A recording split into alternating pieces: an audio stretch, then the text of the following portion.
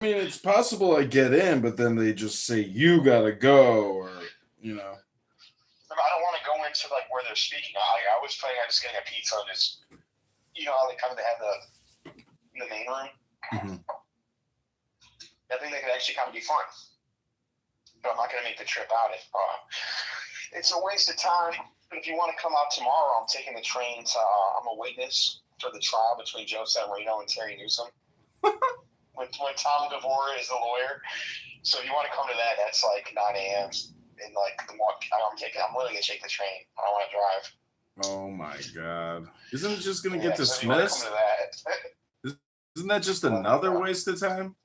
What? Isn't that just another waste of time, or do you think he's gonna get like an actual settlement? No. Well, it's the whole thing. Restraining orders are ridiculous in general. Like I think the whole concept of a restraining order is stupid. Because like, if you're going to kill someone, like it's shoot, I was going to murder you, but you have a restraining order. So it's just kind of like stupid as a concept. But I'm just more. It should be fun to see Tommy D and Terry. Like I don't have to go. I love what Tom DeVore. I'm the star witness. I love what Tom DeVore is posting about Flip Rap Chicago. That shit is so fun. You're right. You're 100% correct.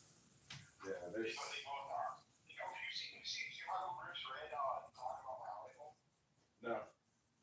So they're like black, like Zoe's like, I hate that guy. This is so great. It's like she like dying laughing for like 2 minutes. Oh shit. Because she hates me, but she's still like, article shitting on top. So.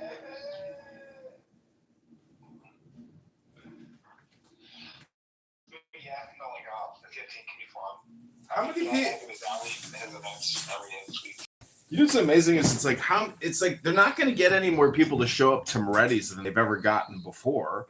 Like they don't have new interest. No, it's a closed meeting. That's the reason why I'm pretending like it's not.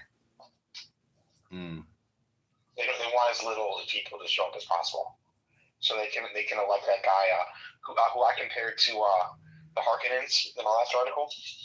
They want to sneak in this gross, ridiculous, corrupt guy, and the goal was to have as little people there as possible. And it's technically a closed meeting, so that's why I don't want to test them. I don't want to even go in the room because I feel like because I kind of put that troll post saying like, "Hey, come to the meeting."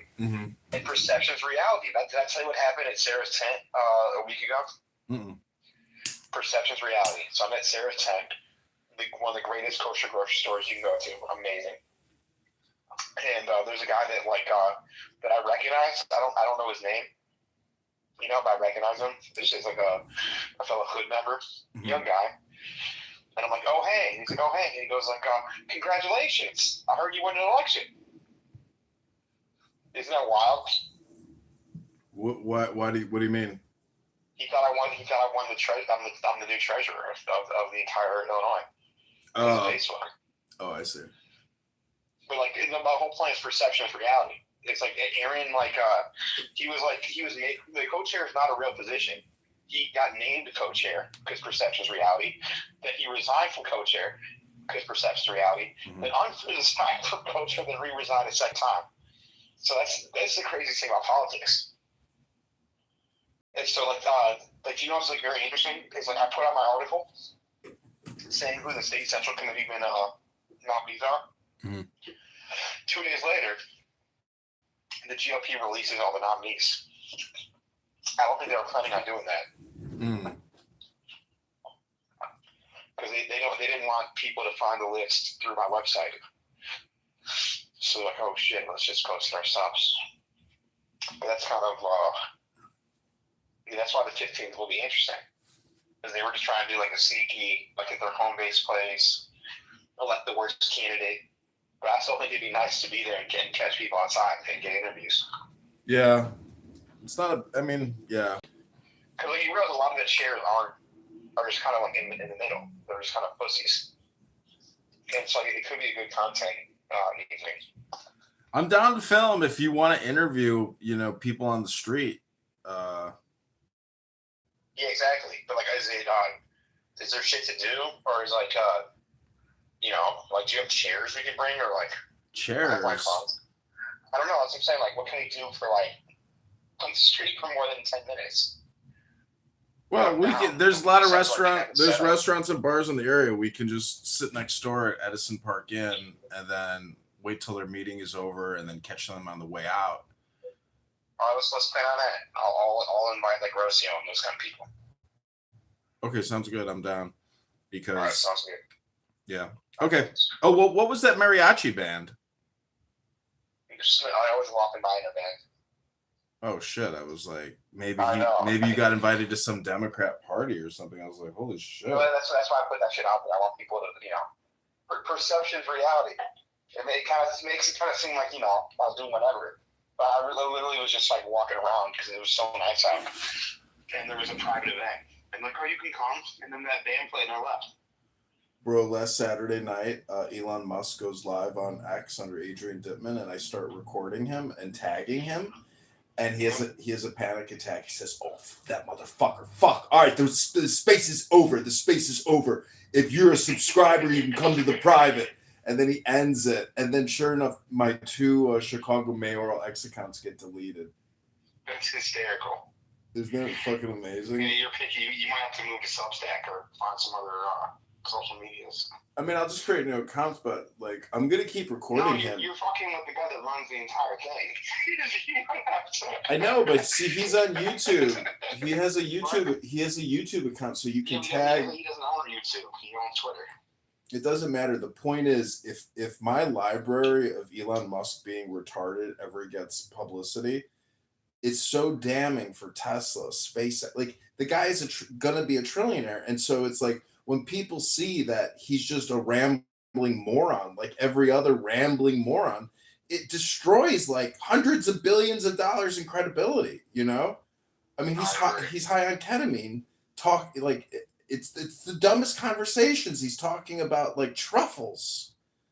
No, that's the misconception. People think he's Nikola Tesla, but he's more like he's more like Howard Hughes or something. Yeah. Same with Altman. That guy can't even code, and like everybody hates him with a passion.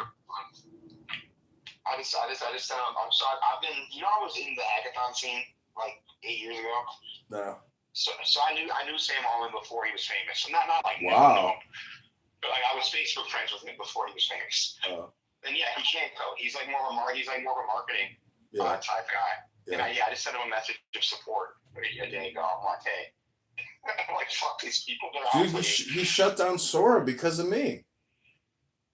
He sends me thumbs ups every once in a while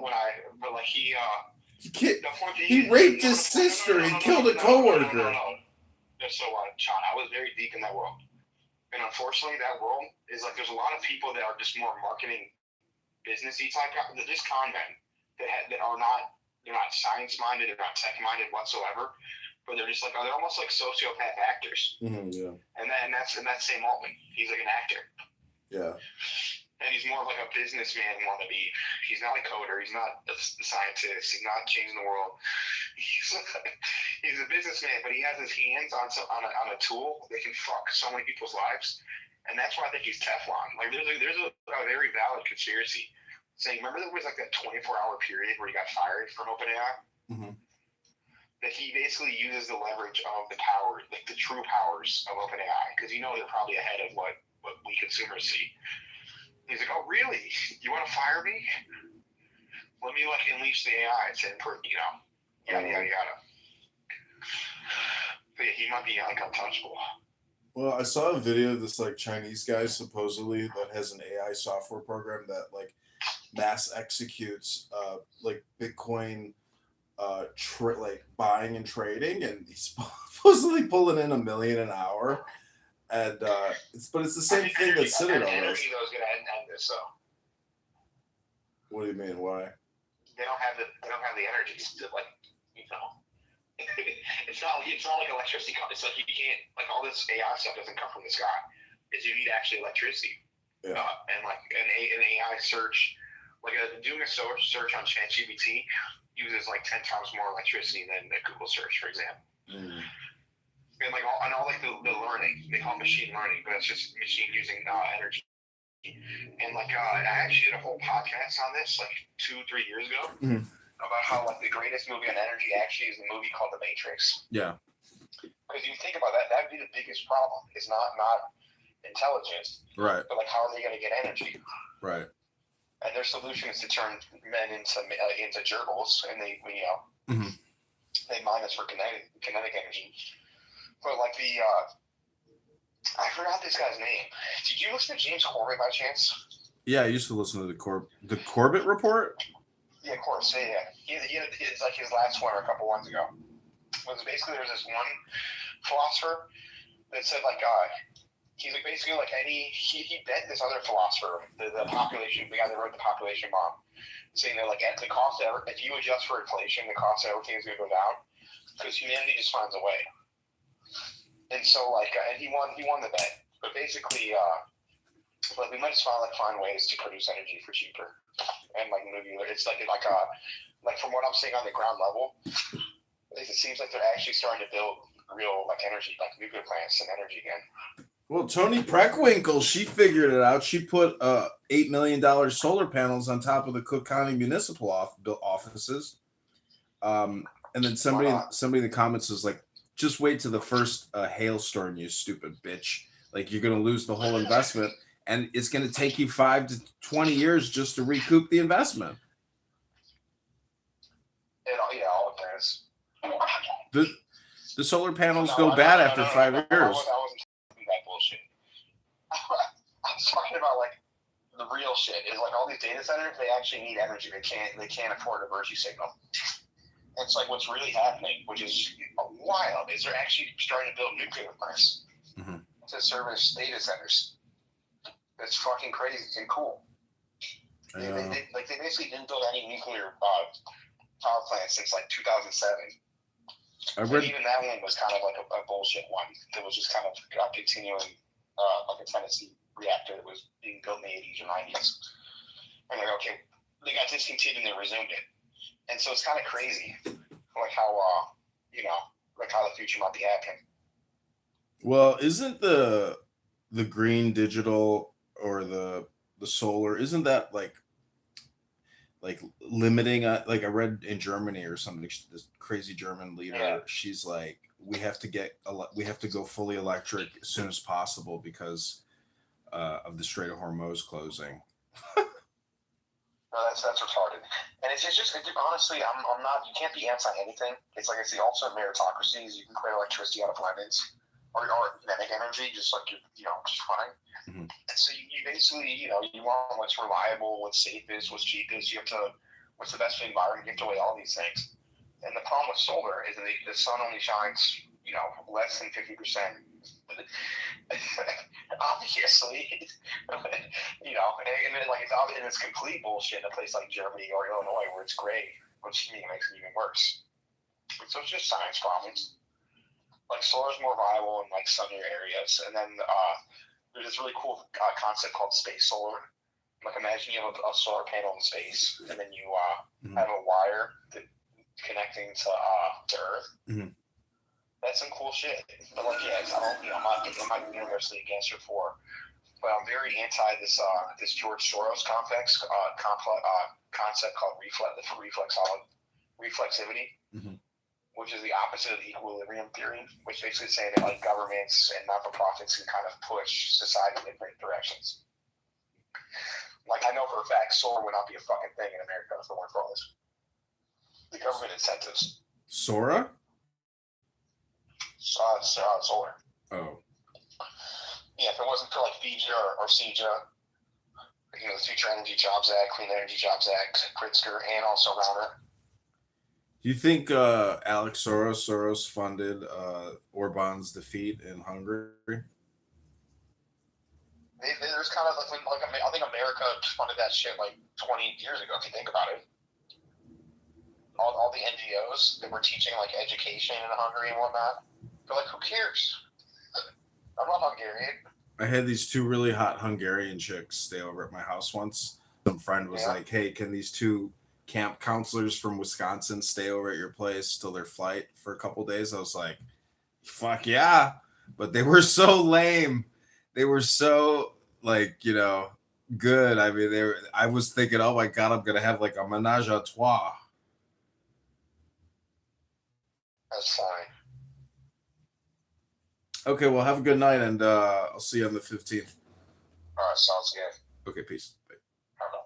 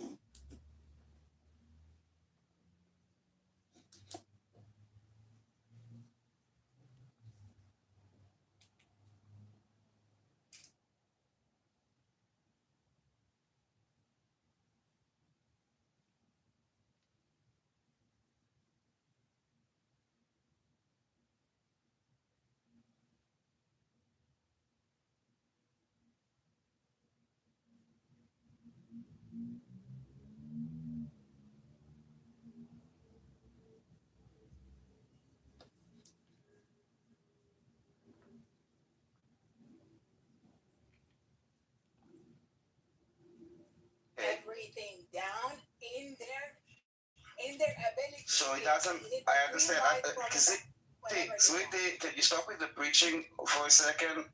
With all the adjectives and the adverbs, like I'm not impressed. I'm trying to kind of understand if like your moral code or like where you're standing, not doing that spiel because I think everybody heard them like 20,000 times. Okay, so save yourself the breath.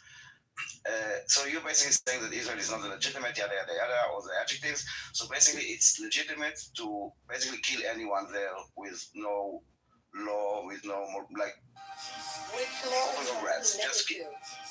Just children, babies, anyone, right? Doing that though? Are you? Because I remember 20,000 in Gaza. Forget about Gaza. Them in Ab school. I remember all of that. Like you know. Great. I didn't ask about this. Can you stay focused with me?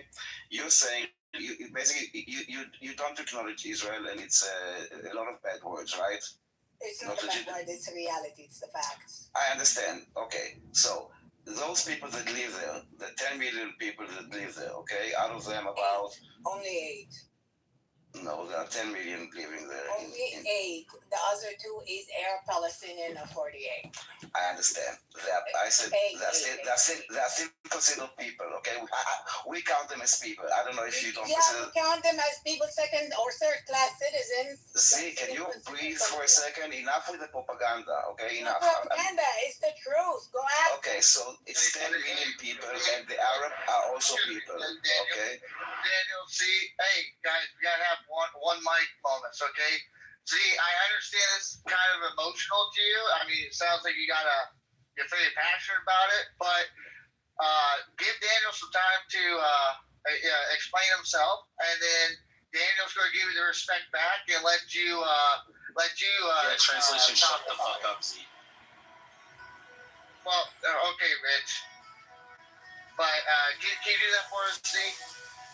Sure, but what is the point you're trying to get to? I'm trying to understand you, okay? Not to hear because we all know the story, what you think about Israel. And, I don't know how come you're so passionate. I'm Israeli, okay? So I don't think you've ever been there. No such thing. Yeah, but your president, Exactly. Iran was not in. Let Daniel Z have a moment to go back. I'm just trying to understand your perspective. So basically, the 10 million people, the Arabs, by the way, are also people, the 10 million people that are living there, because the bombs, I don't know if you know, the indiscriminate bombs that are falling on their head, they also kill Palestinians. I don't know if you want, I can show you the articles. They don't, those cluster bombs, those indiscriminate bombs, they go wherever the fuck they want. So they also kill Palestinians. Yes, Arab, Israeli, Arab, whatever you want to call them, it doesn't matter for the bomb. So you're saying basically that anyone that lives on this land, including, by the way, those in what you call West Bank, Judea and Samaria, everybody just indiscriminately bomb them, but like it's legitimate in your, I don't know. Yeah, may I respond? Moral code? May I respond? That No. First thing, No, not to you. I want to ask Z. but she doesn't know about it. I know about this. Like, why are you speaking on her behalf? I'm asking for her point of view. Sorry, Not for your point of view. I don't care for your point of view. I know your point of view. Does the apartheid state of Israel that you claim is a real estate provide a safe zones for the people in totality, especially in the West Bank that you occupy? From the beginning that you are not welcome in this place because you are an apartheid state looking on Jewish supremacy. So you're gonna be attacked and attacked. And that's been rejoicing your existence. So what is it? You provide a safe places for them, a bunker bombs that you provide for your Jewish citizens. Did you? Okay. Did you? I will answer you. Did you? Because Arab people are people too. Didn't you say that? Yeah. You want to hear the answer? Oh, please. Okay. And how many for each one? Okay. So public shelters in Israel, basically the shelters, that the way that it works in Israel, when you build a new house, when you pay for the house, like not everybody gets a house, so you need to buy a house, you build a safe home, it's called the mamad, okay? Any building that was created from the 90s, after the Gulf War, must have a safe room inside the building. All the buildings from like the 70s and before that, they have like a bunker underground, and municipalities, meaning the money that people are paying to the city, not to the government, okay? Meaning each city decides how to spend their money. Based where they are located on the conflict zones or far away from the conflict zone, they decide if they want to build shelters or not, or if they now do a new parking lot, if they will already do it as a shelter or not. If the Arabs decide not to spend their money, and again, municipal money, not government money, you can blame them. Why? Because maybe they think that, indiscriminate, nothing will happen to them. They should at least thank us that we have such high tech, so they download our apps, so they get alerts, so at least they Who get. controls the banking? Daniel, who controls So I'm asking now. Hold on, let me just let my answer. Let me just finish my answer. The taxes, even So, for the hold on. West Bank you occupy. So okay, so after that, I explained the shelter thing and the apartheid and occupation and all that genocide, whatever. Still, so you're saying that it's legitimate for the IRGC to indiscriminately bomb those 10 million people that are living in that land? It's a legitimate for any country that got under the aggression war that you waged against them is to defend themselves however they see fit. Especially when nobody in the fucking world committing to international law that the Western civilization created. So you are the first one with impunity to do whatever the hell you want, and America is providing you the political umbrella to So I want to understand. Doing Answer. the whole region. Answer. So what is this? What is this that is allowed? Hold on. Okay. So what is this that? Daniel, let her finish. No, but what is it that is allowed to the IRGC that is not allowed to Israel? It's Iran. In terms of like it's not war just crimes. the IRGC. It's Iran University. Okay. Iran is bridges. Iran is infrastructure. Iran is oil. It's Iran. It's not Iran. the IRGC. It is IRGC, the Islamic Republic. Okay. Excuse me. Anyway. Excuse me. Yes. We're talking about international law, against the regime of my home country that does not abide by any international I'd vote to have her laws. silent. This woman sounds like shit. I'd vote to have her silent. This is between Daniel and Zeke. So we'll let him finish up, and then we'll kick it over to you. All right, I'm gonna time it after that if you don't. I'm just here to disagree with the prompt. Yeah, me too. I just wanted to chime in if you don't. No, I can land with this because I just try to understand if there's like something that you're even like on the fence in terms of like not having a complete double standards. And basically, the way that you legitimize everything is that you dehumanize Israel as like an Israelis. It's basically not worthy of living. It's either that are reservists or not people. This is like basically Nazi lingo of dehumanizing in order for you to legitimize anything that would happen to us. How many And unfortunately, it's very one-sided also. Okay. You are an And I'm done. Thank you. imported population to colonize Palestine, to be a freaking pain in our butts. That's it. That's all. You're about to go. Where are you? That's Excuse me. breeding soldiers. Where are you? Destabilizing You're in the Egypt, region. no? You're in Egypt, no? How are you? I am. Hold on a moment. So we're going to stop here. So first off, Jews have always lived in the area for time immemorial. So that's just retarded to say that they're just some kind of group that just came over there and took land. Palestine was never a nation. So, hey. It's not one people. So Palestine was never a nation. It never had any economy of its own. It never had any governance of its own. The region known as Palestine has always been ruled by literally everybody fucking else since time began. So, like, if you're going to sit there and act like Palestine was a country, I don't know which period in time you're referring to, whether it's the Ottoman Turks or if you're going back as far as the fucking Roman. State concept came into the region by King. So, again, Palestine has never been. It's since the beginning of the inception of Israel. That's when freaking nation-state idea came to the region. So it was always. No, it actually existed. So stop. Again, you're wrong because World War I brought nation states in there with the division of territories, which like laid over tribes. And apparently, if you wanted to go through there, we created a whole lot of countries. Literally in Africa, literally in the Middle East. So, like, nations have been built. Balfour Declaration? I don't give a fuck about the Balfour Declaration. No, you don't. What you want to do is just put to a point, and you're not realizing that there's actually a lot of historical context and a lot of history goes because you don't hold the same smoke for fucking Pakistan, which literally should be part. I do.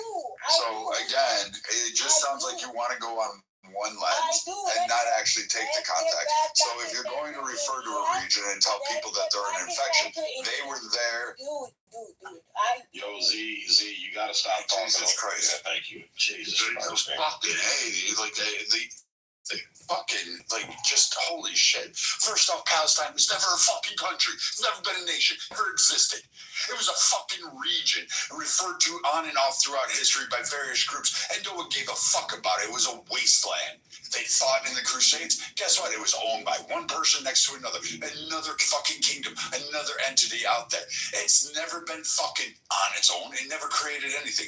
And if you really are upset about the creation of Israel, you'd have to literally go through, I don't know, fucking literally all of the continent of Africa, South America, Central fucking America, literally the Middle East post-World War I. You'd have to go to India and Pakistan. Should we start fucking bitching about fucking literally the Pacific Theater that we made fucking wholesale nations out of? Like it's absurdity to just sit there and say, boom, it's Israel. All right. Like, if you're going to take that approach, at least acknowledge that, guess what? Nations have been formed throughout history through wars, conquest, independence, revolution. Hello, America, the United fucking States. Literally, You cannot be this retarded and think somehow or another that fucking retarded ass argument has any logical bearing on what the context is today. Jewish people have been in there since fucking, I don't know, since the fucking Bible, like biblical days, since whatever. I don't really give a shit. I'm not even a Christian, but fuck. Stop sounding retarded coming up on stages trying to act like you're the fucking victim perpetually and you're a fucking Egyptian. Your nation, guess what? Was a lot bigger. It is no longer the nation of what was Egypt when you were enslaving a whole bunch of fucking people and you owned all of North America, North Africa, and the fucking Mediterranean in your expansionist empire that you colonized multiple regions. Dipshit. We are. All right, so I'm not denying colonization. I mean, that's a different. Like we know about the Palestine, we know about the creation of Israel. So let's not get into that because I don't think it can change anyone's mind in here. We'll leave it to the historian. We'll leave it to the people in the region that they know who true the Palestinians are, who the Ashkenazi Jews that migrated from Europe. That's another topic. But I want to actually specifically talk about the allegations, these false premises that just actually put out what one of the pro-Zionists. In this app, he was talking about indiscriminate bombing, and that it's a fact. It's not a fact. There was no indiscriminate bombing by Iran against the Zionist regime. It was, yes, there was using a particular missiles that it come out with 12, I believe, or 15, but every single of those projected had a precision direction to it, meaning that they knew where it's going to. Really? I have a friend visiting here. She is now repairing her house because it was hit by a bomb. Did you target her? I have another friend. His entire home was destroyed. Did you target him? Daniel, don't cut him off. Let him finish. You can I go after understand this. you're in the business of cutting off people's hand in Palestine, Iran, in the region, but for this app, just exercise, just be a normal, civilized human beings, if you can, obviously. Look, those projectors, the 12 projectors, you call it a cluster bomb, indiscriminate bombing. It's not such things as indiscriminate bombing. They were targeting the military sites in occupied Tel Aviv, and guess what? You guys embedded your military sites among the civilians. You used the human shield. Guess what? Guys, all of you guys in this app, you got to Google, you got to ChatGPT. Just find out the location of the Mossad. It's inside, embedded in a civilian site in Tel Aviv. They put their military infrastructures in the civilian sites, and they were trying to target them. And if there were some civilian site, oops, it was a collateral damage. The Mossad is not inside Tel Aviv. They carry out. Hey, can I sir. Is not Yeah, just real quick, Seb, and I just wanted to say, so those cluster bombs, they are, so they got anywhere from 3 to 6 separate warheads they can attach. They have vectoring nozzles with GPS guidance. So each cluster can guide itself, and it is. So you have what's called unguided and guided cluster bombs. From what I've read, the Iranians are using guided cluster bombs. So they send off a missile. Each warhead has anywhere from 3 to 6 of its own clusters, and they have vector nozzles that are GPS coordinated and guided. That's what I've read so far. Right. No, so this is not. So so there are two options. Daniel, real quick, I just got for the main mind. Hey, before you exfil out, hey, give me real quick, give the rules out to Hard Deck. That way, I want to be helping with Senior Chief, so I just want to make sure I don't mess up your room. The rules are everybody gets the voice. It doesn't matter what their perspective is. So, like, you know, even if they're twits, just the rules are the moderators can ask questions, they can engage, but do it respectfully. Don't take up the entire fucking time of the room. And then everybody gets to go in just one speaker at a time. And anybody who comes up and acts like a twat waffle, just take them down to the goo. Yeah, that's pretty much it. Like, I don't mind, little mild interruptions just to get clarification or address a point before a bunch of them are stacked on. That's cool, but as long as it doesn't get too clustered, man. So yeah, but just be respectful, man. You can call each other names, you can take jabs at each other, but take the jab, throw one back, and keep it on topic. Wait, so you're saying Pepe can't talk for 4 hours and then crash out and start saying shut up, niggers? I don't like the moderators like hogging, like, abusing the mob badge and trying to hog shit. So and I don't do that in your room, to be fair. I don't do that in your room. Oh, yeah. Pepe doesn't. No, Pepe doesn't. Absolutely not. No. Okay, so, yeah, Daniel, I know you wanted to respond. You got the mic. Yeah, like, there's a lot of propaganda, obviously. There are people that are very devoted to kind of a narrative. So the story with the cluster bomb, that every particle is there is with a GPS guidance to somewhere. So there are two options. One, that it's not. The other one is that they are targeting civilian infrastructure. I was born and raised in Tel Aviv. I lived my entire life almost in Tel Aviv. I know where every facility is. There was also part of my service that I did in Tel Aviv. I know where they are targeting. And when they hit a Soroka hospital or when they hit a kindergarten, you cannot tell me, I will show you the videos and the people that are dying, or the 4 Palestinian women that died in a beauty salon. This is not targeting. Sorry. Okay, the counter argument is that if that's the case, if there's such a I suppose you're trying to put it out, it was indiscriminate bombing. Why do you have a military censorship in so-called Israel? Why don't you put the press to show the impact side in so-called Israel? You don't do that. There's a censorship, and you can deny it, but we can look it up. There's a censorship in occupied Palestine, as you call it, Israel. There's censorship there. You are not allowed to actually video of the impact side in the so-called Israel. Why is that? Why don't you show the world how devilish Iran is? Man, shut up, nigga. You a bitch, nigga, on everything. Okay, so the answer to your question is when there are like exact videos that are shared by people, then it helps your friend to maybe aim better. So this is why you say it's indiscriminate bombing. You don't have any aim. Can you let me finish for a second? Can you let me finish for a second? Soren, give him a chance. Give him a chance to answer your question, Soren. Go ahead. We are aware, okay, of the reality that we are living in. Iran is not our first, not our last enemy that is firing at us, okay? This is how we behave. It's not like something that censorship, we are not allowed. They are broadcasting. You can open 12. I think you have to pay like, I don't know, $3 a month or whatever. And you can watch it live. Every time there's a rocket, you can also download the free app of the Red Alert.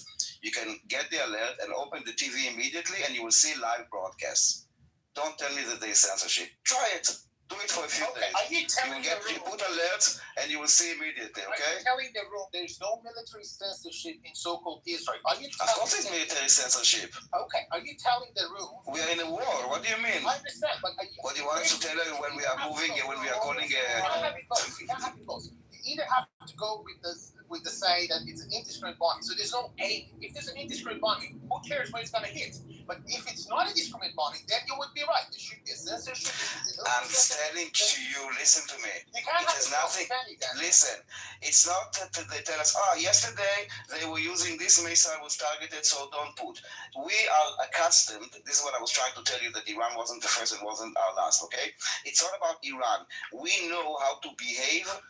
Listen, you need to understand, we are a society, okay, that we have apps that tell us 10 minutes before a missile is targeted to us. We are a society that we have the safe room at homes, okay? We are a society that we have like alarms and we understand like, we have like specific graphics for TV to understand where rockets are coming from. So also not sharing locations, not to help enemies, any enemy, using any bombs, okay, to understand what they did is something that we understand. As you said yourself, we all serve the military. We all serve our country, and we all want what is best for it. The censorship is something that we are doing because we don't want to help you guys.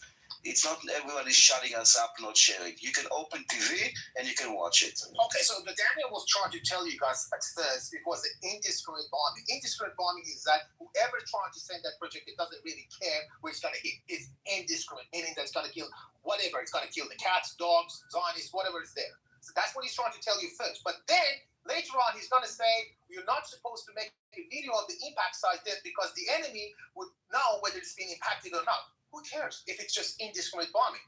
The truth of the matter is that it was not indiscriminate bombing to start with. Iran specifically, unlike the Zionist regime, which actually killed hundreds of thousands of innocent people in the region, including Iran, they actually literally targeted the sites, the military sites. That's why there is a military censorship. They target civilians, then they watch it online and they say, oh, we missed by 20 meters. We need to shoot to the left so we can hit that building with all the women and children and kill all the Israeli Jews. That's what they say. Wow. So stupid, bro. Okay, let me try again for this. Failed to simply. Just to begin one sentence. Okay, let me try again for the slower people. Dude, Daniel, we get it, bro. You're gonna dick suck Israel no matter what. You're a globalist Jew. Okay, so we at the end we know where the rocket will fall, but we can't say retrospectively, we shouldn't have gone to the shelters. So what I'm trying to tell you, Soren, for the third time, that this is how we behave, regardless of what type of ammunition, regardless of what type of, if it was specific, if it was targeted, if it was indiscriminate, if it was a drone, or if it was a missile, okay? If it was a ballistic or not. We behave the same way, regardless of. Do you understand?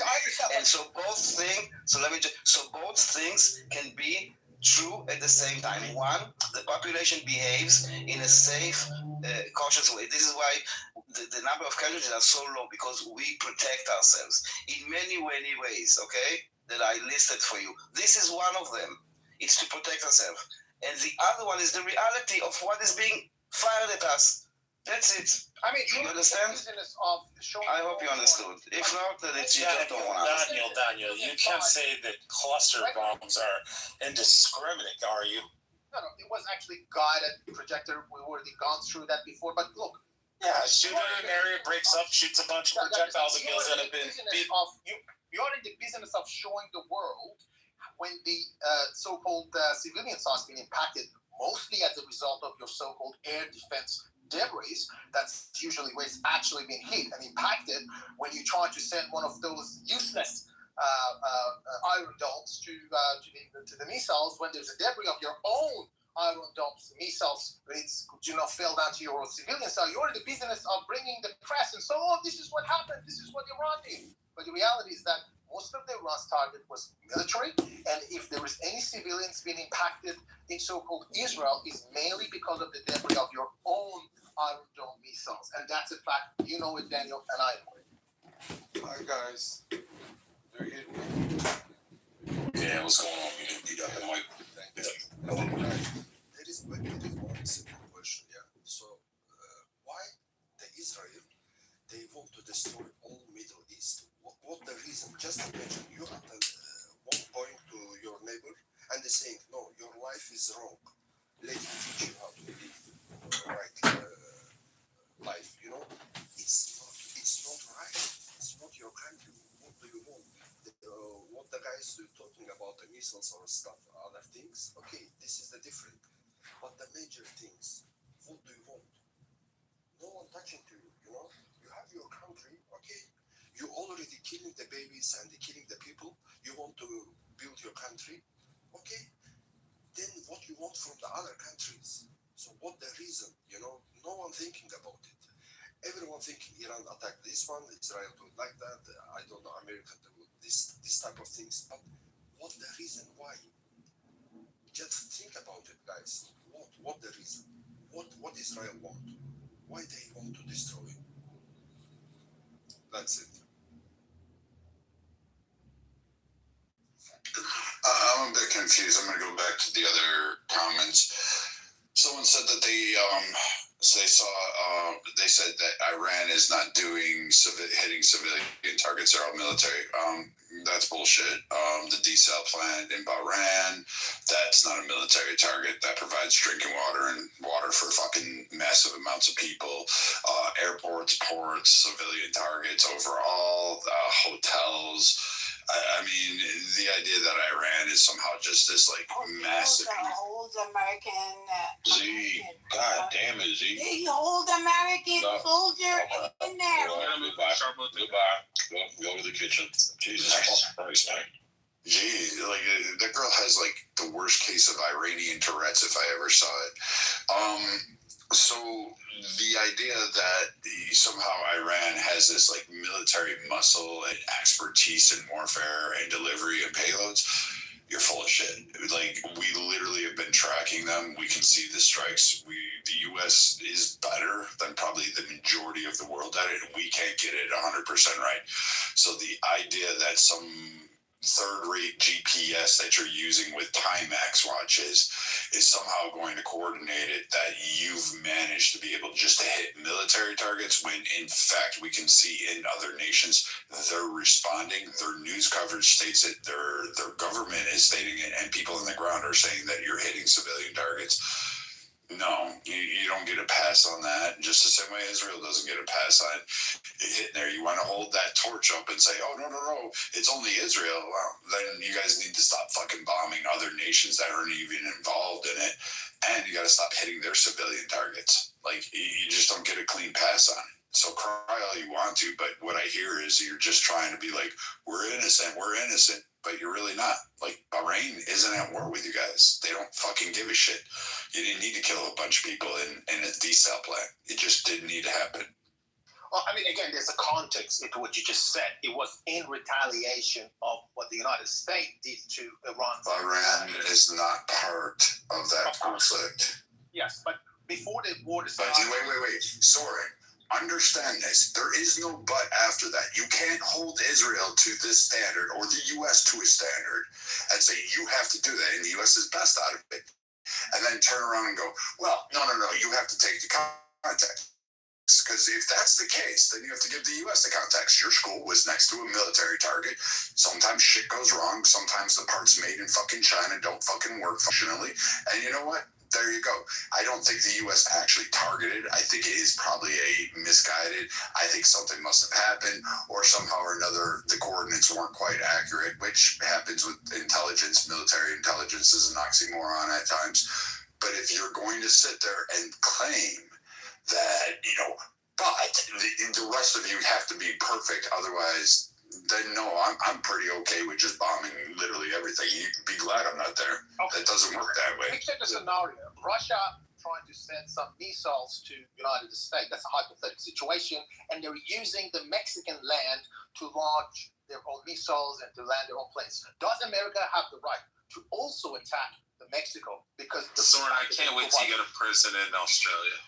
They rape you. I mean, the matter of fact is that this Bahrain, they do provide their own, the lands and the host of American military presence alongside Qatar and Kuwait and Saudi Arabia. So yes, they're not directly involved, but by providing their own lands to the American fighters. Soren, I said you didn't hit U.S., you hit civilian targets in those countries.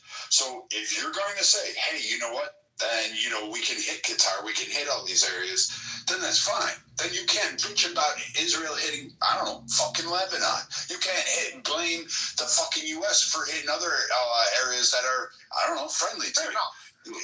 Okay, then. So then it's a stupid argument to bring up. But that was it's actually not, Brad, because again... vacuum, by the way. When they attacked Iran's infrastructure, Iran did it to the Bahrain.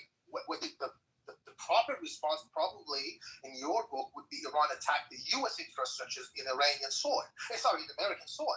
But that would be catastrophe. That would be nuclear Armageddon. So they used the Bahrain. But maybe the proper response, according to you, was instead of attacking Bahrain, attack the United States and American soil. And I don't think anyone in this room want that to happen. Yeah, I was going to say, too. No, that wasn't my point. Hold on, I'll give it to you a sec. My point would have been if you'd attacked just the U.S. bases and military personnel in maybe Bahrain, that would have been fine. But instead, you targeted hotels and desal plants.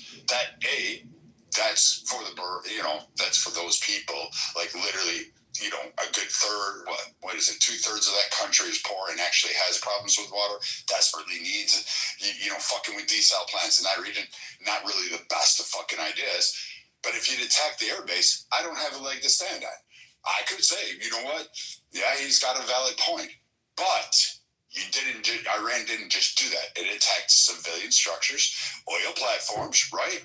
You guys think you blew up a bunch of oil platforms, but, those weren't controlled by the military and they weren't owned by the U.S. You took it it out on other countries, which is fine if you want to do that. But now you can't bitch at it when other nations are now going to get that fucking smoke, because right now you didn't just attack the U.S. You attacked other countries like Saudi Arabia. I mean, that was something that was clearly communicated to the United States prior to this unprovoked aggression, that if you launch an attack in Iraq, it would be a regional war. So the United States knew that if attack Iraq, rightly or wrongly, I'm not going to go through the ethic of it, but the United States did know that if attack Iraq, Iran's going to basically broaden this war to the other countries in the region. That is true. That was something Trump was briefed on. Right. And two, again, we hit, I think, 20 out of their 30-something universities. Like, we hit schools, man. We hit a bunch of civilians. We hit all kinds of shit. Right. So, again, it's, it'd be the same scenario as if I punch my wife in the face, and then she decides to grab a butcher knife and cut my dick off. Like, nobody's gonna be telling her, "Oh, ma'am, you went too overboard." I would have said that shit. What the fuck is wrong with you? They would have been like, "You shouldn't have punched your fucking wife." You get what you get. So I don't know if I made that comparison. You punched her in the face and she cut your dick off. I mean, the point is that when you attack first, you don't get to tell the other party how they respond. Yeah, I mean, there's going to be a general consensus to say, okay, maybe the level you escalated it, was a little too much. But at the end of the day, everybody's going to recognize that, hey, that person reacted to you. If you hadn't made the first move, this would never happen. But also the Gulf Arab state, like, the fuck is it? The prince there in MBS in Saudi Arabia.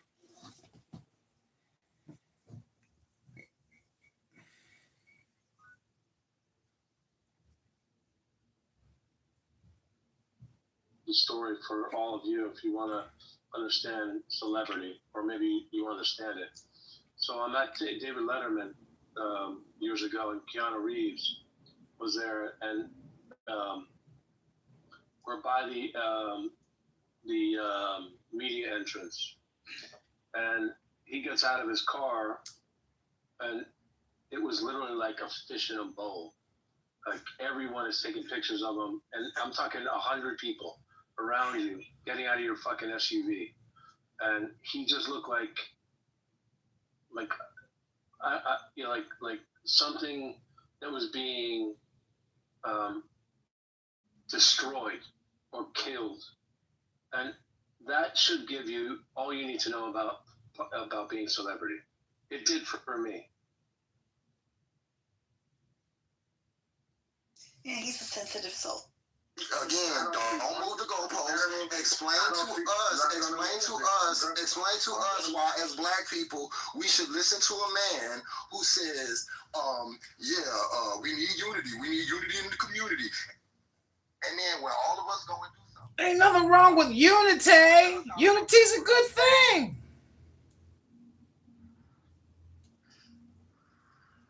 Ask your question if you allow me to ask you a question. So that's not me. That's that racist white man.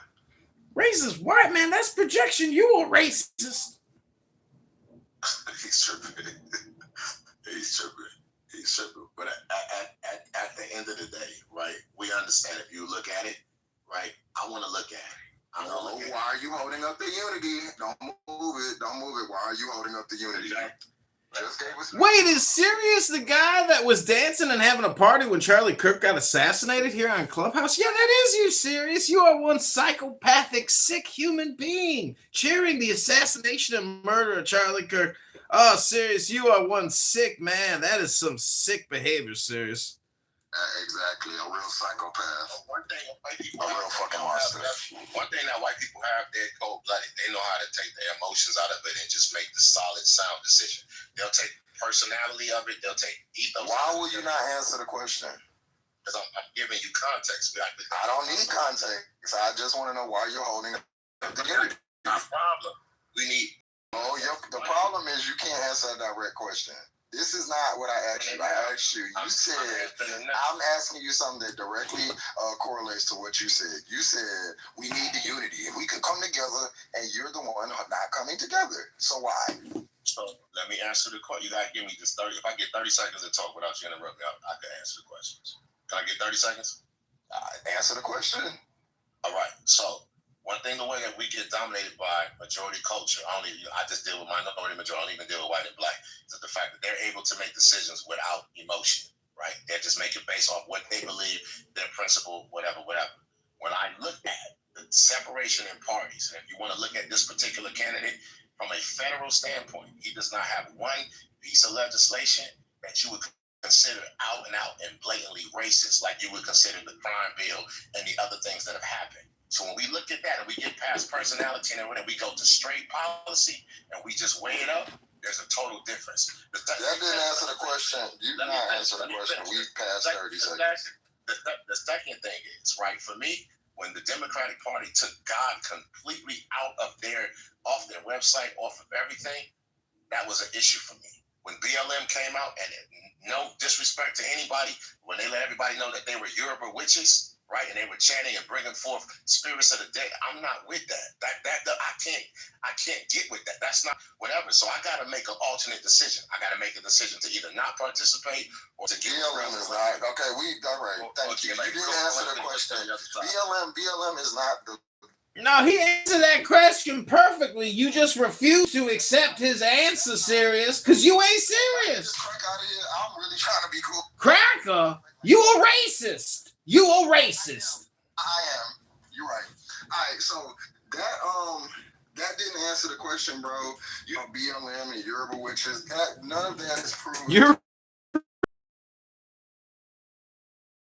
Who ran? She didn't say she had any affiliation to any of these people. All the things you're saying have nothing to do with what I asked you. The problem is you don't have a fucking answer. Y'all be just talking. You just gave us a whole speech about black unity, and you don't even participate in it. And then when we ask you, why don't you don't have an answer. You just give us a whole bunch of more word salad. No, and don't have. You should just like practice what you preach. All of this bullshit, these conspiracy theories. She's like, you're a witch and all. Like, bro, nobody is on that. Nobody. But Donald Trump is there? Number one, let me ask this question, and y'all can jump on me all you want to. Number one, it's important to me, right? I want to know what's your thrust, what's behind you, and I don't believe in the ancestors. I don't believe praying to the dead. None of that. We're not doing that. Number two, Josh, you taught me on this app. I learned this from you. I couldn't understand why gay people needed their own civil rights bill or this whatever, and you said we need special protections. You taught me that. I get that. But your candidate, Kamala Harris, said, I'm not going to do anything necessary for black people. Even though I'm parading as a black woman, as a black person, I'm not going to do anything specific for black people.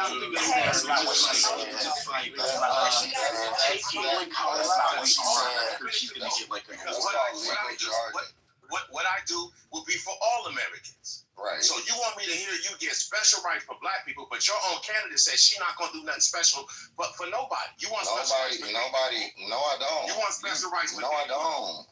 No, I don't. Those are called civil rights, bro. Are you an advocate for gay I'm not. I'm not an advocate for gay protection. I'm going to try to explain this to you very, very slowly. It is illegal in this country to have a specific law for any one group of people that is strictly prohibited. So she has to say that.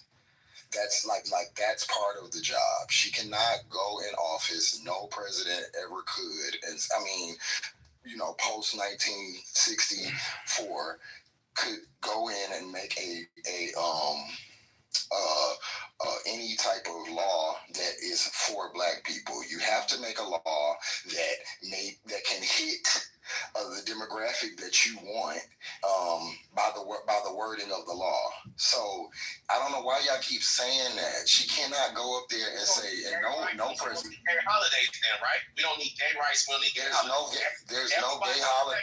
Sir, there's no gay holiday. It's the Pride Month, my nigga. It's the Pride Month. Are you off of work? Are you off of work? Hold on.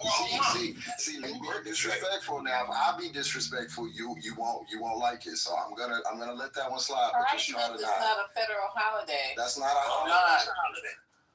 No, it's not. You're not. Are you off work? It's not. I don't get paid for sucking dick. experienced, and she turned that into an empire. And we can't not give her credit for that. And I do really believe that she is a lot more intelligent than she likes people to be, that she likes to let on. But I think that her whole entire family have collectively just gotten just a bad name put on them as a result of just her minor, indiscretions. Like I just don't. I really just think that people just overjudge that whole family. Kathy Hilton is a wonderful mother. I think that her and Rick have done a wonderful job. China. Edward, why do you think Iran needs long-range ballistic missiles? What do you think their need for that would be? Yeah, Abby, well, number one, they're going to fire them at their quote-unquote enemies, but I don't think they need long-range ballistic missiles because they even want to try to hit the United States. So I think that the conflict in the security defense, for me, I don't think we talk enough about the ideology of the Iranian people, or let's say the clerics, okay, the ruling party. I think that the ideology is much more difficult, especially from us in the West. So, Abby, I think that's a great question, but I think that if your whole purpose is to get these long-range missiles, I don't think it's, if it is to protect their country because someone's, being aggressive towards them, but if not, I think we have a different story going on. But I'm just going to say this. If I was any kind of a pariah state like Iran or North Korea even, I think you would agree that having a long-range missile or a nuke is absolutely a deterrent from you fucking with me. It is like, it is... in fact, it's probably the best way to make you untouchable. And so if I was the IRGC, I'm talking from a strictly tactical standpoint, not an ethical one. I would absolutely acquire fucking nukes and long-range missiles. That way people would absolutely think twice before fucking with my Navy, my Air Force, my country, or my regime. It's common sense, right, Pepe? It's just common sense to have a nuclear arsenal and long-range ballistic missile systems. Just common sense. I mean, it actually is. That's why America invests so heavily in military. Yes, I'm going to agree with you. See, I think a sovereign country, whoever it is, have a right to build up their own arsenal to whatever they want. The challenge that I have is because other Muslim countries are also afraid of Iran. And I think that's the bigger play. And because some of them have decided to come alongside of the U.S. in this particular conflict, I'm just wondering, are they trying to prevent the whole region, because Iran has been what we would consider a threat to the whole region? Well, just because, think about it, Iran knew what was coming. We saw Venezuela 2 months before, and Iran knew what was coming. The fact that Iran is attacking other countries like the Gulf, I mean, it's just this is the what you have to understand. It's a terrorist nation.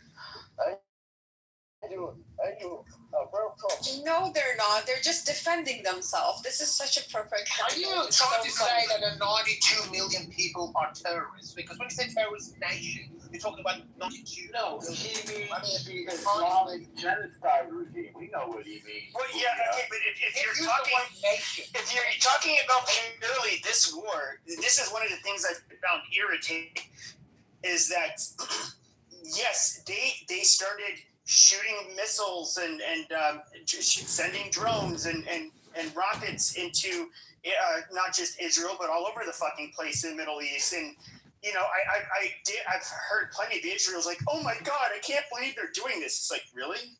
Like, we started a fucking war. They're responding. That is what warfare is. Now, you can say it's mean, it's bad, all you want, but I mean, when you pick a fight with somebody and you get hit, that's part of the game. And Pepe, who started the fight? Who is doing? Who has a state doctrine to eliminate another country? Who's Hezbollah?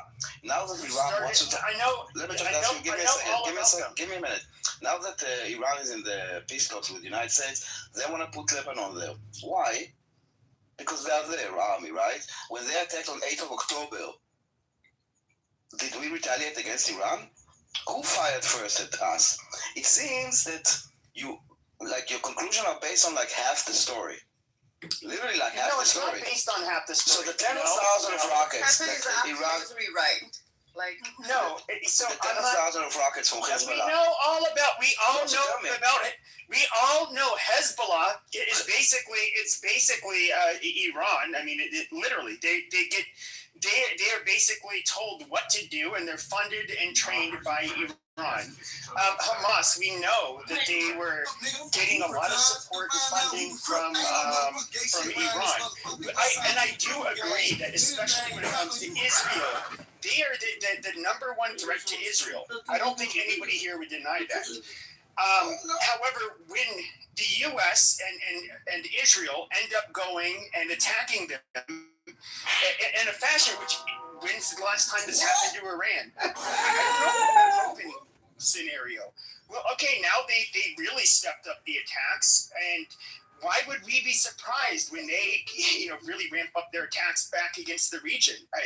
It's a no-brainer to me. In fact, Trump was basically fucking told this is what is likely going to happen when you attack Iran. I mean, this is a tactical thing. It's not. There's no surprise to it. Who said we were surprised? We're not. We are going to now respond in kind. Who do you think is going to win, Pepe? Honestly, I think you. But this is why I was always against this war. Yeah. It's a huge country, very hard to traverse, and if this was 2003, and we had the support for invading a country, I think we would do it. Do I think that we will do what is necessary to defeat Iran? No, because you won't have the public buy-in. Wait, do you think we will bomb the living daylights out of the Islamic genocide corps? I don't think I don't think you'll be able to get rid of the IRGC. Never said that. I said bomb the living daylight. You can, but when they remain in place, we've already done it. When they remain in place, we're going to do a whole lot more. This is like the beginning. This is like phase 1. Sure, but I'm sorry, but if they remain in place, it's still aspects. Hold on, Sam. Hold on, Sam. Started with the. Oh my God. Sam, it actually didn't start with your It didn't start with your people, by the way. There's a lot more to that.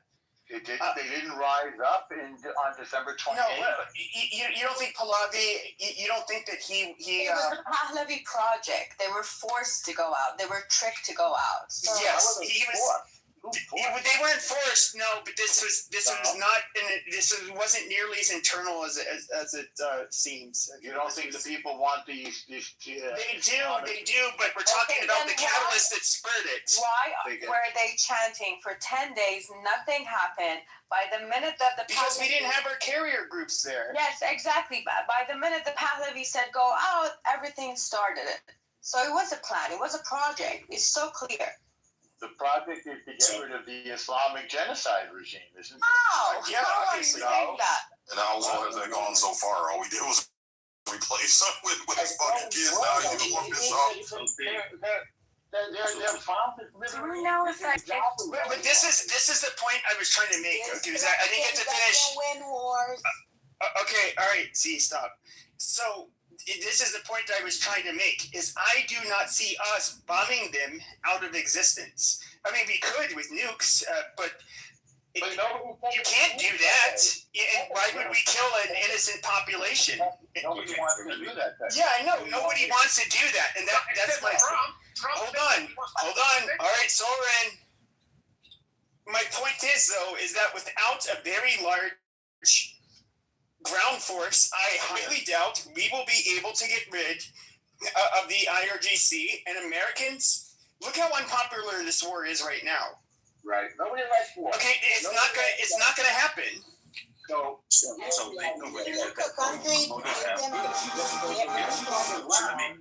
are the Iranian people. Yeah, hold on, real quick. Yeah, I mean, because this was technically Mr. Edwards. I want to pass it back to him. Go ahead, Mr. Edwards. Yeah, exactly. So this is my last question. And it's I think we can have more high engagement. Can this situation be solved militarily? Or will it require, a completely different approach where there's going to be diplomacy or economics, all of the things? Or is the ideology of the Iranians, is this regime difficult to change?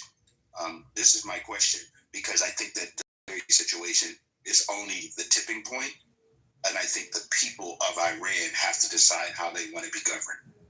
100%. 100%. This is like phase one. They say that war is diplomacy by other means. And don't neglect the economic aspect. The people are broke. The regime is broke. The electricity is down to how much a day. There's no internet. There's no water. The economy is in shambles. I mean, what more do you want to do that will not result in civilian casualties, which obviously we do not want? I mean, first and first, this is not a war. It does not have a Congress. The war. We declare it's a war. It's a war. A war has to be endorsed by the Congress. No, it doesn't. Soren, I hate to break the news to you, but since you didn't study how it works in the United States government, war does not have it. Well, the last time the U.S. Congress had declared war was World War II. And we've had many wars since then. So sorry, Soren, to break that news. I understand, but you can't call it a war. Yes, we can.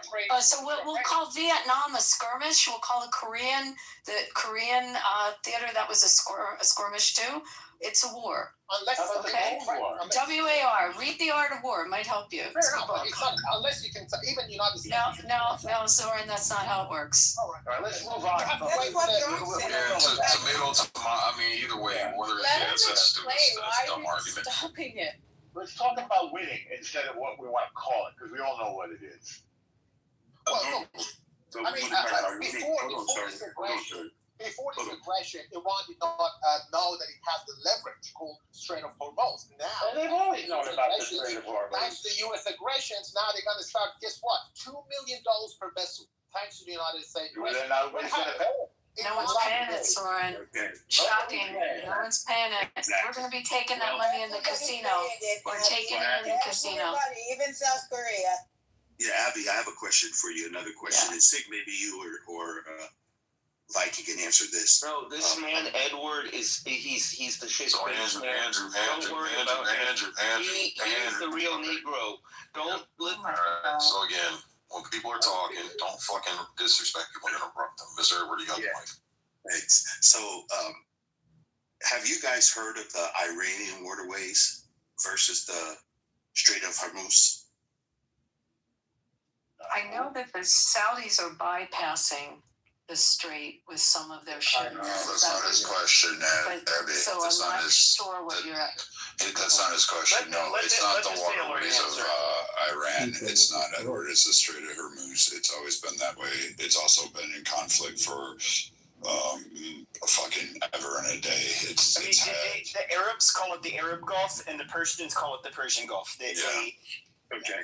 So my question is, because the maps that have come out have the Strait of Hormuz, where the Iranians said that they put the bombs underneath the ocean there. The mines, the mines, but the ships are going through, and I've seen the maps, the Iranian water.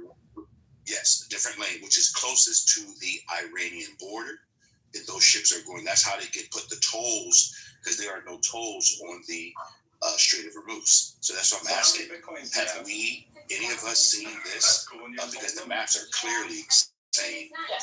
And the money has to be in the Chinese currency, by the way. I can give you more information. There's not any money for you. Stop fantasizing. It has to be There's no money. The U.S. Normal man, don't cut him off, please. Wait till he's done, and then go ahead. It has to be. I mean, that's another part of this aggression that it helps Iran to actually undermine the U.S. dollar dominance, and by basically putting the tariffs to the vessels, not to the friendly vessels. And it's not only the friendly vessels, meaning that the countries in the region. Spain is one of the countries that Iran decided not to put the tolls on it because of their rightful positions about these aggressions. They were not part of this aggression. They condemn it. They didn't use their own land to be used by the U.S. Bombers. So that's why Iran decided not to put any tolls on the Spanish vessels. So this is a new leverage. This is a new reality that came out of this aggression. You might not see that, but Iran saw it as an opportunistic country. They saw it, and from now on, they're going to put a new regimes in that particular waterways, the Strait of Hormuz, for any vessels from now on. You can close it as the United States by putting and placing your own vessels in the Indian Ocean. But that's another topic that we can discuss that. But the Strait of Hormuz is controlled solely by Iran and Oman, these two countries. And by the way, the new regime they're going to share the toll. By the way, no, they're not. Oman says they're not going to do it. Well, Oman said no way. No. They said they're gonna come up with a new plan that Iran. No, they said that under no circumstances will they do it. And by the way. You bombed Oman, by the way. But this why have to wait and see for that? Huh? You bombed Oman. So it's okay that it's in that international water. That it's not Iranian water. They didn't bomb Oman. They bombed American places in Oman. Yes. Excuse me, that's incorrect. You're bombing civilian targets. You have lousy targets. Where did you see this? It's been published nonstop for the way. Where? 40 days. In the bridges, the universities. They don't even know what they're bombing at this point. They're going over. They bombed Turkey. They bombed. Okay, Z. Hold on a second, Z. Okay, we've seen them hit all kinds of fucking targets. Residential buildings, hotels, all kinds of fucking shit. Okay, to tell me that they're only hitting American bases, you're insulting my fucking intelligence at this point. Holding American diplomat. Covering. Exactly. That's why they didn't come out. Okay, enough. Everybody mute up or I'm going to mute you. So first off, in Oman, they used drones and they hit the industrial sectors of Oman. So to argue differently is bullshit. And they did hit civilian targets. Again, you did that. Own it and say, yeah, all right, we did do that. And you used fucking drones to do it. So don't act like it didn't happen and it was only U.S. assets on there, because it wasn't just U.S. It absolutely was not. We can see it.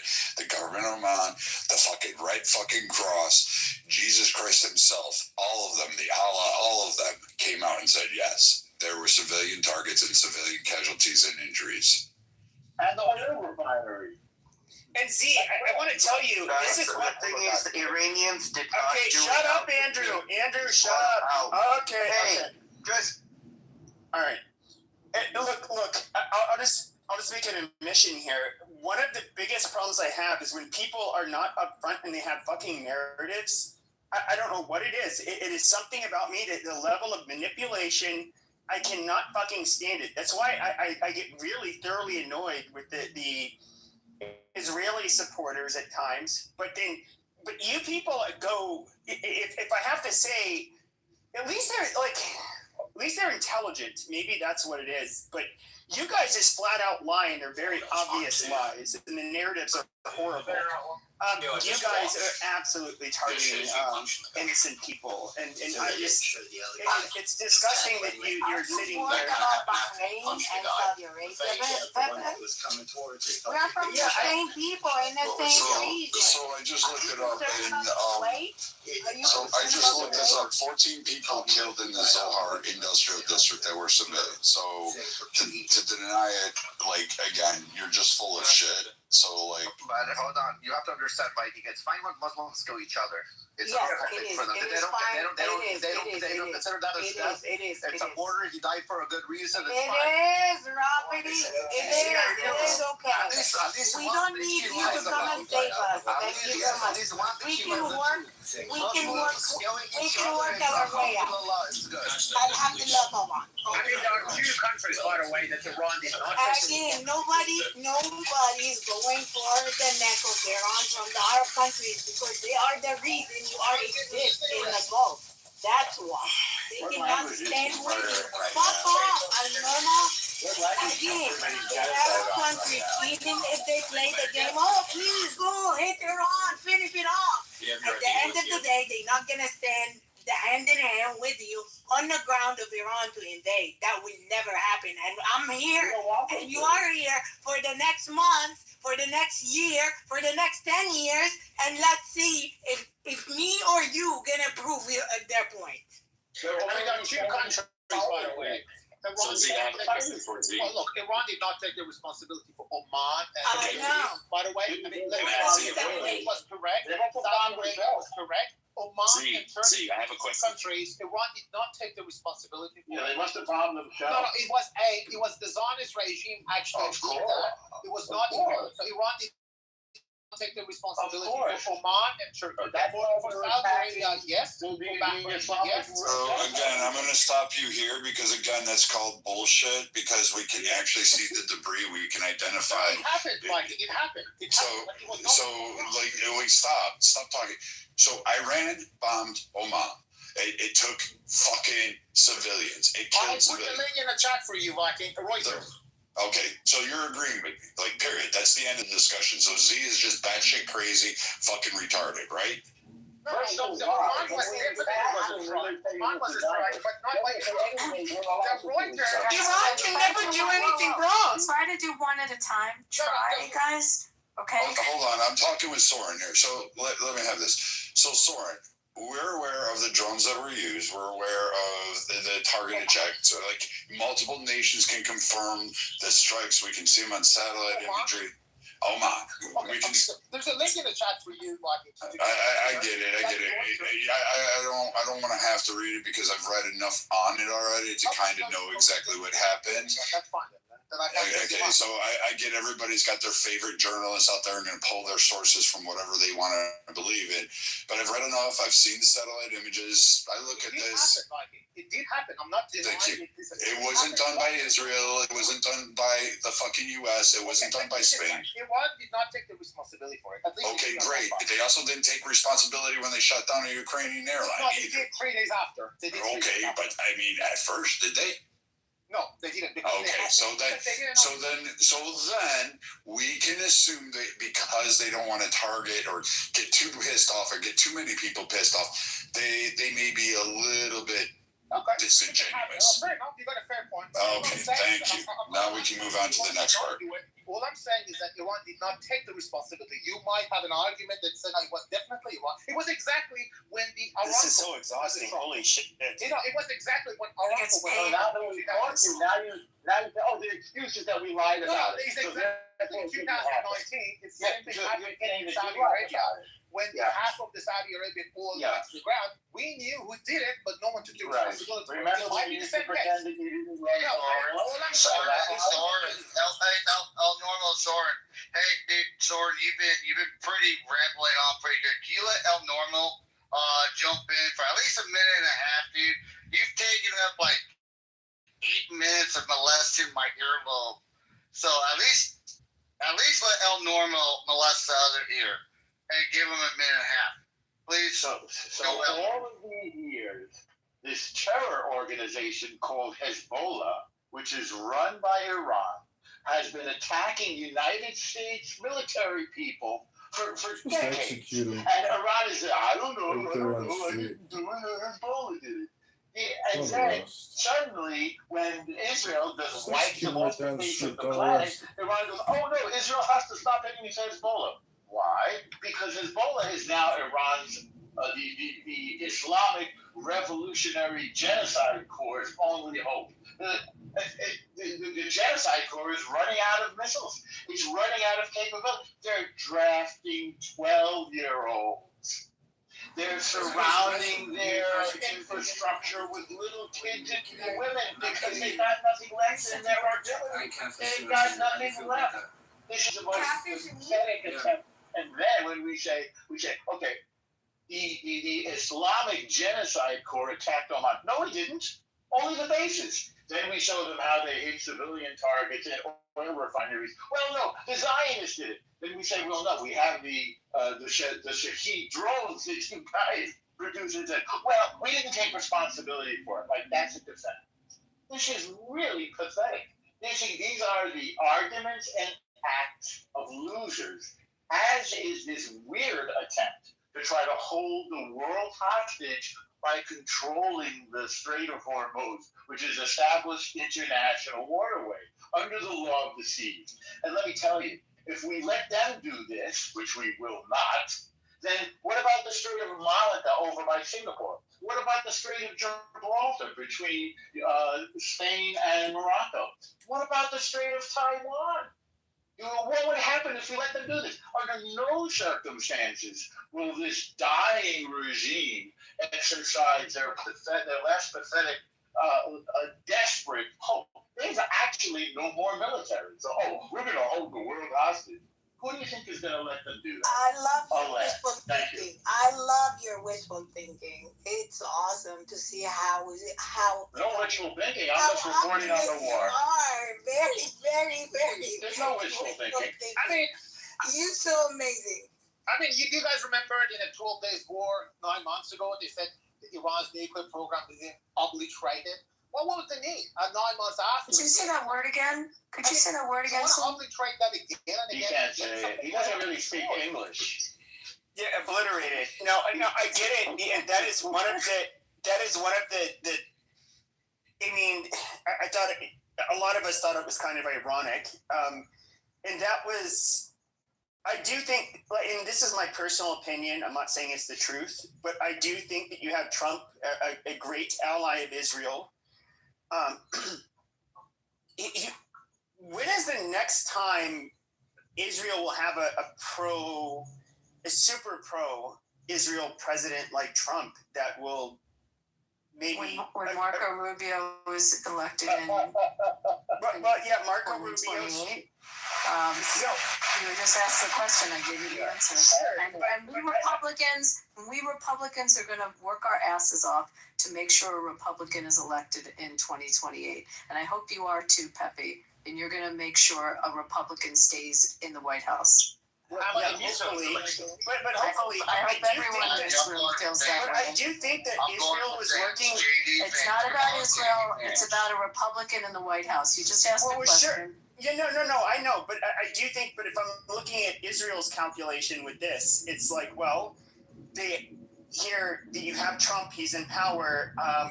Are they going to try to do what they can do against their greatest threat, which it is, and for Israel, that is their greatest threat, for sure.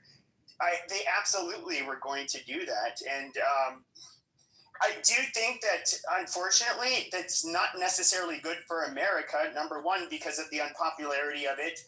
We're going to have our midterms coming up. I don't know how it's going to work out when it comes to the 2028 elections. And, and I'm not blaming Israel for this, but why the fuck would they care? They're worried about themselves. They're going to use whatever they can do in order to ensure security of the state of Israel. Pepe, because as long Except for Swallow. You forgot Eric is gone now.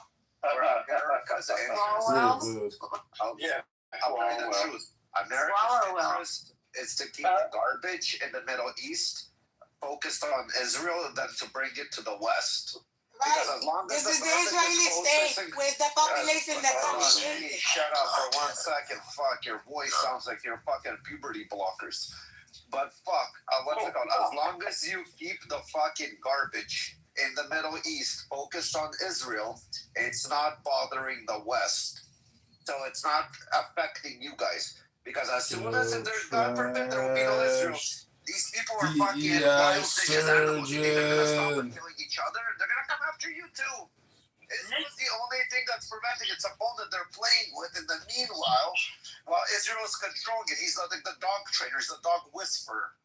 Yes, you are funding it, but you're funding it there so it doesn't end up in your fucking backyard on your street. But here's where I'm going to kind of disagree with you. And when it comes to your biggest critics, we can look at Nixon, Barry Goldwater. We can look at, this is going back decades. And us having an alliance with Israel, which I think we needed. By the way, before the dissolution of the Soviet Union, Because you guys were the one standouts that were on America's side during the Cold War, which at that time, the Soviet Union was absolutely our greatest threat. I don't know how to break it to you, but Goldwater didn't win. Sorry. No, I know, but I mean, just joking. Hey, but that's a great point to bring up this idea that Israel is trying to contain the expansion of the violence of the Middle East and Iran and all that, because that's exactly what happened. Hold on. That's exactly what happened during the Vietnam War. No, I'm sorry. I thought you were done. Please continue. But okay, so our partnership, though, inevitably, is and this is where I get really annoyed when I have to hear otherwise. You guys know your neighbors have always fucking hated you, absolutely fucking hated you, and us having an alliance with you makes them hate us. That is absolutely a fact. They hated us before that. Regardless of our alliance to Israel, they hated us before that. Yes, our neighbors don't hate us because you're with us. Our neighbors hate you and hate us because you haven't converted or like you haven't converted. You're a thief and a murderer. It's all that you convert by the sword. Okay, no, there's an element of that, but we're not a group of people living. It's not true, Rafi. So I've been sharing a report that details the radical Islamic terrorist attacks. That the overwhelming majority of them happened when we invaded, or the British has invaded, or we've invaded. If we're not invaded or fucking with people, they really never happen, bro. Hold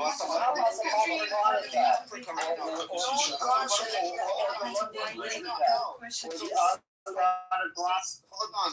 Let me ask a different question. Sig, so what are they doing right now in the African regions? How are they fucking slaughtering the Christians if they're not converting? What are they doing to those villages? Yeah, they're burning them in cages. They're also taking the South Sudanese. Yeah, but a lot of your Arab allies in the Middle East are no, shut the fuck up, Rich. A lot of your Arab allies in the Middle East are literally funding and supporting the fucking terrorists that are killing the Christian Africans, which nobody gives a shit about. Another thing on that report, and I posted a link in the chat. One of the things it highlights is that if this was, it's more about politics than it is about religion, because you don't see Sudan, you don't see Pakistan. I forgot the other countries, heavily populated, like 90% more populated Muslim countries. You just don't see terrorism coming from. It's only from the countries that were from. Hold on. 730,000 people have died in the last year in Sudan. What are you talking about? Yeah, as far as real quick, okay, Rich,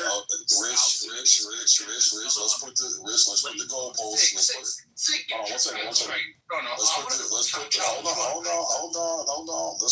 Let's put the goalposts back in its place. Again, we're talking about being a threat to America. That's what the conversation is about. They don't have a military. They're all fucking dirt poor. So so let me think about Pakistan. So Pakistan was not a fully 100% Muslim country when it started 50 years, like 1947.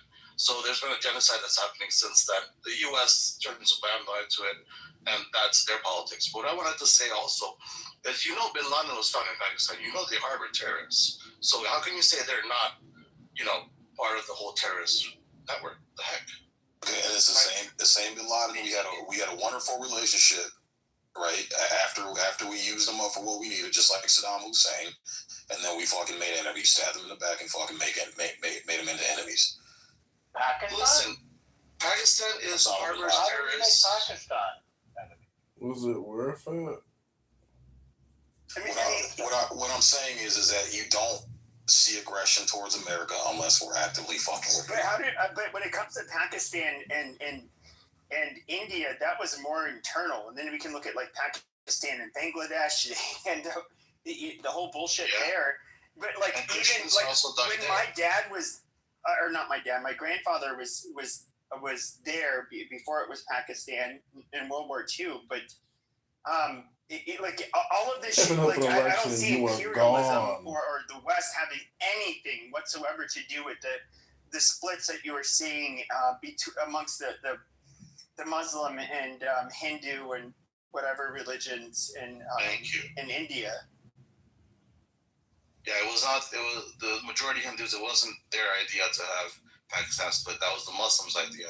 And not only that, they named their capital Islamabad, and then not only that, they used the D-Day that was used in World War II to basically kill all the Hindus and every other religious minority within Pakistan. So if that's not terrorism, then I don't know what is. I mean, even what is it like Kashmir? They still.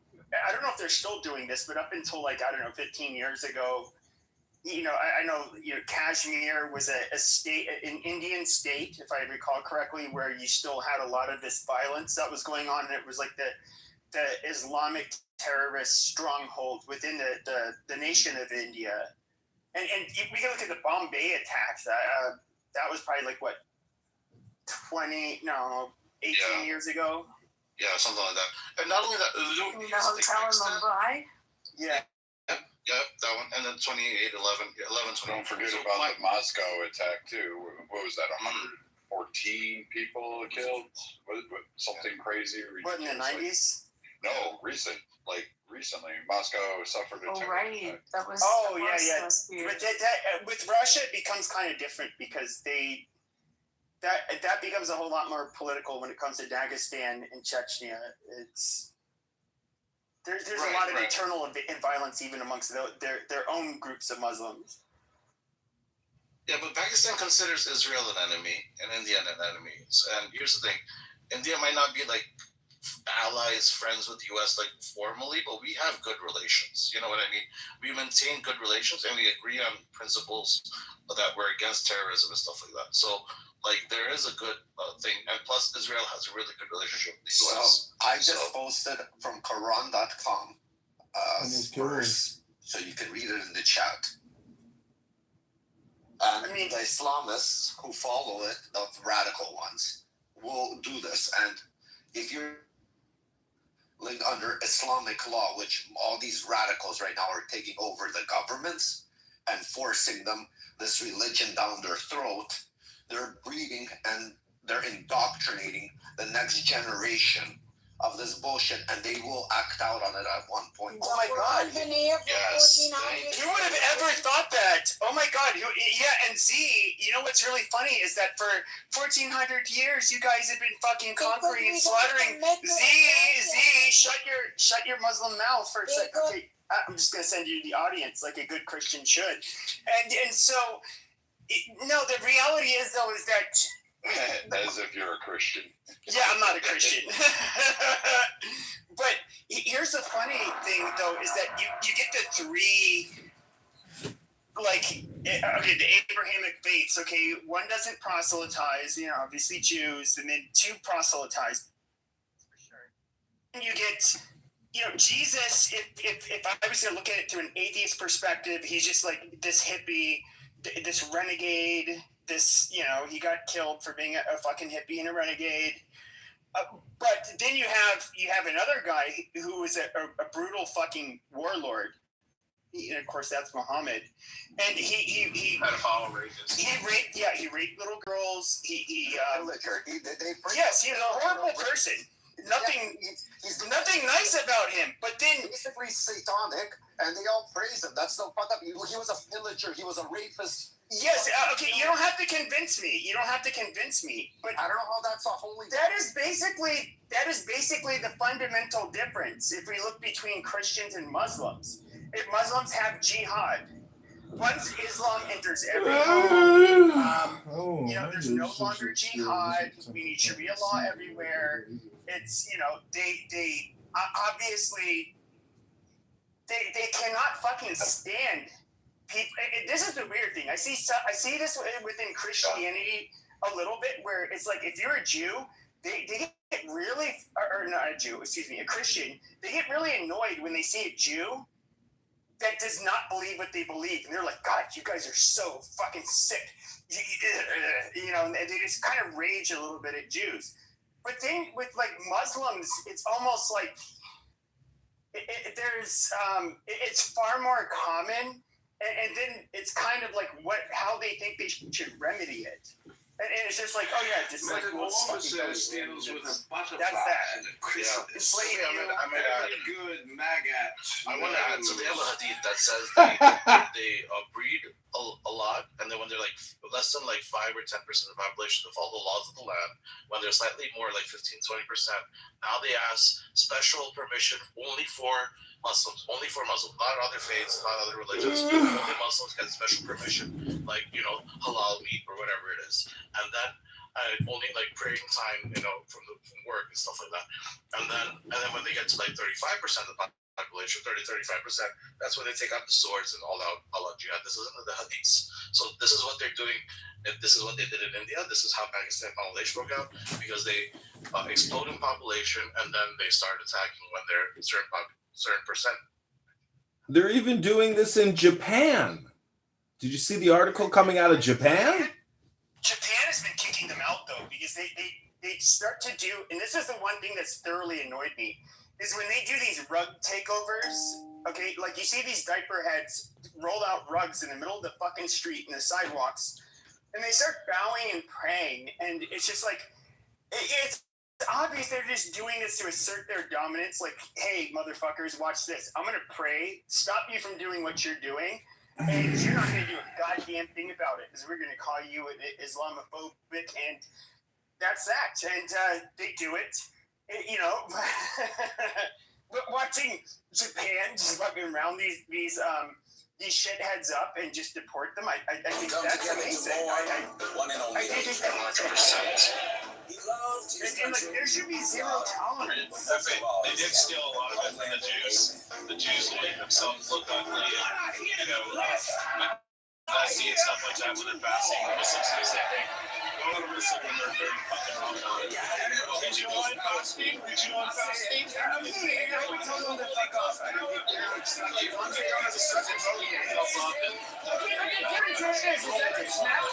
Okay, but the Jew is like being obnoxious and stroking my cat like it's snapping, and it's that's that.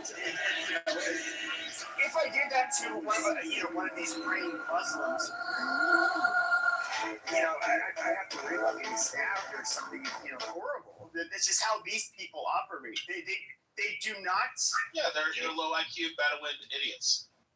I mean, regardless of how you portray them, the most growing religion in the world as we speak is Islam. I know, you guys, I know, because you guys are, can you imagine, okay, shut up, Rich, can you imagine all of these scared third world people, and I'm not saying this as a pejorative when I say third world, when I talk about like Africa in particular. Everybody associates Africa with death, disease, famine. Just say shithole countries. Shut the fuck up, Rich. And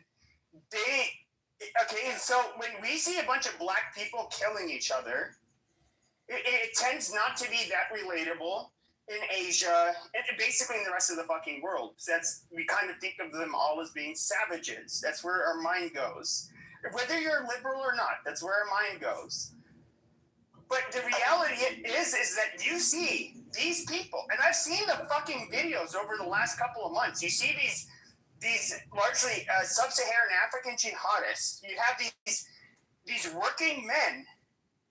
They're at a construction site or something like that, and they just come up and gun, fucking kill them. And it's just like these guys aren't warriors. Like to get paid to do it. They kill each other more than anybody else kills them. They killed 650,000 Arabs in Syria, and that was all the Islamic Revolutionary Genocide Corps. 650,000 Arabs. You may be quick growing, but you're killing each other faster than you're growing. They killed 350,000 black Arabs in Yemen. They can't stop slaughtering each other. They attack neutral nations. They kill each other. They just, I don't know what it is. They just love killing each other. Then when we point it out, it's it's okay if we kill each other. We just don't like it if you kill us. Then they cry victim. I mean, it just doesn't. Yes, thank you. I mean, Indonesia is the most Muslim populated in the world. But even General Jack. But hold on. Here's the funny thing: is that this was back in the very early 1900s in World War I. You're not Muslim. They kill you. Well, hold on. 95% of Muslims are in Asia. Okay. All right. Shut up. So even General Jack Pershing, you can look him up. General Jack Pershing, he had said there's two things that he said about in World War I, which were rather revealing. And they had a lot to do with the future.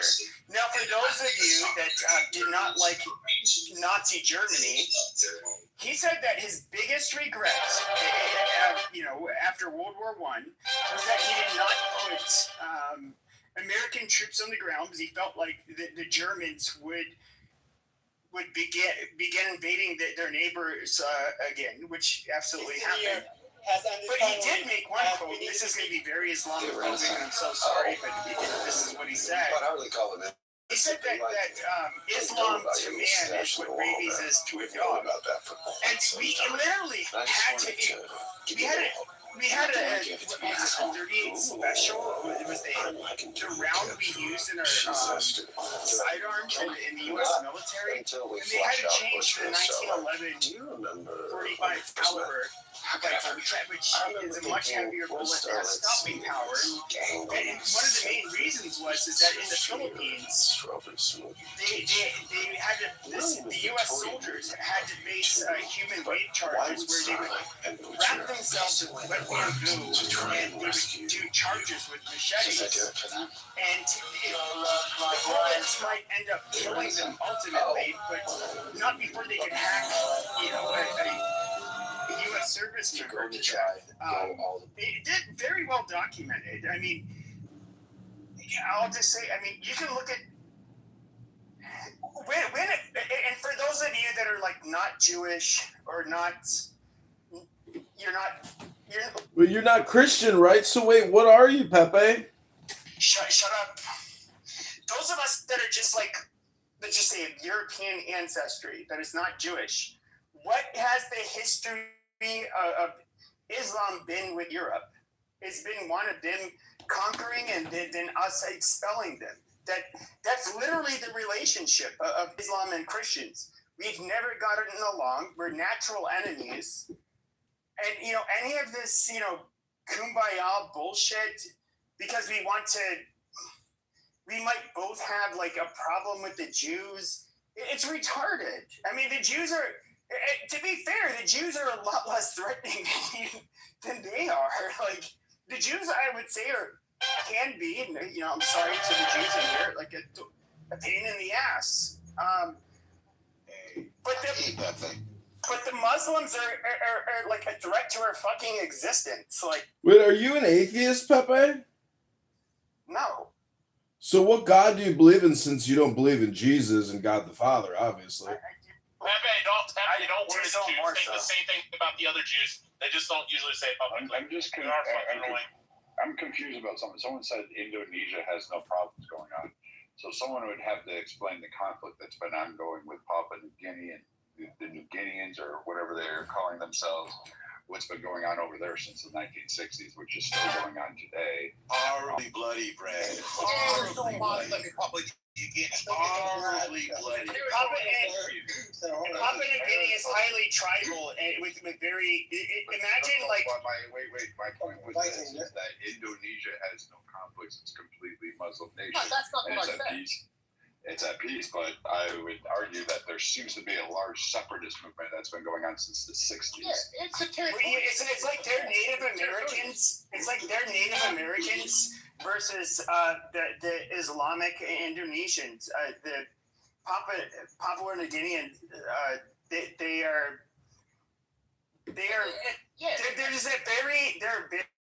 These are people who didn't like even up until like not a couple, but a few decades ago, did not have contact with the outside world. Cannibals have happened as we speak in Papua. I've been there actually. Cannibals have happened here. So there's a territorial dispute between these two countries. It's got nothing to do with Islam. Indonesia. Oh, that is bullshit. Very violent, but it has nothing to do with it. No. For any of you, no. Soren, I'm sorry. East Timor. Yeah, East Timor, which is really funny. They're the country that became the most Christian per capita, almost overnight, because they disagree to whatever, their rule. Basically, had a revolt from the Muslims, but I won't go there. But when it comes to the Chinese people over there, but we're gonna act like, hold on, we're gonna act like the Muslims have never been anything but malevolent, disgusting, fucking double-crossing dictators wherever they have come into power. That is, to say otherwise is bullshit. Your religion, no, shut your fucking mouth. Your religion is disgusting. Okay, your religion, hold on. Your religion is one of terror. And people will say this is Islamophobic. But the reality is, though, is that your religion, it literally supports fucking terror. And we're supposed to be told that it's Islamophobic to fucking say this. That is your fucking religion. Your religion is absolutely fucking disgusting. Everything about it. Your prophet is disgusting. There's nothing redeemable about your fucking religion. But we're supposed to pretend like our religions are the fucking same. They're not. Okay, when did Jesus rape a fucking 9-year-old and fucking kill people, slit their throats, take concubines as fucking war trophies? They didn't do any of that. Okay, but with your religion, that is exactly what you do. And we see the people that are the strictest adherents to your religion. They do that backwards bullshit. No, the problem is that when you hold on a second, hold on. I want to make 2 comments. Austria, to the House of Habsburg, to the Holy Roman Empire, to France. Ridiculous. That's a conversation. She's a violent place in the Habsburg, more than puzzled. You look like a French princess. Almost the Archduchess. Comes first. Austria or France? They hate loving Austria. The contract has been signed and sealed. You will represent the Habsburg Empire. Madame de Roy, excuse me, your answer.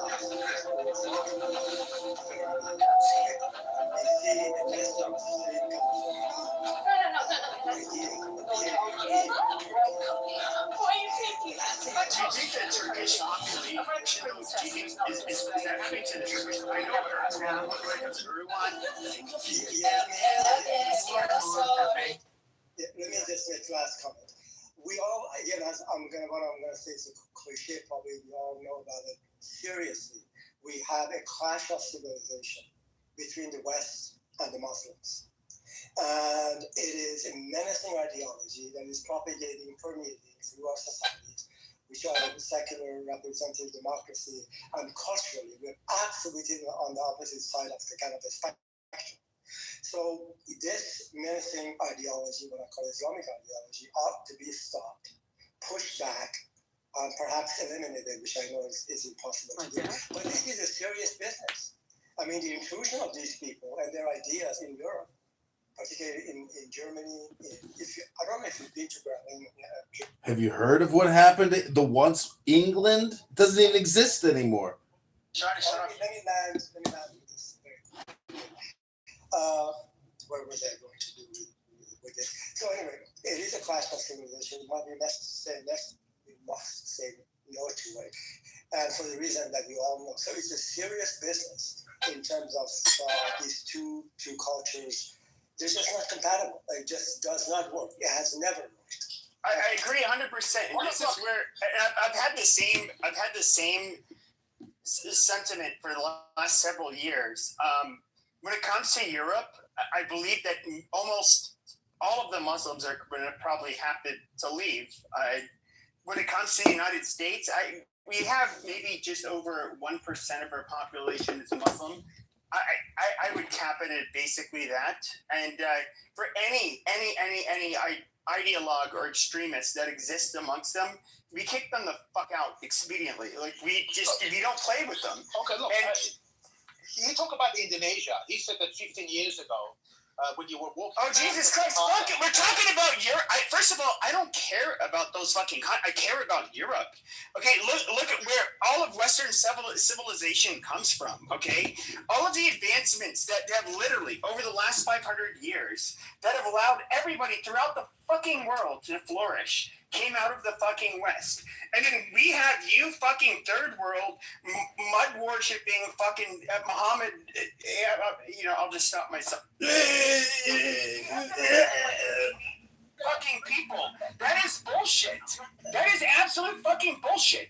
In fact, if there's anything, and quite frankly, for the last 20 years, at least the Saudis have been very transparent about this. When it comes to Muslim countries, and particularly their own, when it comes to the lack of ingenuity, and they produce nothing. They have to have foreigners fucking do everything for them. They're fucking worthless. Okay. What is your religion?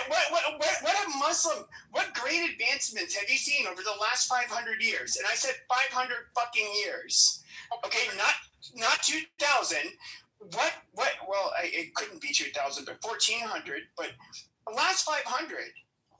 Okay. What have you guys say? What have you guys given to civilization besides fucking warfare? Watching short videos, he turned himself into a 10,000-pound fat man. No, you dumb motherfuckers did not invent anything when it comes to the phone. Shut the fuck Because of his up. size, he lost the ability to speak, so he could only use his eyes to control a machine to type. This is not the actualists that we're talking about the Asian states that people are conquered of today compared to 50 years ago. So The goal of the boys' First team of all, was you're simple. talking They about the found a virus goddamn that targeted Indonesians. and No, planned to I'm use it on talking. No, homeland to shut test the your effect of fucking the mouth. virus. I'm They talking used to about find a you test subject fucking first. apes Even in though the this Middle so-called East. rock looks Okay, useless I'm now, talking about in you terms of physique people, alone, the he is core no weaker than Muslims. Homelander's steel Okay, body. where Originally, they Islam wanted to knock stems Rock from. out and carry him back to What the lab happened for to your testing. fucking They did not culture expect him to after be this Islam? fast. You No know one what's could really move him funny? at all. You know what's really Butcher funny? made a decision on the Is spot. that Go when back it comes to and bring the virus discovering and relics test it right throughout there. the world, The you rest can stayed discover behind, like trying to ancient figure out a way to open up rock. coins, Since the whether they're virus spreads gold through or the air, whatever, and rock's lung silver. capacity is extremely strong. And then, If you hold your hold breath, on, you could probably go hold for on. hours without breathing. So they split into two You groups. all of a sudden, Frenchie and the once you others see North stayed to Africa, slim rock down. Hughie and Butcher went back gets to the base to invaded get the by virus. these They were not Muslim sure if it would hordes, harm normal humans, so Hughie handled it you very see all of a carefully sudden to trade avoid a stopped. biohazard You no disaster. longer find each other's, coins being used in each other's countries. Luckily, Hughie reacted fast, and the virus was not released. But when they saw the shield on the car window, they suddenly realized it was Soldier Boy, Homelander's father, who had arrived. Knowing they were no match for him, they quickly ran toward the base. But just as they reached the entrance, Butcher came up with a plan. Muslim Since the virus was made Muslim for Homelander, countries no one are was the more most suitable as a test backwards, subject than Soldier both Boy. when it comes to Hughie once innovation. again acted as bait. He When it comes to pretended to even lose. human They rights, deliberately is let like, Soldier quite Boy frankly, take the religion virus, is just as he was incompatible feeling proud. with One of human Soldier rights. Boy's men Now, I suddenly get it, coughed you up guys black want to blood stone and a collapsed woman to to the ground in death pain. It turned for out the real cheating virus had her already been husband, given to which, Frenchie. maybe The bottle was if that actually was empty. my wife, maybe I Meanwhile, would even be Rock down was for busy it. I don't watching the know. show and forgot to hold his breath, But so he was instantly at the infected as end well. of the day, Hughie it's and just the others put on gas masks and quickly retreated outside the room. Soldier Boy finally realized he had impulse that your Not long religion after, gives into. countless sores appeared on his I face. will just say, I He was felt weak raised all over Catholic. I'm not and could very only Christian. glare angrily at Hughie outside the window. Seeing that the soups inside had lost all signs of life, they sealed the doors and windows. A lot Now of they people could confirm the virus only even on the affects right, the soups Christian and right, poses they'll no say, threat like, to oh, normal humans. Soon after, Pope sucks, Homelander he's arrived at against the base war. after hearing about Soldier Boy's you death. kind of forget, Even though it was his own father, he showed the little church is sadness against when human he tried to suffering flatter and him. wars in Homelander shot him a glare In other and words, scared we're him so not badly really- he almost pissed himself. But just after they left, Soldier Boy's corpse suddenly sat up in a strange way. He was clearly a superhero. They don't want to do this kind of shit. I, on the other hand, am a little bit different, but I don't know. Like your religion is fucking disgusting. Everything about your religion is disgusting, and quite frankly, even if we look at the secular world, like the crime problem in America. No, we can look at East Asia. We can look at Let's just look at the crime problem in America. It's rampant, and we don't even execute our prisoners, and they're murderers. But this hatred that you have, is it only true for Islam or is it toward Muslims too. It's towards the people that believe what they believe. I was blessed in my personal life that the Muslims I've known have been really nice people, very honest people. But because if you haven't, you were no. Shut the fuck up. But here's what's also very annoying is that we are told.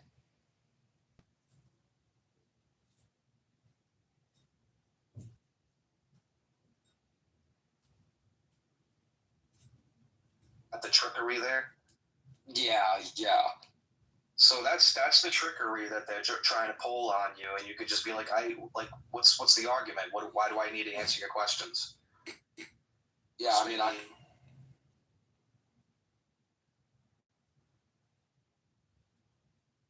take polymarket. I can, I've done a lot of different stuff. So, right, you've always felt like you haven't been able to hit your stride. Like, if you were at Princeton or an innovative place where you could have made some crazy theories, do you think you would have thrived in that environment? I mean, I would have been interested. Are you an imaginative person? Is that? Oh yeah, imagination. Definitely. Well, yeah. Keep going. Yeah. I mean, imagination makes a claim, gives basically no evidence and no. Those Republican Catholics in Congress remain silent, as Donald Trump has become the first president in history to repeatedly attack the Pope. Donald Trump's attacks on the Pope today included the nonsensical statement, quote, "I think he's very weak on crime." Huge. We're talking about multi-trillion dollars worth of oil and gas. So if they could secure its control, who cares about coming and extracting them, right? Those are services. So Canadians could come in, the Russians could come, anybody can come in and do business as long as it makes money. So long as that trade is controlled by the U.S., the return on investment may be worth it. But if they lose, for example, people claim that we lost Iraq, the war in Iraq. No, bro. Till today, every oil that's produced in Iraq is sold in.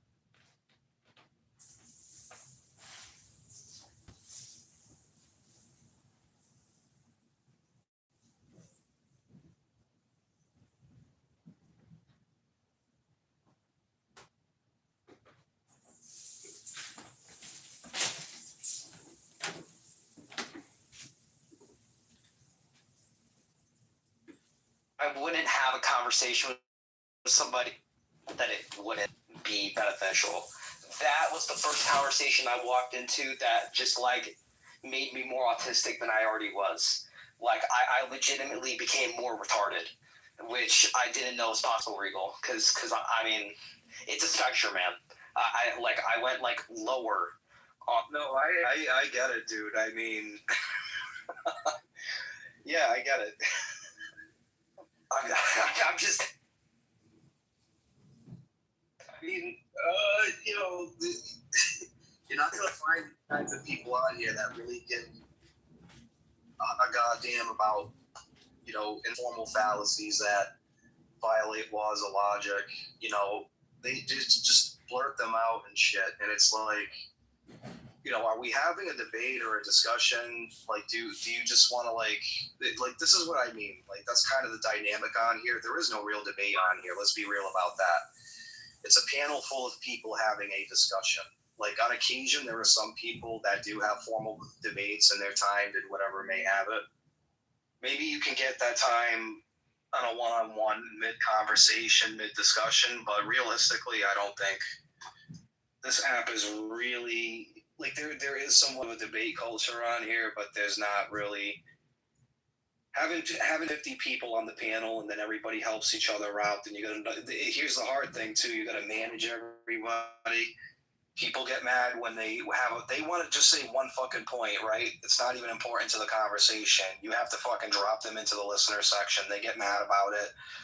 Some of these people are your friends and hang out with you. They want you to favor them. It's a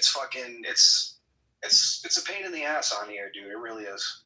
It is, and that's the unfortunate part, and that's why every once in a blue moon, every once that the sky lights up red, there's someone like a Regal or there's someone like a Christian Hill that can just bless the app with like logical, like reasonable points that commit like the least amount of fallacy, because I feel like every statement does somehow have some sort of fallacious relevance to it, but I mean at least to some degree, because I've heard like ridiculous like statements. The other day, Regal, we were in a room together, actually, I don't remember what room it was. Someone was like, oh, well, because of this, God exists. I don't recall what it was. You'd have to remind me. So it's someone like, it was like the most absurd claim ever. And me and you and everybody else on the panel was just like so confused. It was so fun. Yeah, Calvinism is a little bit of a tough cookie to crack because they don't commit to their views. Like, I'm sorry to tell you this, man, but like, when I'm looking up unity, there might be a different branch of Unitarianism. I'm not trying to say that you're lying. But most of these dudes, right, like you say, okay, Calvinism, what is it? You know, there's no place you can just turn to and say, okay, that's what it, because they all say it's different. So they have this, like, this they want to smuggle in free will into their worldview that they don't have, that their doctrine, the metaphysic, how they think God operates, you can't have free will if God determines everything, even the things he compels you to do, everything. You can't resist God when he calls you. It's irresistible. No free will. I mean, they smuggle that in there, though, is the point of, like, this is the point of not remaining committed to the view. I don't have that problem.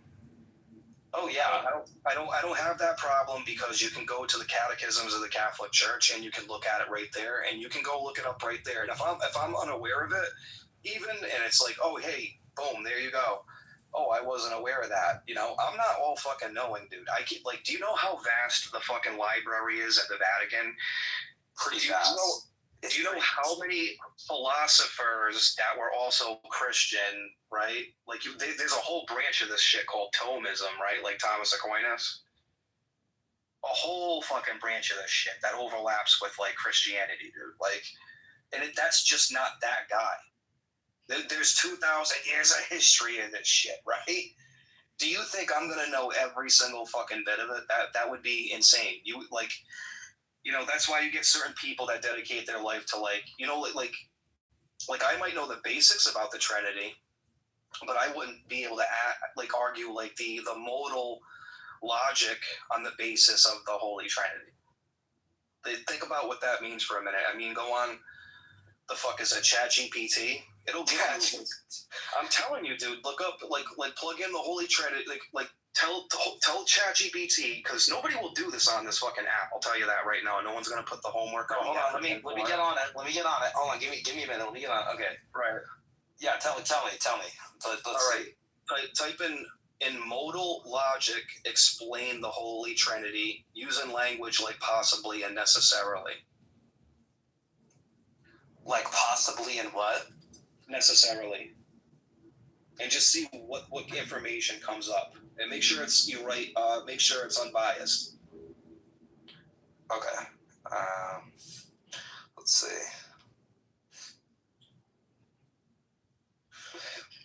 So, core idea is there's necessarily exactly one God, and this one God is possibly and exactly expressed as three persons: Father, Son, Holy Spirit. So we can restate it into necessarily exactly one divine essence, possibly, and in Orthodox Christianity, also actually in their system of belief, this one divine essence is shared by three distinct person-level relations, and then it just makes distinctions between like essence and person, and then it just basically it goes to modal logic, and then like explain the modal logic part, even if it's a paragraph. Like just start getting into the paragraph now. Do you see how much information this shit is giving you? Yeah, it gives it a lot. Okay, let's see. Hold on. That's what I'm saying, dude. This is a simplified, though. They gave me a simplified, but this is basically what it says. Let G X equals X is God, and then P1 equals the Father, P2 equals Son, P3 equals Holy Spirit. Then the Trinitarian claim could be modeled roughly as necessity claim. Oh my goodness, I can't even read what the fuck it's giving me. Dude, this is like, holy shit. Okay, yeah, dude, but... Yeah, this is like, if you really want to get good at this stuff, this is the kind of shit you need to be starting, like... If you want to start fucking like annihilating people, get into fucking modal logic and then do it better than they can do it. I'm not even playing with. Then there's the whole type in Kurt Gödel's ontological mathematical equations for the existence of God. It's not math in the sense of like mathematics. It's mathematical in the sense how do you spell it? How do you spell it? I think it's spelled Kurt Gödel's or Gödel. Gödels or Gödel. Just type that name in real quick and see what pops up. Yeah. That's right. So he uses modal logic, this very same shit. Like the same shit that you know the problem of evil? Yeah.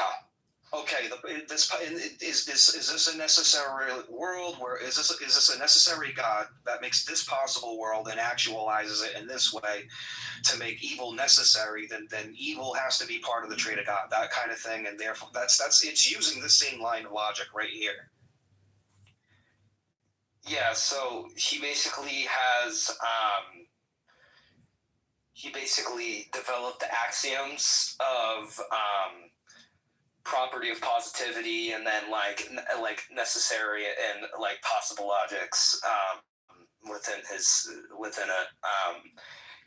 I've seen this before, but I'm not very well versed. But I now that I see it, I kind of recognize them. Like, dude, this is the kind of stuff where, like, when you start, like, talking to them with this kind of speak, they're going to start looking at you. Like, some people out here, I think, are, like, not even mid-tier. They're, like, white belt. And then there's a couple of people on here that are, like, mid-tier, if you get what I'm saying. Like, they know what they're talking about. They're aware of this stuff. They know how to argue this line of logic, let's just say. But, yeah, this is the kind of stuff that you might want to start messing around with, because like I'll have to, yeah. You'll start blowing people out of the fucking water with this shit. I know. I'm gonna study it. Because if you go up to these Calvinist dudes and you say, "Is it possible and necessary?" Like the same thing, the same line of reasoning. Like, type in the what the fuck is it? The modal logic problem of evil. Type it in that way, and this is like literally a critique on the basis of Calvinism, because Calvinism has to grant. You could probably say like what's the defeater for this in Calvinism based on Calvinistic criterion. Like you would get all these answers, dude, and like I'm telling you, it would explain all of the steps that you need to know. You just gotta dedicate some time to some reading. Theists typically respond in modal terms by rejecting one premise, deny necessity of no evil, free will defense, and epistemic limitation. I'll have to study this tonight. Regal, I wanted to talk to you about this because I don't think we got to talk about this before. I wanted to. Do you know what sect of Unitarianism I belong to? I really don't. You're supposed to send it to me in the back chats. That's right. I wasn't. That's right. Okay. Well, I'll not only send it to you, but I will also give you the actual text of the person who wrote it. I'll give you all that. So I belong to Socian Unitarianism. It's basically Socianism and Unitarianism. Basically, if you know what Socianism is. So essentially.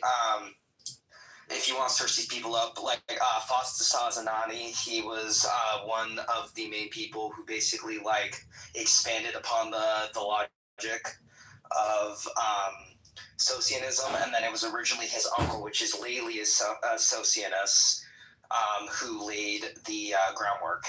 So it was Laelius first, and then Fausto, and these two people basically created Socianism, and this was 16th century. So this was before Unitarianism started. This was before Unitarianism, and then Unitarianism came along and it developed the philosophical position known as Socian Unitarianism, and it essentially uses the classical Unitarianism framework, specifically biblical Unitarianism, and then the Socian philosophy and metaphysics, and then it kind of just explains the rejection of the Trinity from a Socian viewpoint, and et cetera, et cetera. So it kind of goes deep into that. I'll give you the text to the original writings. But I would look into that because I have a very peculiar position. A lot of the time, people hold to what's called classical Unitarianism and then biblical Unitarianism. And biblical Unitarianism doesn't really have sex, but classical Unitarianism kind of does. Socianism is the only sect of biblical Unitarianism. There's very few, very, very few.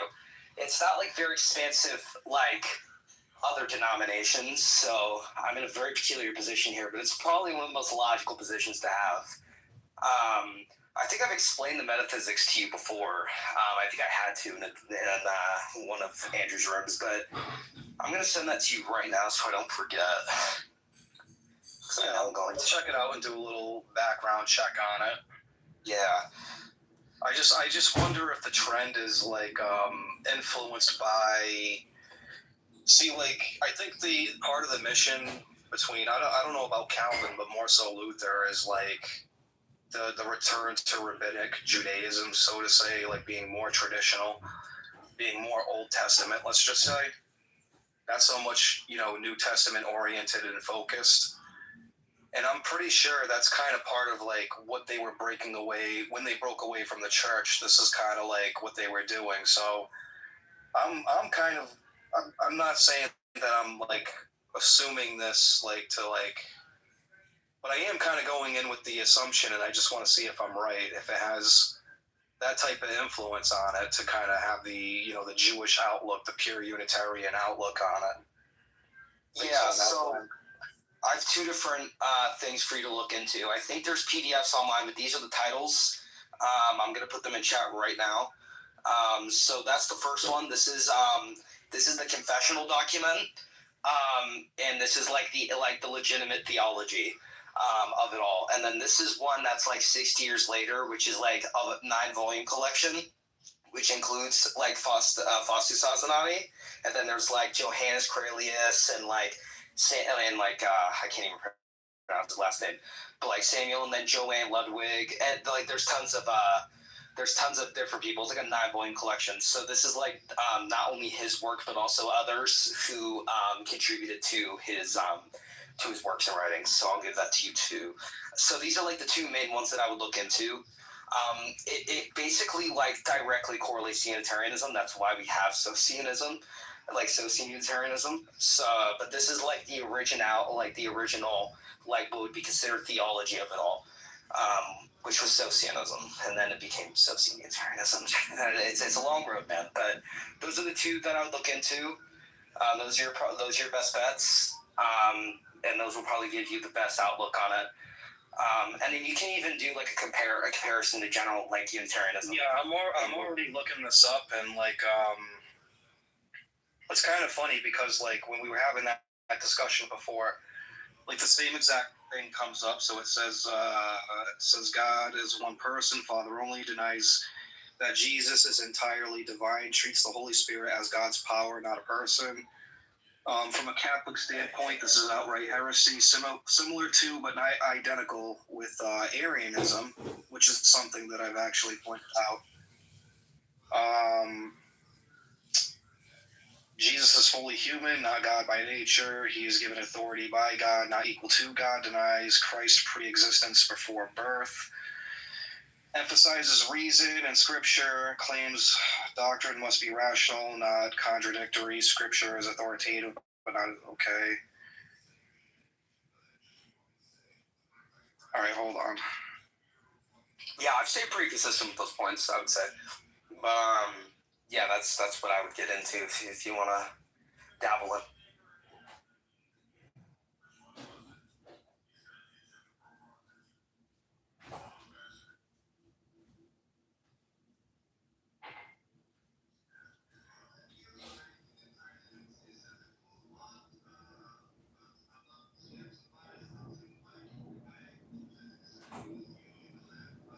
I know, Honey Badger, I know, man.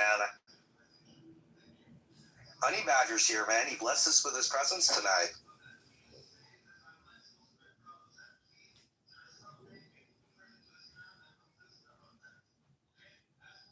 Invert, Honey Badger, and join me. Yeah, I have no, anybody can join the panel, so if they want to come up, go for it. Yeah, actually, wait, is it join up, or do you have it hand raising on? Hand raising is off. Okay. If you have any questions, by the way, let me know. I'll try to answer them. Because the writings can be very, very complex, especially with the language that it uses. And also because it's like Polish, so it's kind of like, it's really, really weird, especially with translation.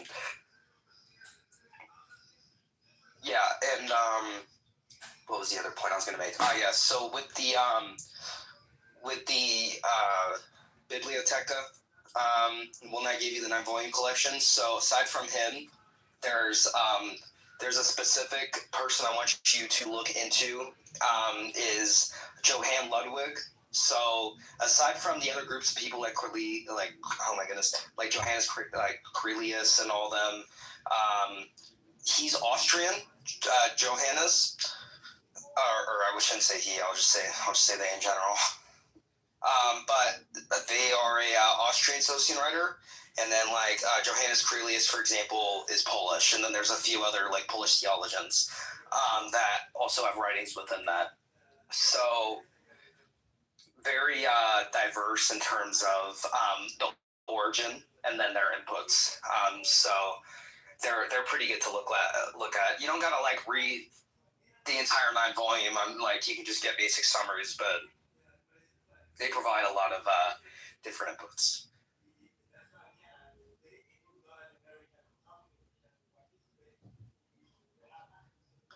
And fun fact, by the way, a lot of the writings were actually circulated in the Dutch Republic and England, which actually influenced the dissenters and well, it's giving me a couple of critiques here, which is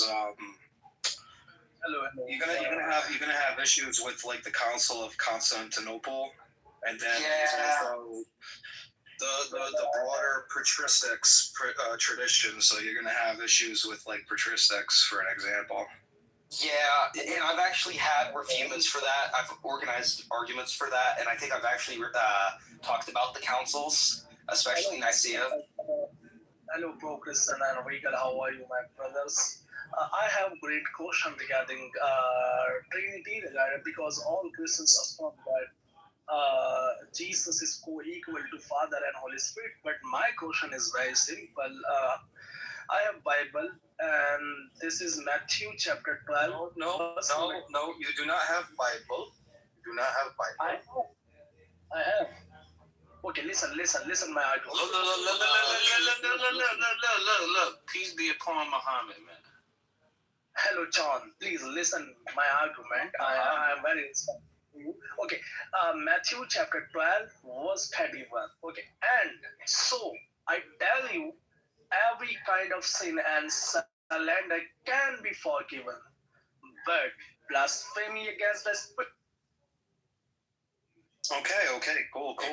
Listen, this should be a debate for you, man. Like, try to upgrade your skills a little bit. We got a Muslim here. You're a Christian. Have a debate. Yeah, man. Peace be upon Muhammad. Muhammad?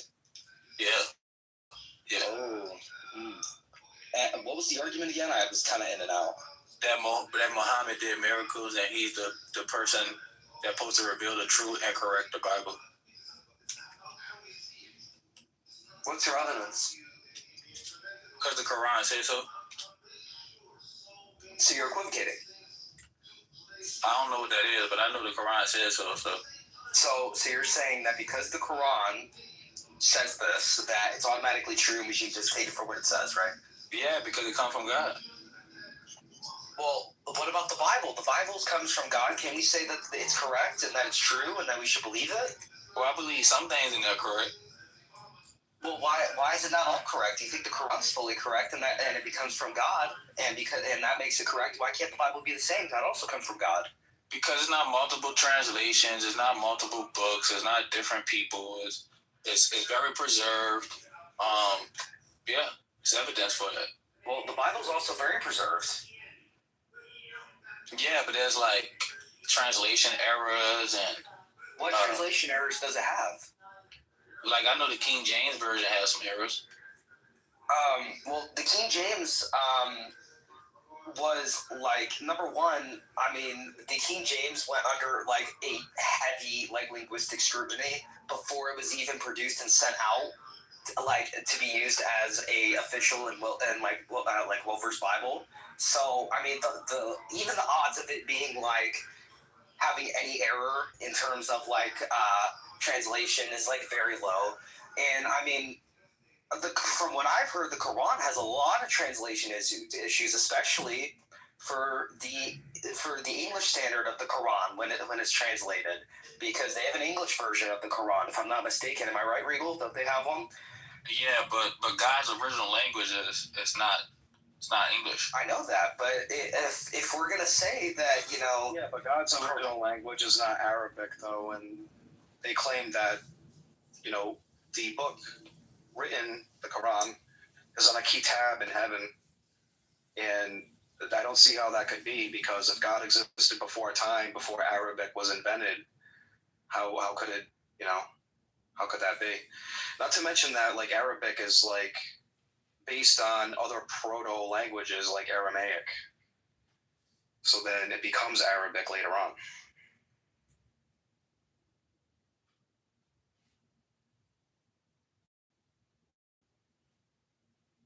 But the fact that Jesus is Son of God, and it just don't make any sense, man. Well, I mean, why doesn't it make sense? Why God would have a son? Well, doesn't it? Okay, rephrase your question. Like, why God would have a son and even need a son to begin with to even forgive people's sins? Well, there's a few ways that can be. There's a few ways that can be answered. Number one, let's just talk about the son-father relation. So, when the Bible speaks of the Son, which we say is Jesus, right? There's a couple of ways that's interpreted. Number one, there's a metaphorical standpoint, right? There's a clear subordination between Jesus and the Father, which is shown in the text, and by that we proclaim proclaim that there is a Father, which is God, the one who creates all, and there is a Son who says what? Oh my goodness, I can't even speak tonight. I'm sorry, guys. Who is able to spread the message of in which he is teaching, right? And that is proclaimed to be the Son. And that is why we have that. That's the metaphorical explanation. Now, if we go into a literal standpoint of why he's the Son and why there's the Father, then that's going to have to dive into the Bible. And I know between me and you that you don't believe in the Bible, or that the Quran is a better version of the Bible, or how that may go. So I don't know how I would explain that to you without violating your belief. No, I'm Muslim. So here's my thing though. So argument the other Muslim left. So well, here's the problem. Here's the problem. So here's the two issues, right? You still have God needing someone else to forgive sins. Now, the only way for this to make sense and to say God doesn't need anyone is to say Jesus is also that God. Because you can't refer to another person and say this other person needs something unless that other person is God. Then it would make sense because you still can say, well, God is the one taking away sins and not going back to somebody else. Wait a minute, back up a second. Are you saying that Christian thinks Jesus is God? Is that what you're saying? I mean, I hear this. What I'm saying is... No, wait, John. I don't believe Jesus is God. Oh, really? No, I don't believe he's God. I believe he's the Messiah. I don't believe he's God. Oh, you believe Jesus is like a prophet? Yeah, I believe he's a prophet. I don't believe he's God. That's the problem I'm saying. Are you Jehovah's Witness Christian? Well, there's no problem. Well, the reason why I'm saying it's a problem is because John, you have. I'm sorry. What you say, brother? Are you Mormon Christian, but Christian? No, I'm Sunni. I'm Sunni Muslim. No, he was asking me. John, you're not Sunni. I argued with you on Christianity last week, bro. Relax. I am a Sunni Muslim, bro. You don't have to lie, bro. Relax. You know what the hell? This guy's a Christian. His Bible says Yahweh. Why are you guys letting him act like a Muslim? What the hell? This guy's a Trinitarian. What do you mean you're Sunni? So you were saying there's a... Are you Mormon perchance? Or? No, I'm not Mormon. I'm a Unitarian. Oh, Unitarian. Oh, okay. Yeah. So you believe the Father is God, man. Listen, I don't got a... Regal, hold on. So Regal knows, 1 second. So Regal knows that we have dawah rooms open all the time, right? John, you are a Christian, bro. I don't know why you're in here acting like a Muslim. I wouldn't come and joke about this, you know? Can I speak my piece? Yeah, man. So, yeah, bro. So what? Like, let me act like a Muslim. Why is that a problem? Yo, what the hell?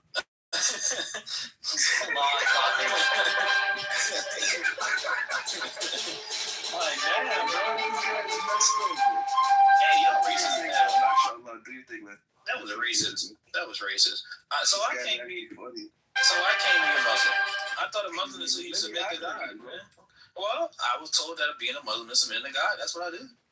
No, but you also have to denounce Jesus being God. Well, today I'm doing that. So, the fact that you could say that Jesus is not God, and I'm only talking to Christian, but yet you have Jesus doing things similar to God. I feel like your Bible has a time. Are you going to be Muslim today and like Christian tomorrow again or something? Yeah, man, I can identify what I want. Me in America. So he's going to identify as a girl tomorrow. Yeah, so right now, John, may you be Muslim forever, bro. Inshallah. I don't know, man. I only pick and choose. Okay, well, John, let's wait. Sorry, real quick, because I do want to respond to what he was saying, though. John, can you finish your point, and then I'll respond? Oh, yeah, so my thing is this. Your Bible contradicts, bro. John, because you have a... Yo, guys, we have a room open if you guys want to come through after. You too, Regal, just so we could, like, apologize about what happened yesterday and such, you know? Send it to me, man. Peace be upon Muhammad. Sure, so listen, man. Peace be upon your prophet, man. No problem. Yeah, you too, bro. You know, for yesterday, I just wanted to apologize because it shouldn't have been like that. Yeah, but John, please let me know, man. That guy, Aziz or whatever his name is, he's a little out of got control over there, you know? It was nighttime, you know? You saw I tried to calm the whole scene, but... Hey, man, leave my fellow Muslim alone. So, you know?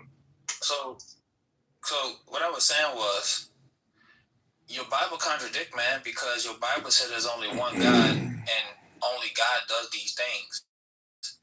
Yet, you have Jesus doing literally everything that God does, but he's not a God.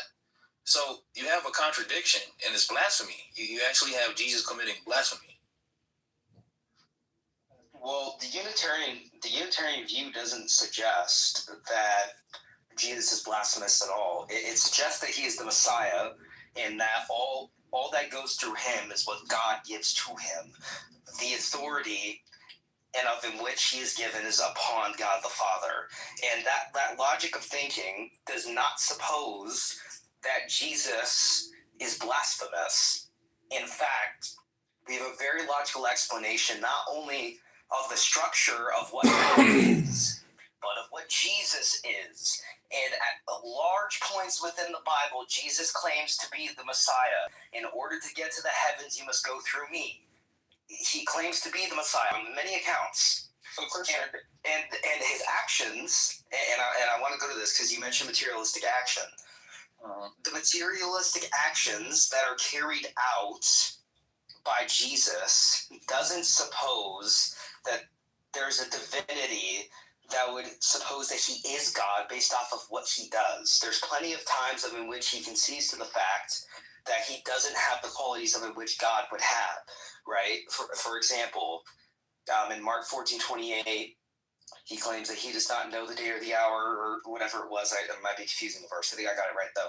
Like, there's plenty of times where he concedes to that, right? There are many times in the Bible that directly support that Jesus possibly cannot be God. So you got scriptures going against each other. There's no scriptures that go against each other. You literally just said that scriptures that perceive him to be God and scriptures that perceive him not to be God. Literally. Like, I read some scriptures before, man. Your Bible literally portrays Jesus as God, which is mind-blowing to me. Like, for an example,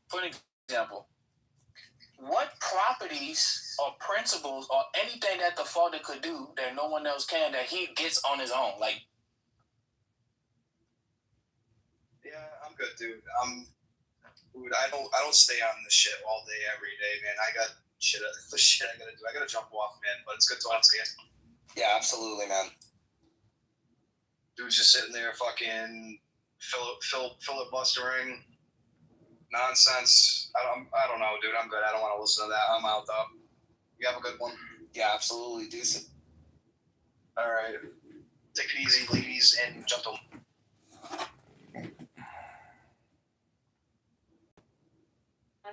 Okay. Why? I'm just curious. Oh, sorry, Abu. Yeah, I'll tell you. I'm not going to tell my daddy in case he eats them. Hi, Alistair. Hello.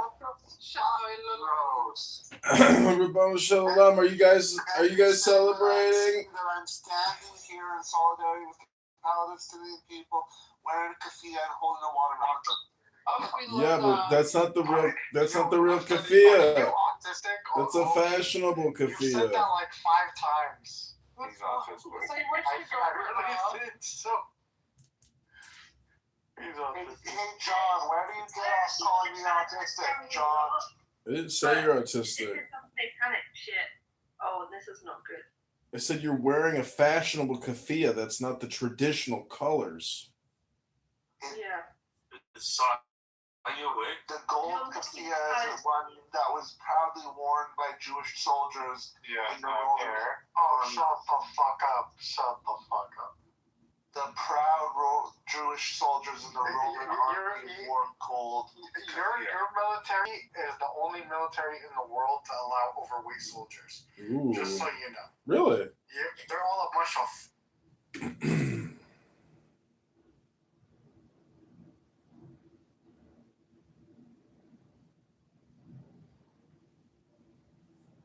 Otherwise, I wouldn't know the difference between a statement and a question. I wouldn't know. I still don't know what a preposition is, but I'm okay with not knowing.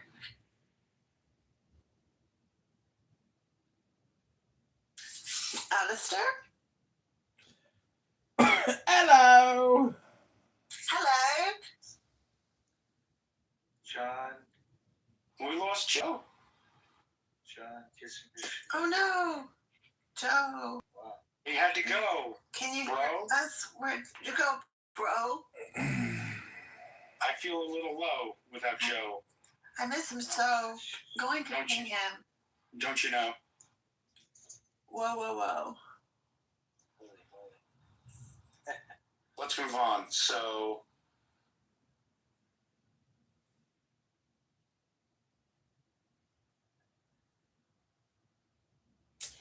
Well, I'd like to discuss this meme that Donald Trump has shared with the world, illuminating Jesus Christ and his divine philosophy and prophecy. That was our conversation earlier. You guys have moved on to popcorn and beer? About three hours ago. Yeah. I didn't want to be presumptuous and change the title, even though we should have. Mhm. But yeah, we don't want to. I don't know if we want to revisit that, but give us your opinion real quick. I didn't actually look at it, but I would just say that Trump is like an excellent memer, and it's super stimulus. And so if it's a successful meme, that means everybody's talking about it, and therefore it's successful because he's focusing people's attention on the message and the hidden message or the unsaid message. So, there's no mistakes, there's no coincidences. Trump is a master communicator. So, Alistair, I want to just one little adjustment to that. I don't think he's a master memer. I think he's a memer. But other than that, I agree. Well, it's not a meme. It's just an AI-generated image. It's not a meme. Yeah, it's a meme. Because Trump generated said image doesn't It's make a it meme. right? Yeah, it's a meme. It's mimetic. What are you talking about, Mark? Jarl doesn't speak English. I forgot. I think if you want to use the term meme in the old-fashioned sense, yeah, sure, why not? But Okay, we've confirmed. You can just stop. You can just stop talking. You confirmed it. it's not important. I'm sorry for this. Exactly. Because it's key to it. It's not important. Do you know what's funny is, what used to be the place where information was exchanged before we had, common mass communication, like newspapers or any type of media? It was courts of law. It was where folks would come in. Speaker's Corner. Do you think that millennials and people born after 2000 know that there was anything other than social media? I think they've heard of black and white TV. Is that what you mean? No, what I mean is what you just said, which is people used to communicate differently. I don't think that they're unaware of it. No. I don't know if they're. Are you asking? Are they focused on it? Can you get a little more granular? Give me some statistics. Okay, here's one statistic. It's my favorite statistic. 94.8% of statistics that include a decimal place are more believable than one without. And 96.7% of statistics are actually made up. Can you cite statistics for what you just said? Yes, the first one citation is the second one. No, your ass. Your ass is where you can. Albert, come on, that was well played. No, that wasn't played. I was actually asking a real question. Look, dude, I got every question right on the IQ test. Scored 100. Talk about which IQ test? What are you talking about? The one I got every question right, and they told me I have 100 IQ.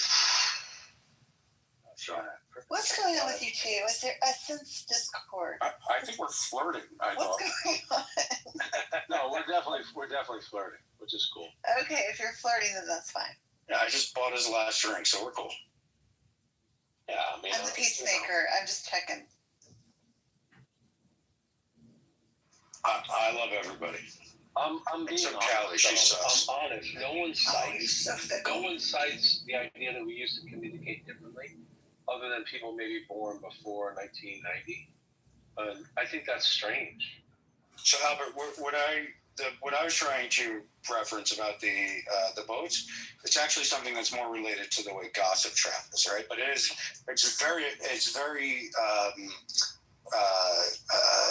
it's very interesting if you think about how it compares to social media, because it's a lot of rumor, gossip involved there, and it ties back to the way we like just naturally just communicate and spread information. A lot of it's bullshit, but we get core ideas out there for the safety of the crew.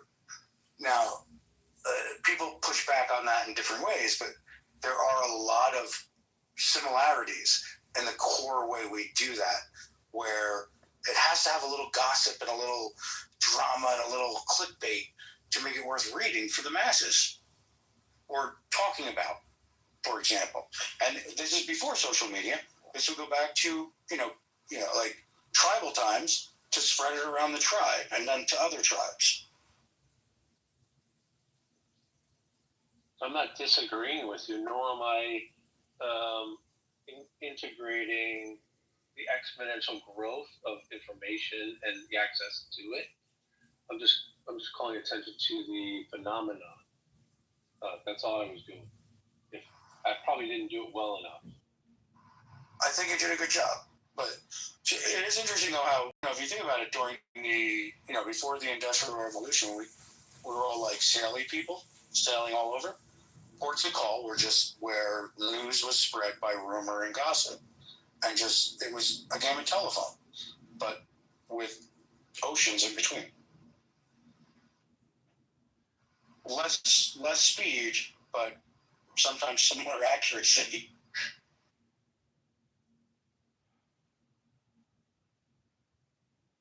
We have a bunch of other phenomena called artificial intelligence, big media, propaganda, agendas that are. Hold on, were any of those non-existent? No, but other than AI. But they're not as exponentially relevant. In other words, accessible than they are now. Are you saying, is that just because information is easier and more ubiquitous, or is that correct? So it's not a propaganda thing; it's access. No, I was saying all those phenomenons, all those different buckets of potential influence are accessible now, or implemented, or possible. That's what I'm saying. Also, Pornhub's accessible, and I'm grateful for that. So am I. Believe me. Dude, don't be a creep. Don't be like me. Okay.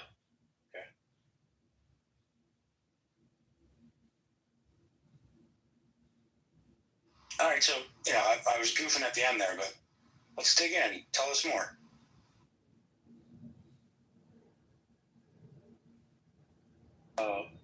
Remind me what we were actually talking about, because I like to talk about relevant topics. I'm a realist. I don't really waste a lot of time on bullshit. You gave a lot of great advice to Father, and then he left. I mean, maybe he was tired. He had enough. Oh, I don't know. Probably. Okay. I just want to say that, Charles, I left you another love note, and I loved your poem you sent me.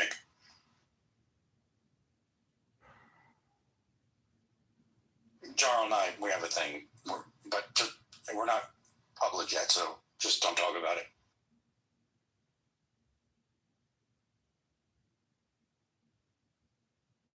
So, Albert, what's your passion? What do you like to think about, talk about? I'm passionate about a lot of things, most everything. That is my world, to be honest, this world. What's the second most important thing in your world? Second most? Yes, sir.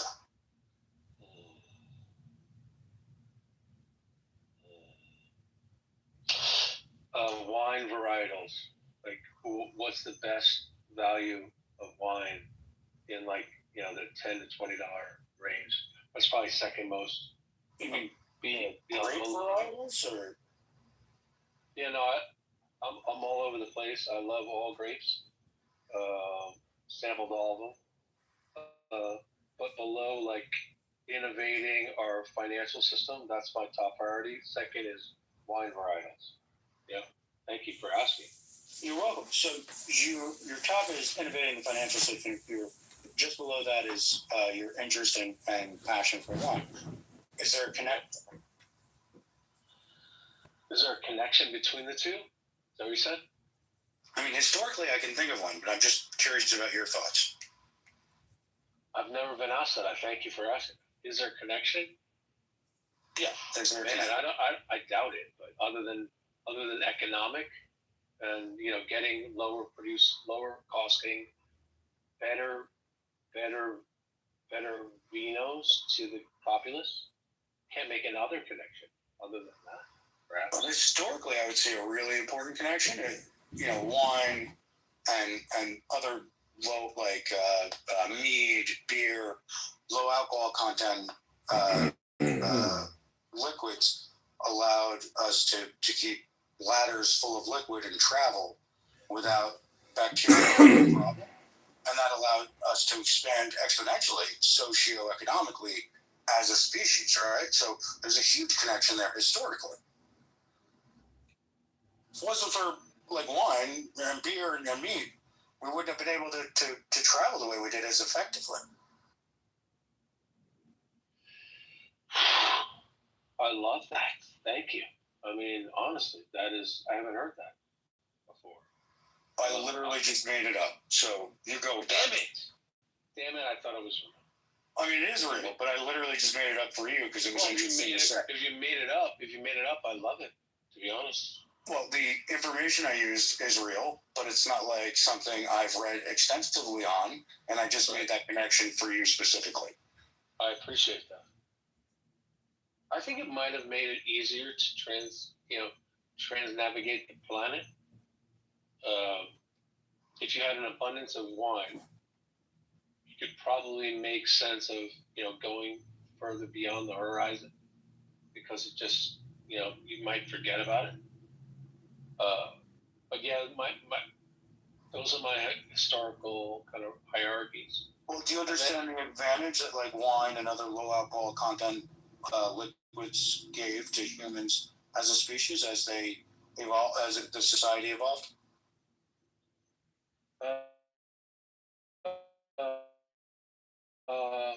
Open to the idea. Go ahead. So it's just it allows it to be it allows it to be sanitary or consumable, potable, as we say now, for longer periods of time because it resists bacterial growth. There's a reason why Jesus used it, I guess. Yeah. I mean, I've always loved it.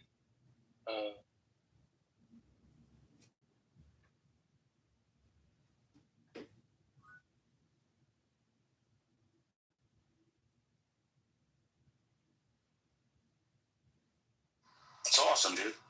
I feel you. Your acceptance of my idea is, we're on the same page.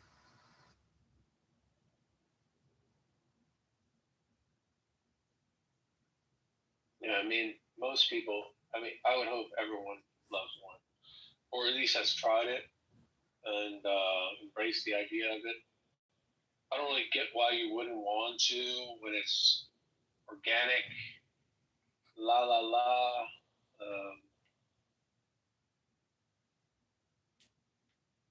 But anyway, Albert, can I be brutally honest with you? I guess. I don't understand 90% of the way things you say connect with what we're talking about. I understand that. But I still don't. And that's okay with me. It's okay with you or me? No, I'm fine with that. You don't get it. All right. I'm cool that we're cool. Yep. I'm not very well understood in general. So you're not in the minority, to be honest. Are you saying you don't like minorities? I don't like the smaller part of the world that doesn't get me, because I would like them to get me. You just said the larger part of the world doesn't get you, and then said you don't like the smaller part that doesn't get you. So again, I'm at a loss and confused. And that's exactly where you need to be. So this is like 2 + 2 = chair. It could be, if you want. I love you too, bro. Thanks, man.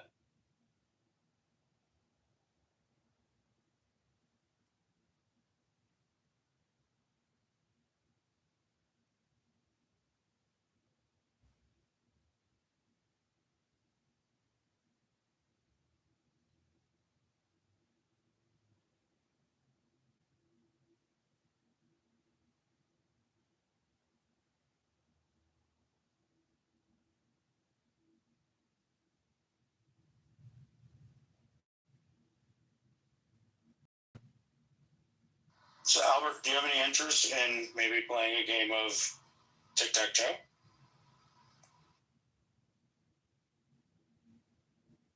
Not really. Chess? It's a little too late for that. Rock, paper, scissors? No, I'm good with kind of just being. So something interesting kind of pops up. Isn't that something you say to like a girl in high school? I would definitely say something like that. But I don't think that it was like in good nature at that point. She probably No, it's hey baby, come sit on my lap and let's talk about the first thing that pops up. Yeah, but you know, that's why women have trauma. And because men have bad jokes? No, because they have, you know, bad timing. They don't know how to fucking actually attract women.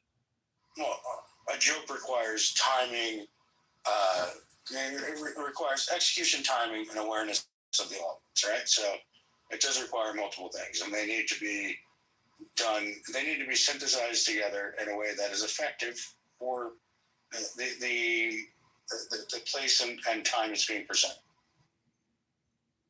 In other words, they have bad timing. So, Callie, what's your tic-tac-toe rating? I couldn't tell you.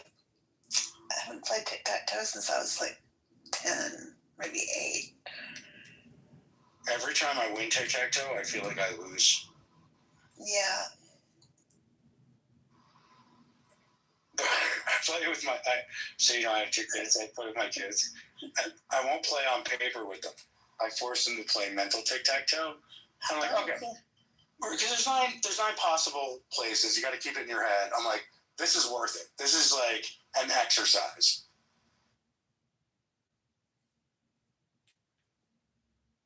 It's goofy, but I feel like it's much better than the classic who didn't lose. That sounds like fun. If I had more than 2 brain cells left over from the day, I would play that. But it's so much easier than you think. Like when you say it out loud, it sounds like, well, how do you do that? No, there's only 9 possible places. It's very easy.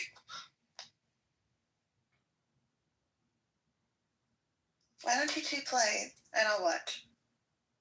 Wow, a little voyeurism. I got it. Albert, you ready?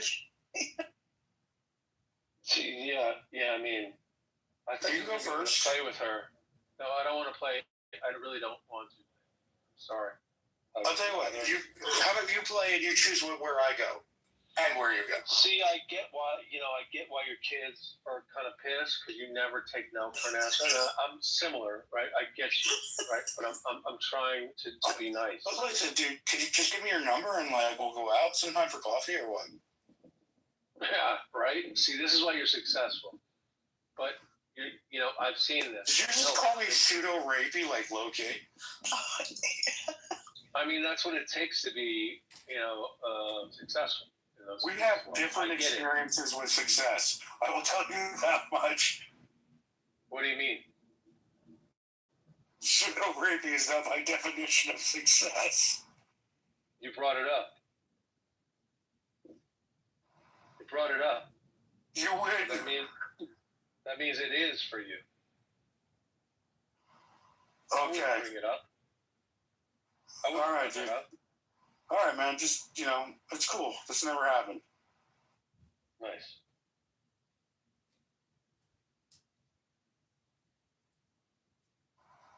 So, are you going to go top left, or do you want X's or O's? I'd like some music. Play some music.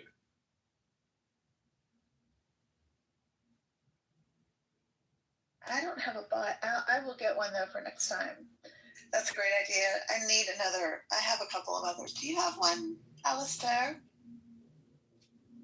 Do you have a bot on you? What? This conversation is fascinating. I've thoroughly enjoyed myself this evening. It's been so delightful. You moderators should be proud of your moderation skills. You clearly create incredible content. Not really tonight. This is supposed to be a listening session for me. So I apologize for not being more, Interesting. lively. The word is interesting. Yes, because today these are this man calling him on Oh, Jesus Christ. are you sleeping? Oh, you talk. Hello? Dippity. I heard Serendipity say once, I gotta find a room so I can go to sleep. I was like, oh no, she goes to sleep with Clubhouse on in the background? Come on, dude. You were like, hey, baby girl. I got what you need right here. Oh You got your no. room. Did you hear him insult me? Did you hear them insult me, Dippity? Like, so coldly and meanly, especially after I brought Austin on stage when he was probably legitimately booted. I mean, I was sent I'm down not several all times. surprised by Austin's behavior. I'm much more surprised about Alistair's behavior. Oh really? How can he do such a thing as insult you? Never. I don't know because he likes me. I don't know why he insulted me. This room has been. Anybody, Callie, don't ever make that mistake. This room has been. Callie, never make that mistake. This room has been so entertaining. I know why Jarl has been sticking around. Jarl's my lover, Alistair. He's your lover? We've been sending love poems back and forth. What is your PTR, sir? Is that a gremlin duck toy? No, that is the evolution of Jesus. Oh. No, that was sacrilegious and clearly blasphemy. You shouldn't say, oh, you should be like, you're a dick. Oh, I thought you were Catholic. Do you want me to be? You can be whatever you want to be, Austin Powers. Allow myself. Oh, Alistair, I like you. Allow myself to introduce myself. You're my kind of asshole.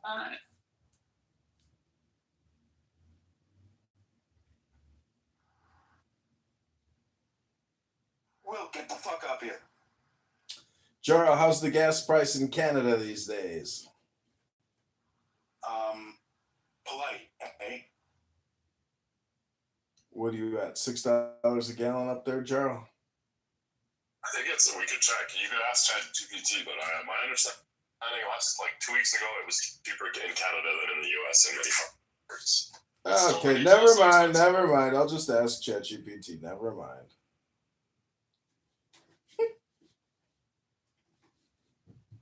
Well, I keep hearing that everybody's getting fucked worse than America, so I'm assuming it's cheaper in America.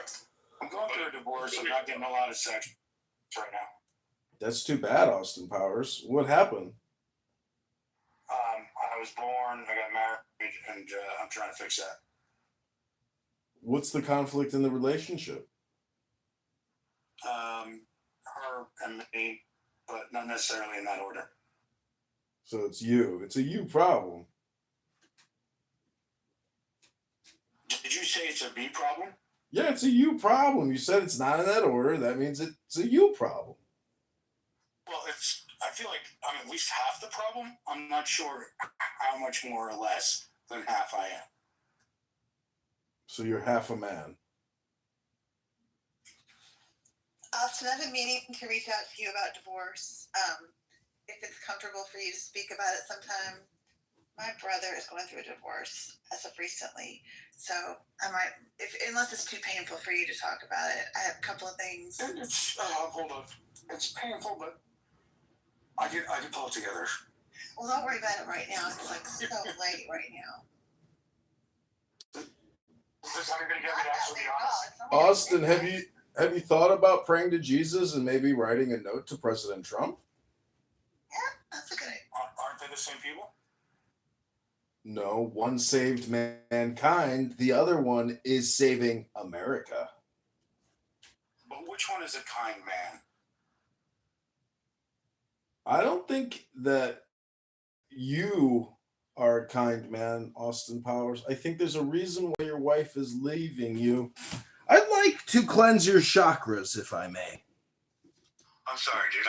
I've thought about it. Like, I support your decisions or sexuality, but it's just not my thing. Go ahead, pick a number. I find it flattering. Pick a number 1 through 64, Austin.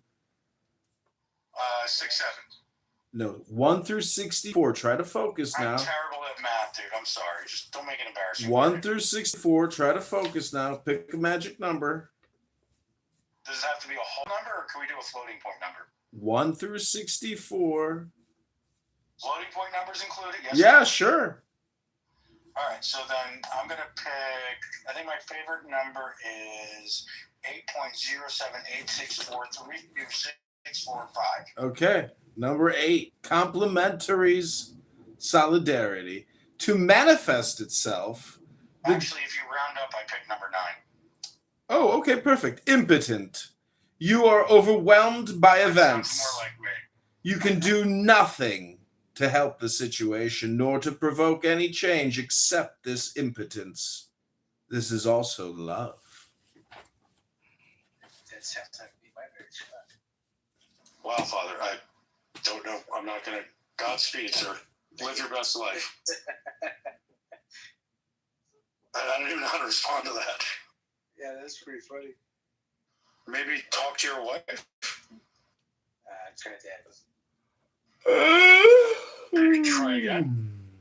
Yeah, it's a continual basis. All right, let me tell you this. As a pro at divorce, I'll tell you this: the core and the center of any problem you have in your marriage and interpersonal relationship with your partner is communication, and exactly, to be specific, lack thereof. You're just not hearing each other. You fix that, you fix everything. But that's really hard to fucking fix. Well, except when you're not having sex, you're having that sex in 8 years. You know what I mean? You're literally proving my point. Did not hear a word I just said. Why do you think you're not getting laid for 8 years? Well, having ED is fucking a big part of it. So. You can't afford Viagra or Cialis, or what's going on? I tried all that, dude. I tried all that. It just doesn't work. This has gone really much more weird. Let's keep going. Yeah. Have you had any intimate physical relations with your life partner at all? No. We don't even kiss anymore, so. Have you brushed your teeth in the past 8 years? Yeah, of course. Of course I have. Okay. Have you done it frequently? Yeah, I do it every day. And does she? Yeah. So it's not like a dental hygiene thing? No. Yeah, no. It's a lack of interest. It's a lack of interest in each other. You know? Okay. So can I give you a hint? That's probably more of a wall you're placing up. You clearly had something. You can get that back if you can communicate. But you are both just too stubborn and set in your ways to actually get through that. Well, I actually charge by the hour if you want me to tell you, like... If I could get my dick up, that would solve everything. No, it wouldn't, because you don't need to do that to make love. Like you do, but like if that's really impossible, you could still have a physical relationship to really connect intimately with someone. If that's like if it's literally if you did not have if your dick got blown off in some sort of accident, you could still have a physical and loving relationship with somebody who was willing to connect with you and share a happy and fulfilling life.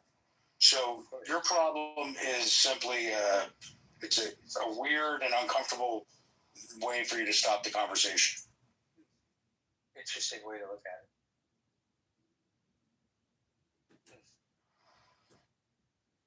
That's good. You got that in my head now. Interesting. It's good. No, okay. Don't make me uncomfortable, dude. I don't want to live in your head. No. You're right now. You're rent free, but I will give. Charge me rent. I want to move out.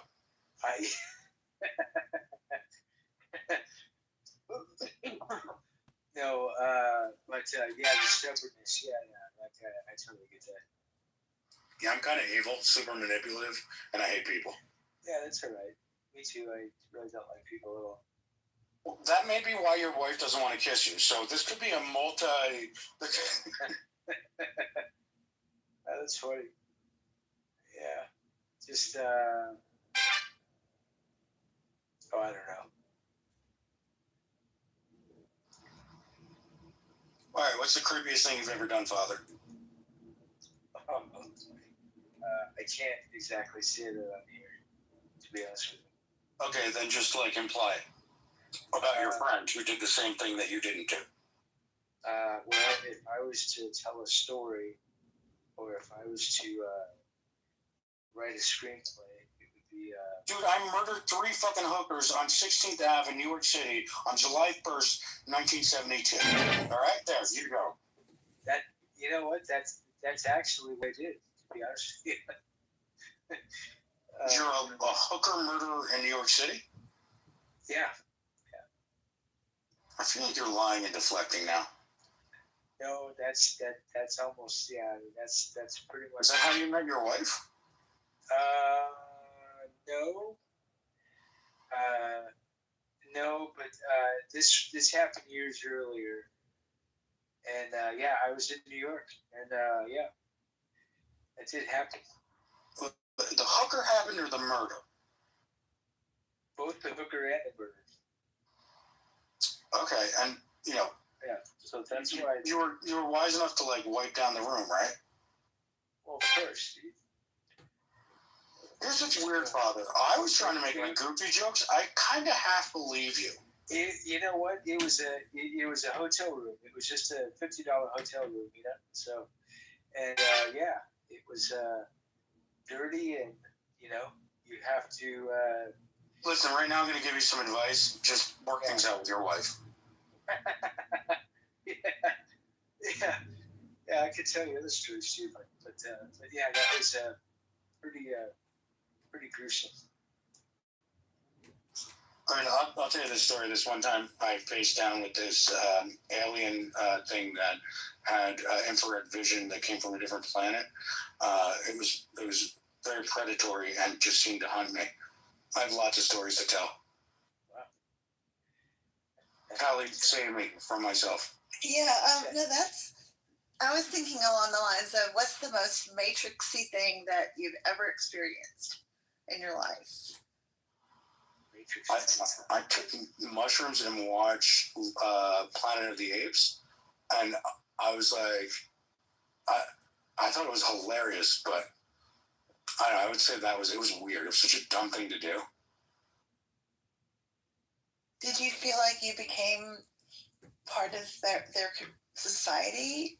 No, I kept seeing like tie-ins. So this is when I really like kind of I solidified my understanding that like so many stories we have, modern stories we have, they were originally told in some form in the Bible. Because I kept seeing correlations in the story itself, the actual story, from the Bible.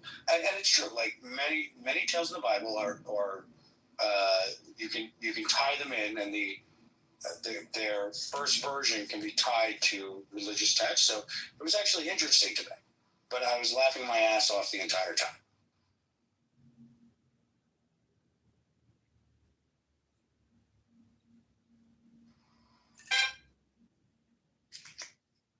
Good one. Well, father went to murder someone. Oh, what's wrong with that? Well, that was a really fascinating little tidbit of this room. Was a little unexpected. Just a little unexpected. Oh, he murdered some prostitutes in 1972 on 16th Street in New York City, huh? Wow. I'll be sure to send that to the New York FBI office tomorrow morning.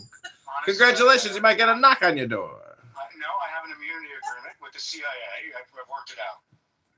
Oh, well, in that case, I guess everything's all right. No big deal.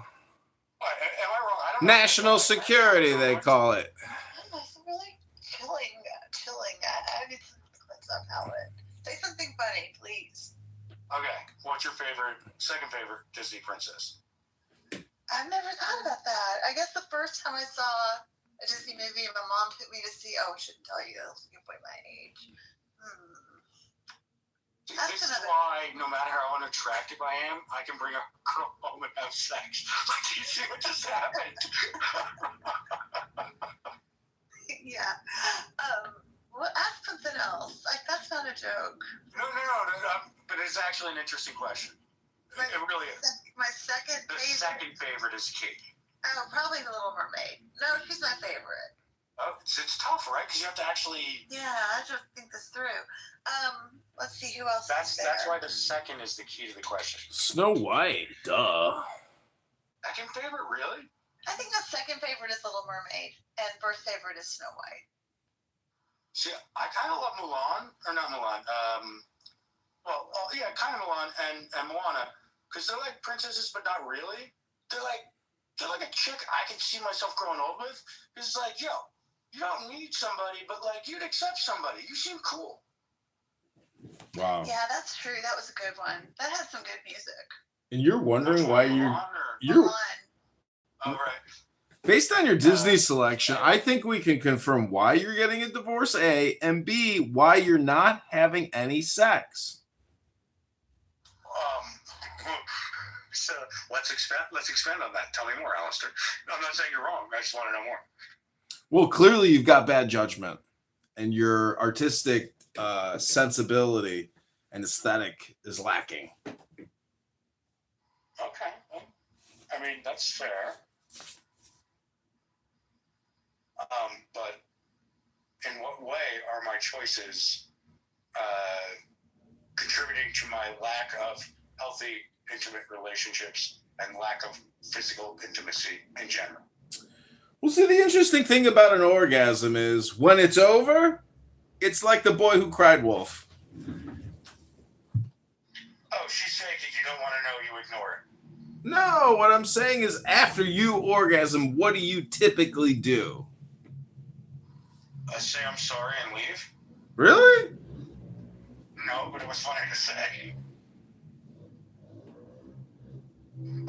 Typically, I'll make her French toast. Really, I promise I'll be better next time.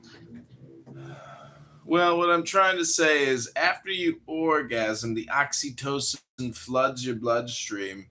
And just like tryptophan, it puts you to sleep. You take a little cat nap. Oh, no, dude. Honestly, lately, here's what it does to me. What? It makes me wish she would just go away. Which is weird. Uh-oh. I'm not getting laid.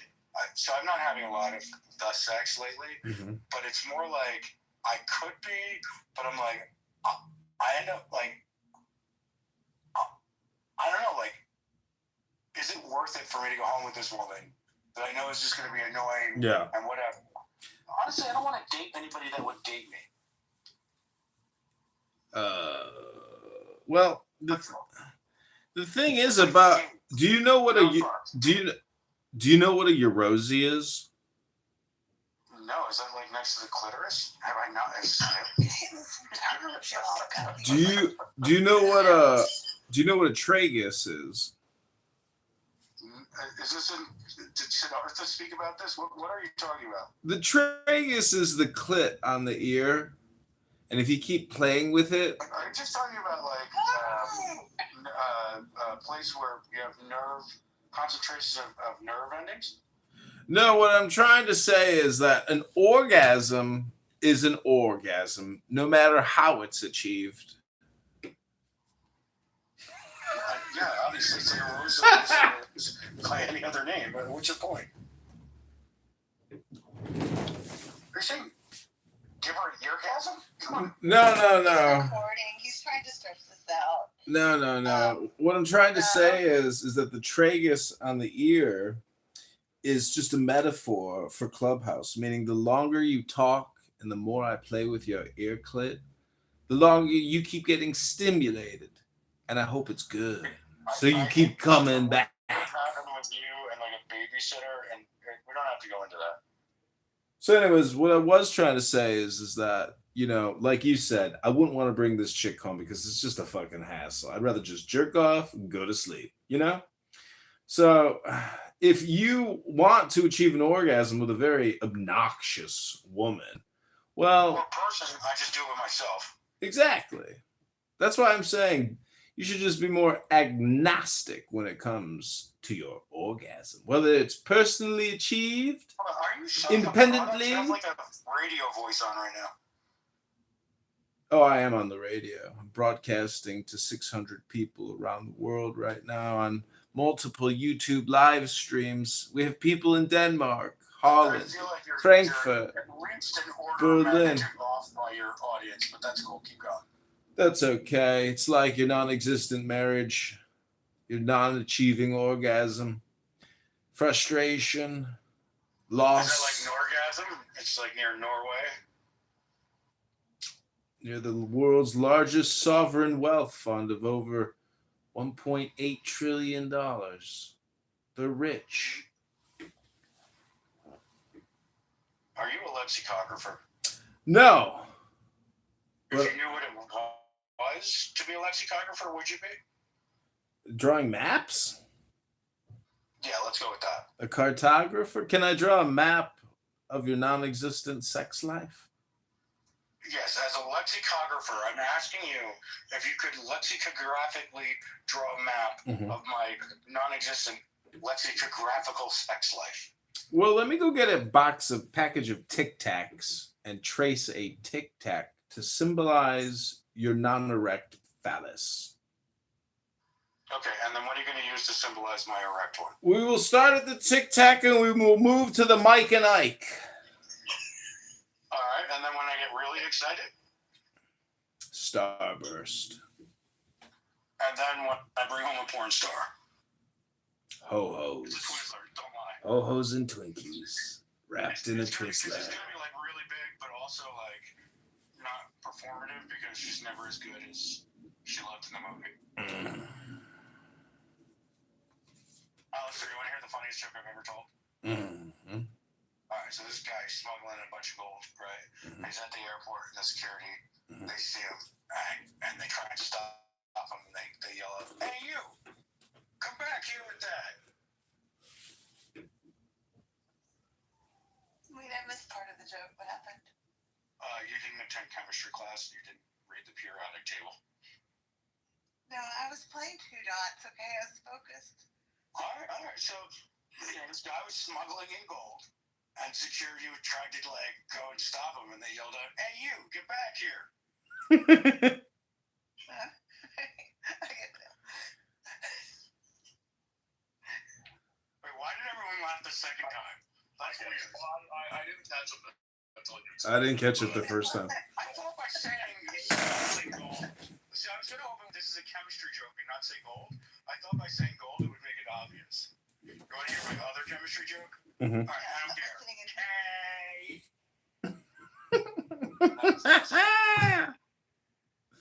Why is sex like a box of Kentucky Fried Chicken? So, Alistair, why do I feel like you have more STDs than I do, so you're kind of winning? I'm just asking you, why is sex like a box of Kentucky Fried Chicken? I thought it was like Pokemon. You got to catch them all. No, after you're done with the breast and the thigh, only thing left to do is stick your bone back in that greasy box. Oh. That's a lack of imagination. Hello?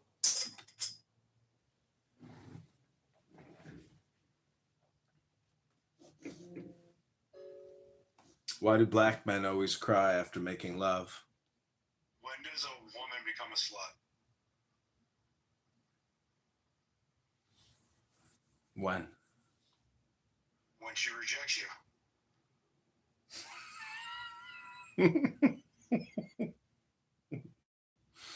actually, I just made that up like right now. Really? That was good. But it's a one-liner. I'm sure it's been told before because, 8 billion people.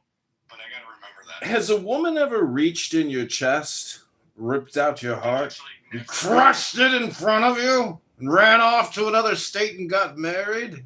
Lived a happy life? Well, joke's on her. She was still married to me, so it didn't count. You know why I've decided that I'm going to become Jewish? Circumcision thing, or like you just don't like house? No, it's because of the Rabbi Maimonides. Honestly, I found Jewish women to be far more open-minded sexually. What, in terms of like anal penetration? No, in terms of open-minded sexually. Well, he was saying that Jewish women are... Jewish women to be far more comfortable with their body. Oh, I see. No, it's the anal penetration part. That was like, you're fine. You're fine. Go continue. It was a little graphic. I apologize. I could have said rectal if that would have made it a little more medical. No, use your voice. I didn't mean to. That was just school teacher form coming out. I'm trying to find a good dad joke. I'll be right here. Well, I got you a gift right here, a little animation just for you. Sorry. Is this one of those rooms where people are trying to consciously design their life? Design? What does that mean? It was earlier. It was a little bit early, like an hour ago. Dude, it was sad. I don't know the Albert or father. And I went out of my way not to be mean. Oh, I thought you and Albert were buddies. Clearly not. Can I ask you a question? No, I went out of my way not to insult him, and he was uncomfortable with me. I thought he was just playing around because he's your friend. Moderators, I've pointing out indirectly he's being a douche, and he's like, "All right, you're not being too much of a dick. I'll put up with you." Moderators, I've got 4 questions I need to have answered. Well, I think, okay, we're ready. Are you ready? Number 1 is, what should I finally face in my life? Your wife's vagina. Number 2, what truths or realities are preventing my growth and happiness? Same. Let others answer, Austin. Number 3, what could I do about it right now? Hello? What was the other question? I didn't remember. How can I better connect with this moment in this room right now so that I can master what the hour demands of me? Can you better connect? Listening. I have a real answer. Take a moment, look inside, and see what you need. Personally, physically, socially, relationship-wise, family, and then take action based on that. Oh, I hate it when I'm serious. That was really good. Callie, I will deny ever saying that. Well, the white space of a free day seems unfathomable because we have become hypnotized by a false but compelling need to respond to all the needs of others on Clubhouse. You're going to take this guy? Why you do that, John?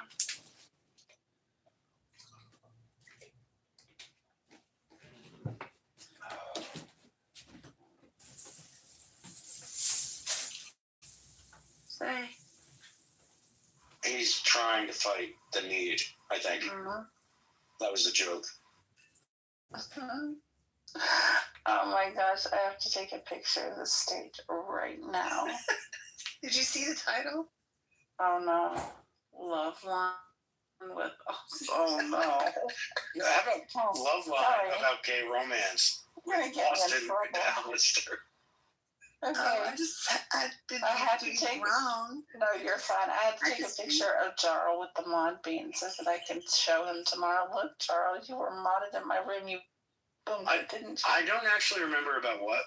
In the past, Jarl and I have definitely locked horns, but tonight we're both like, yo, what the fuck? Where are we? And how do we help each other get back to reality? Remember that night that we were in a room with A-Check? Oh my gosh. What happened to A-Check? Is he disappeared? Or no, he's still around. He's so funny. You're a terrible, terrible person. The worst of the worst. Sir, you missed it. Best. I used Social Cloud tonight in here. Wait, what? Yeah, so somebody threw me down. I was like, hey, I don't mind being told to be quiet. I don't know you guys. I'm not cool if you throw me down. But Callie, you can throw me down. She kept bringing me back up.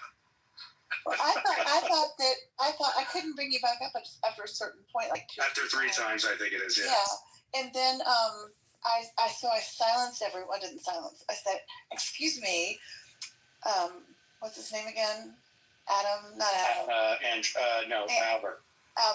Albert, why do you keep silencing Austin?" And he didn't answer me. So I said, "Come on up. Somebody let you up." It was not he. It was not he. It was father. It was the other guy. Yeah, he let you up. I don't know. I thought you were friends. That's why I thought you were friends, and he was just teasing you. No, I don't know. I mean, I was goofy. I would have just left. I was whatever.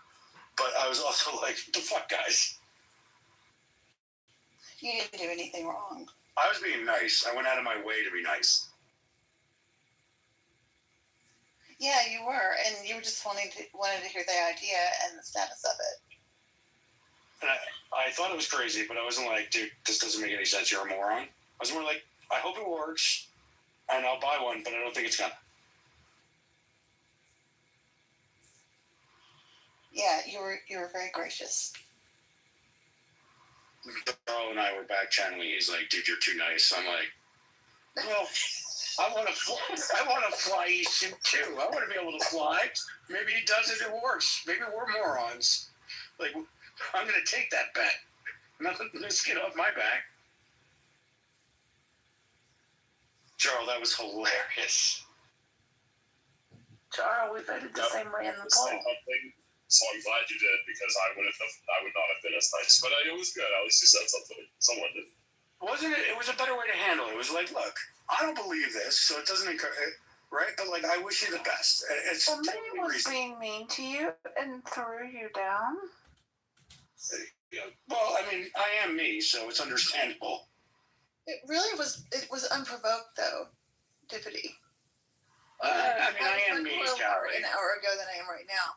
But Albert was smart enough to know I was being whatever, but it was more that there was no warning. He was just like, I'm gonna do this just cause, and I was like, fuck you, dude. So yeah, totally fucking. It's like, yo, bitch, I'm a cool kid. I can come back up, Callie. Bring me back up. She's like, yo, I'm gonna bring you back up. It's like, see, I'm a cool kid. And I'm really happy we have the history function now, so I could see who was doing it, because I didn't know who it was. Wait, you can see who threw me down? Yeah. I didn't know that. That's crazy.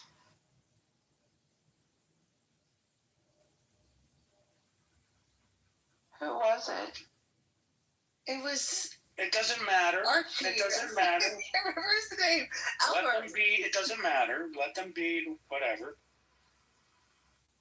Well, we're gonna. I'm a peacemaker. I'm gonna get y'all back. Somebody green beaned him, so he was adding value in somebody's mind, and I'm cool with that.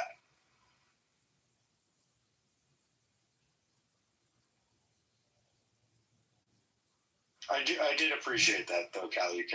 You were like, yo. Yeah, I don't like it when people are marginalized. What's that like as a white person?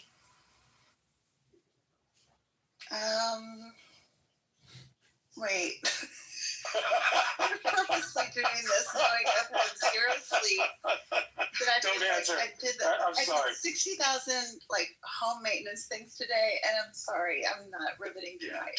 I'm having so much fun with y'all. You're the best. I say really dumb things when I'm not thinking a lot about what I'm saying. How do they come rapid fire? They're really good. It's true. When I'm sleep deprived, I just shoot from the hip. I do that too. Then do you just see? That was me 2 hours ago. Then I crashed. Do you crash ever, or do you just keep going like an Energizer bunny? Well, no, I just find myself funnier, and other people find me less funny. Okay. But I still think I'm funny.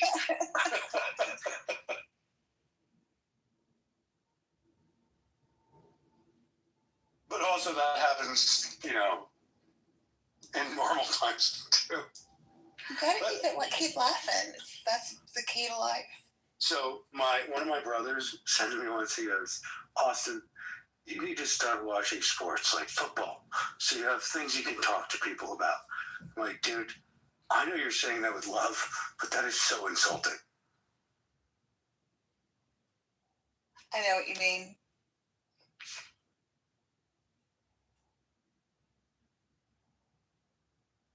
I say weird shit, but I say because I don't give a fuck about football. I want to hear shit. Kelly, who was it?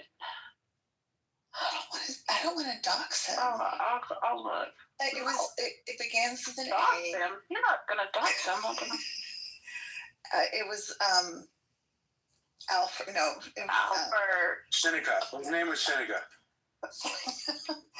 I don't know him, but I'm friends with him. I know Albert.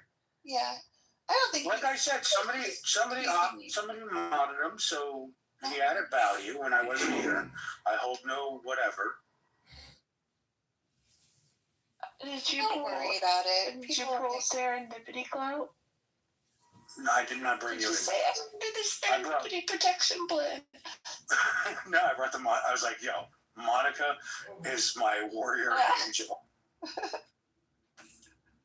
Monica, she's not even dogs. He pulled out the Monica dogs. Wow. Oh, yeah. Well, no, he was fine. I could understand why he did what he did, and you don't judge him based on that. I'm me. So he added value too. Everybody adds value. I thought there was a tiff between the two of you. I didn't want to get involved and ask why. I just thought, boys will be boys, and I'll let you work it out. Well, the tiff was he was using words, but just randomly combining them. And then I was like, yo, these words don't make sense. And he's like, yo, don't say that. No, you really were asking the valid questions, though. I wish we could rewind and hear it. I just want to say that life... I want to wake you, because you were sleeping. You were snoring. Life can lose its vibrant aura and charm if we do not bend the energy of our minds toward positive engagement and appreciation here on Clubhouse. I'd agree with you if you used the word quantum. You failed to do that, so I disagree. Well, what do you think about this one? Love is always the final and most complete cure to our inner demons.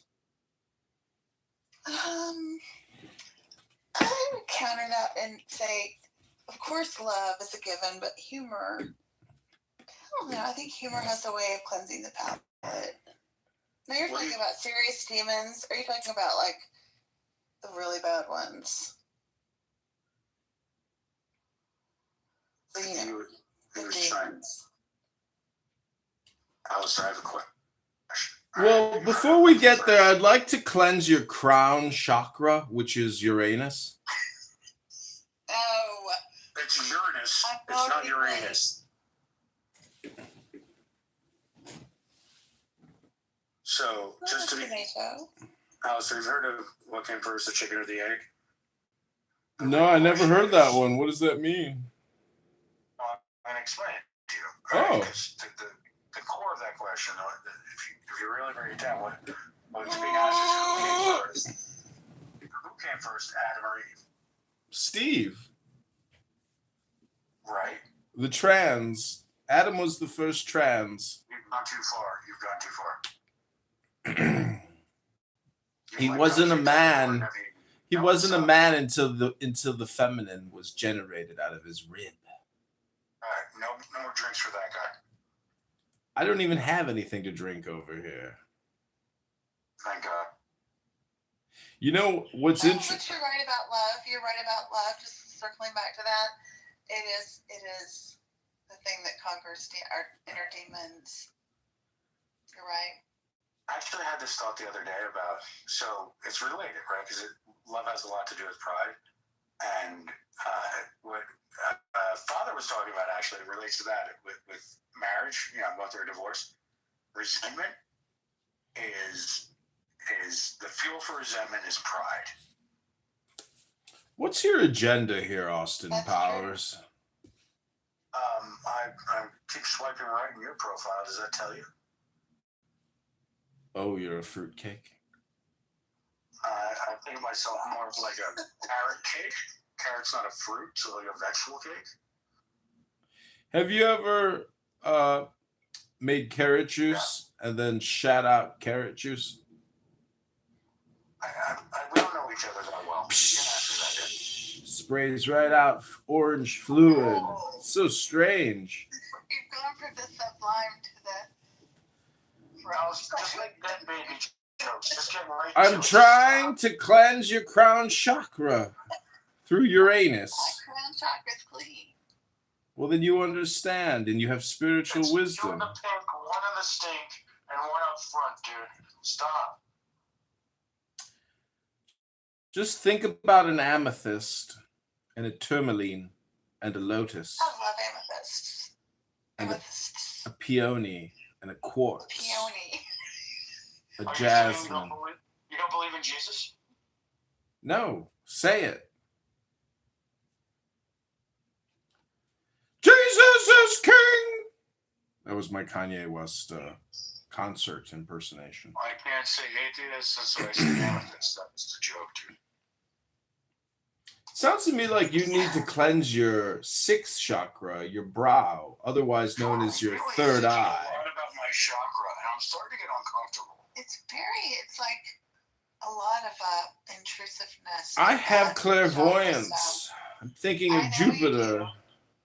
I'm breathing in pure air through my pineal. I have great intuition. I'm sitting here with Isis. And we smell like lavender. I feel like you smell like death and rotten grapes. That's your intuition coming from your brow. No. Dolce. What? I smell like Dolce. Dolce. Your brow is known as your ajna. Dolce.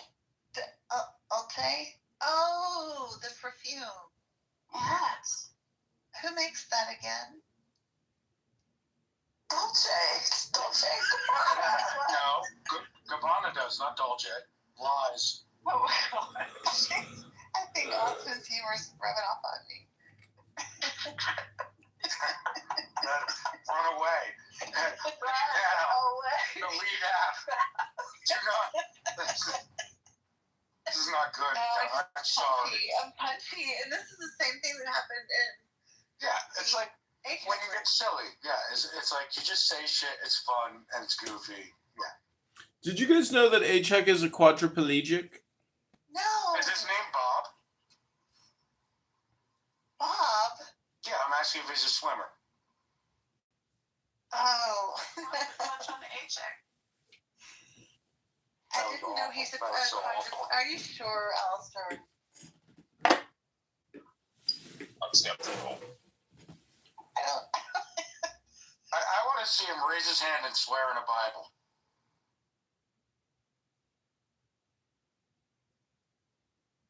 No?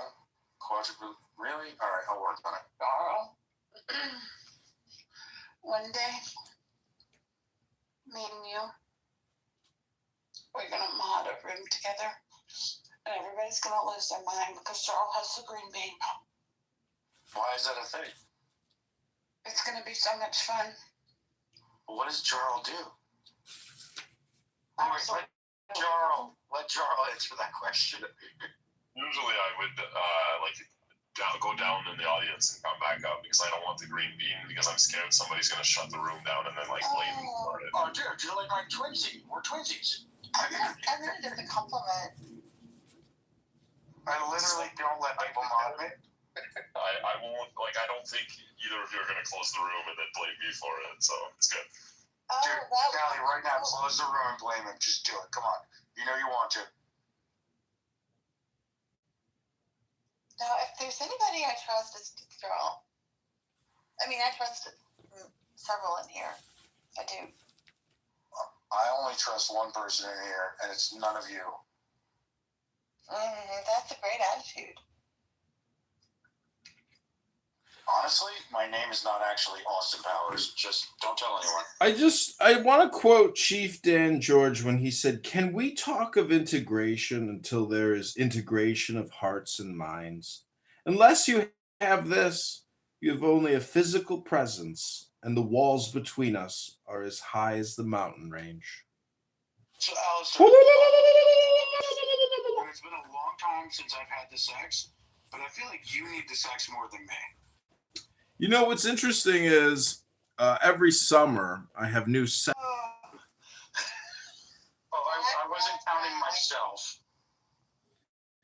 I have a magic book on love. It's called The I Ching of Love. People have really been enjoying this. Have you tried AshleyMadison.com? Have you tried the present moment?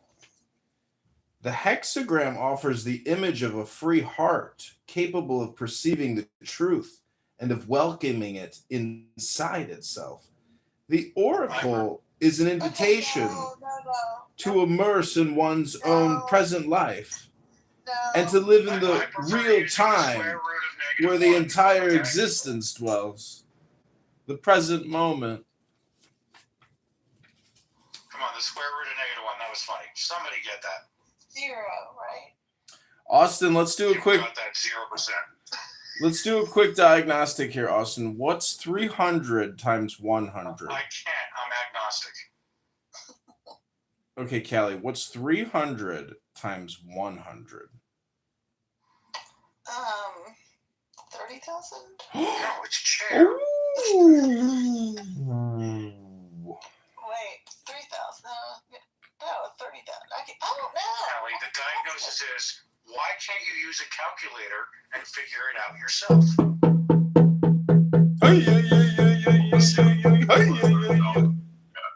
You can just move the zeros, but that's not the point. Something else I don't know. It's like some kind of a inside joke. 30,000 times 1,000? No, it was 300 times. Are you saying I have dementia? Yes. Early onset, of course. Get that checked. That was the diagnosis right there. It doesn't matter what it was. It was so you didn't even have to do any math. You just had to move a bunch of zeros over. Right. That's what I did. I wouldn't use the calculator. Did you say 300 times 100 or 1,000? You would have gotten it wrong either way. It doesn't matter. No, I don't. You know what Blackhawk said? He said, "How smooth must the language of the whites when they can make right look wrong and wrong look right?" Alright, so you're just asking your AI for dumbest quotes ever, or what's your actual prompt? Knowledge was inherent in all things. The world was a library. Man who drops watch and toilet has shitty time. There's a reason why you're separating and unorgasmically experiencing life. What was the greatest orgasm of your life, Austin Powers? Like the being obsessed with sex, guys. Austin, what was your greatest orgasm? Be honest. I hope the one that I have next. Spoken like an oracle. Kylie, what'd you ask? matters to me. That doesn't. But let's pretend it does. It sounds like you two both need girlfriends. Oh, so bad. Like, I don't want to date. Like, I could. Well, yeah, let's go with yeah. Do you want me to find someone for each of you, or one for both of you? Whatever you want. Well, here's the problem. I really will not date anyone who would date me. Oh, okay. I'm undateable. So I have my kids. I have limited time, and anyone who wants to date me is clearly just either they're incredibly rare, not going to happen, or they're dysfunctional and a problem in my life. Right. Now I could go out and I could whatever, but there's always noise, and as I get older, that noise is less and less. There's more and more of an obstacle for that. You know what I mean? Mm-hmm. Yeah, I do. But you know what? One day you'll wake up and you won't feel this way. I just know it. You're going to fall in love with someone. Oh, 100%. I've fallen in love before a couple of times. And I look forward to the future. But my priority right now is my kids. So I'm like, yeah, anyone who wants to date me is probably not like a reasonable human because of what I can offer them as a partner. Because they're not coming in and being mom. Right. I think you're thinking about all of this correctly. I do, or the right way. I mean, I don't know. I did, well, whatever. I took a short trip to somewhere for Fashion Week somewhere. Whatever. Have you thought about going to Miami Swim Week? Oh, wait. I mean, Alistair, let Austin finish his story about Fashion Week. It was more like I used to do awesome shit just like on the spur of the moment. I just kind of did whatever. The point is, I do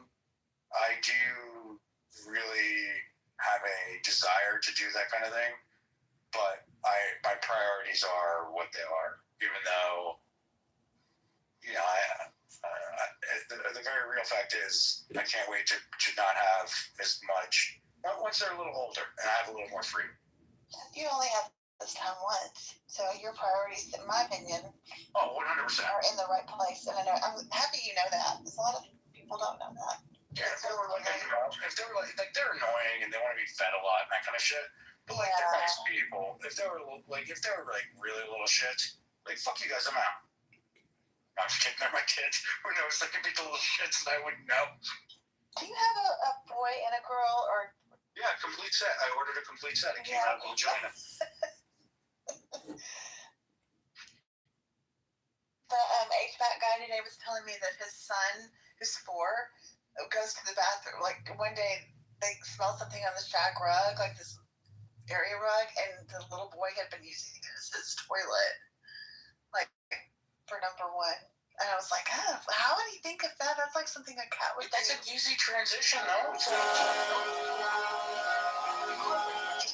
You know, I think you can work with that. Yeah, true. My little one, my older one, when he was about 1, you put him in a little like baby bath or whatever, he would always poop. I was like, how can I early potty train? Like, there's definitely a way I could. It's like a little potty, right? Well, I think he was just relaxed. It just happened. But the joke was like, how could I transition this? It didn't work. He wasn't really potty trained until he was like 2.5, like whatever.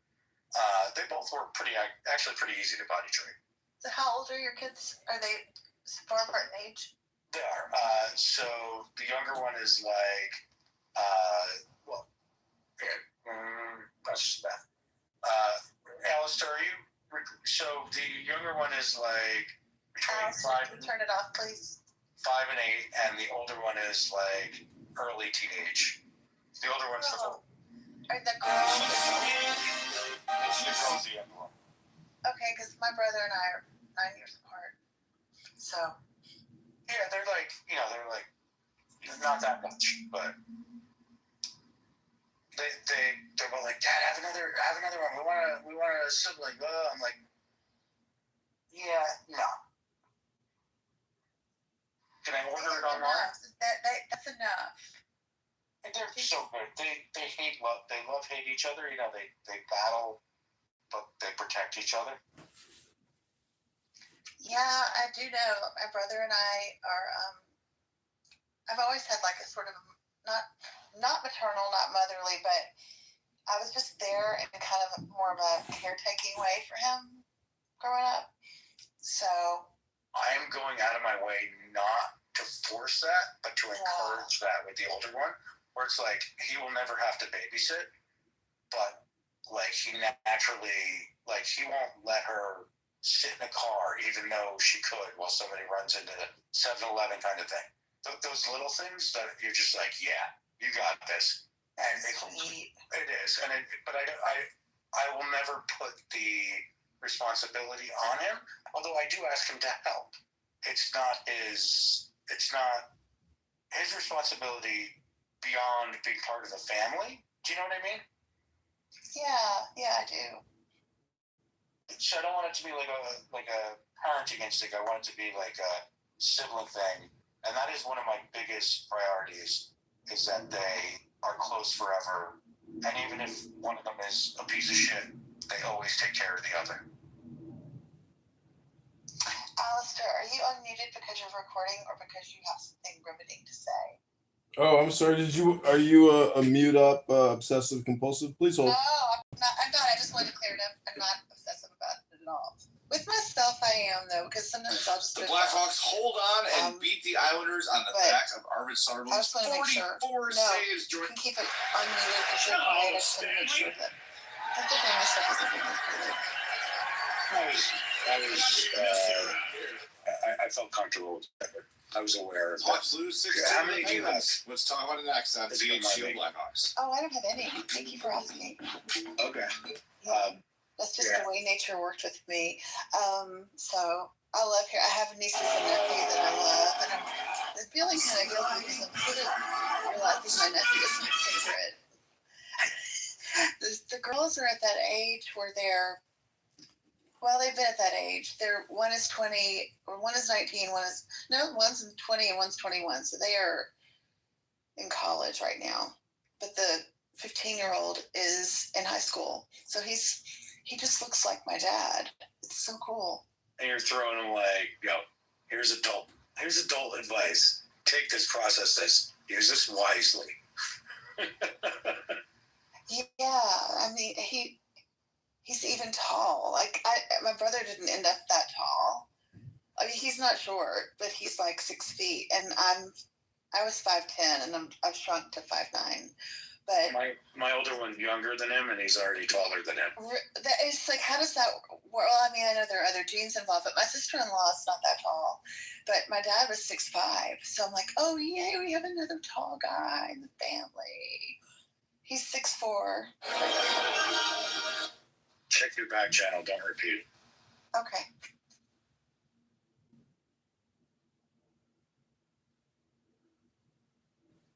Mine, I'm saying. How is that possible? I didn't know that. Oh, wow. Well, for, it's not 100%, so it's like, whatever. It's just a funny joke, but... That's cool. It's funny, yeah. He was actually born there. Really? Yeah, I lived there for a long time. And Over 6. Oh, wow. Wow. Yeah, he's I won't let him play football. He's like annoyed, but head injury. His biggest thing is the head. It's your most valuable asset, right? So I'm like, nah, not worth it.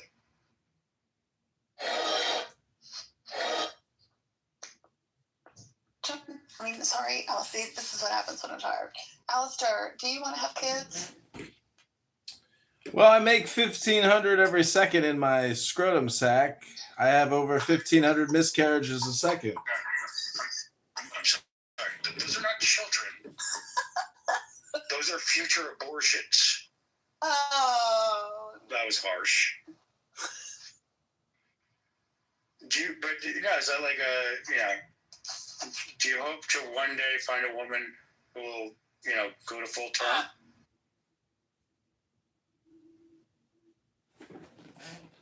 Well, I've tried to make children in the past with beautiful women, but for some reason, no children come out of them. How How about fat chicks? Hogs and honeys? Ooh.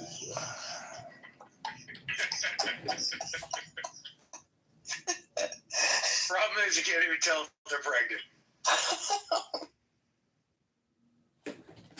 Well, have you thought about getting married first and then having the baby? What's the difference? Oh, are you talking? Who said that? What I'm saying is, have you seen Maury Povich when like an obese chick finds out she has a baby? Like she's on the toilet, she's like, "What was that? Yeah, I've already. No, was it still good?" Behind the freaking food store and have the baby next to the dumpster. They're like, I thought I had to poop. So I decided to come on Jerry Springer to tell the world. We need to find you someone, Alistair. I'm working on it. I'm a really good matchmaker, by the way. Even though I'm single, I have put together. Well, until recently, I put together 3 couples. What's your age range, Callie? Oh, between 25 and 70. All right, yeah. So, like, I feel like 25 and 70?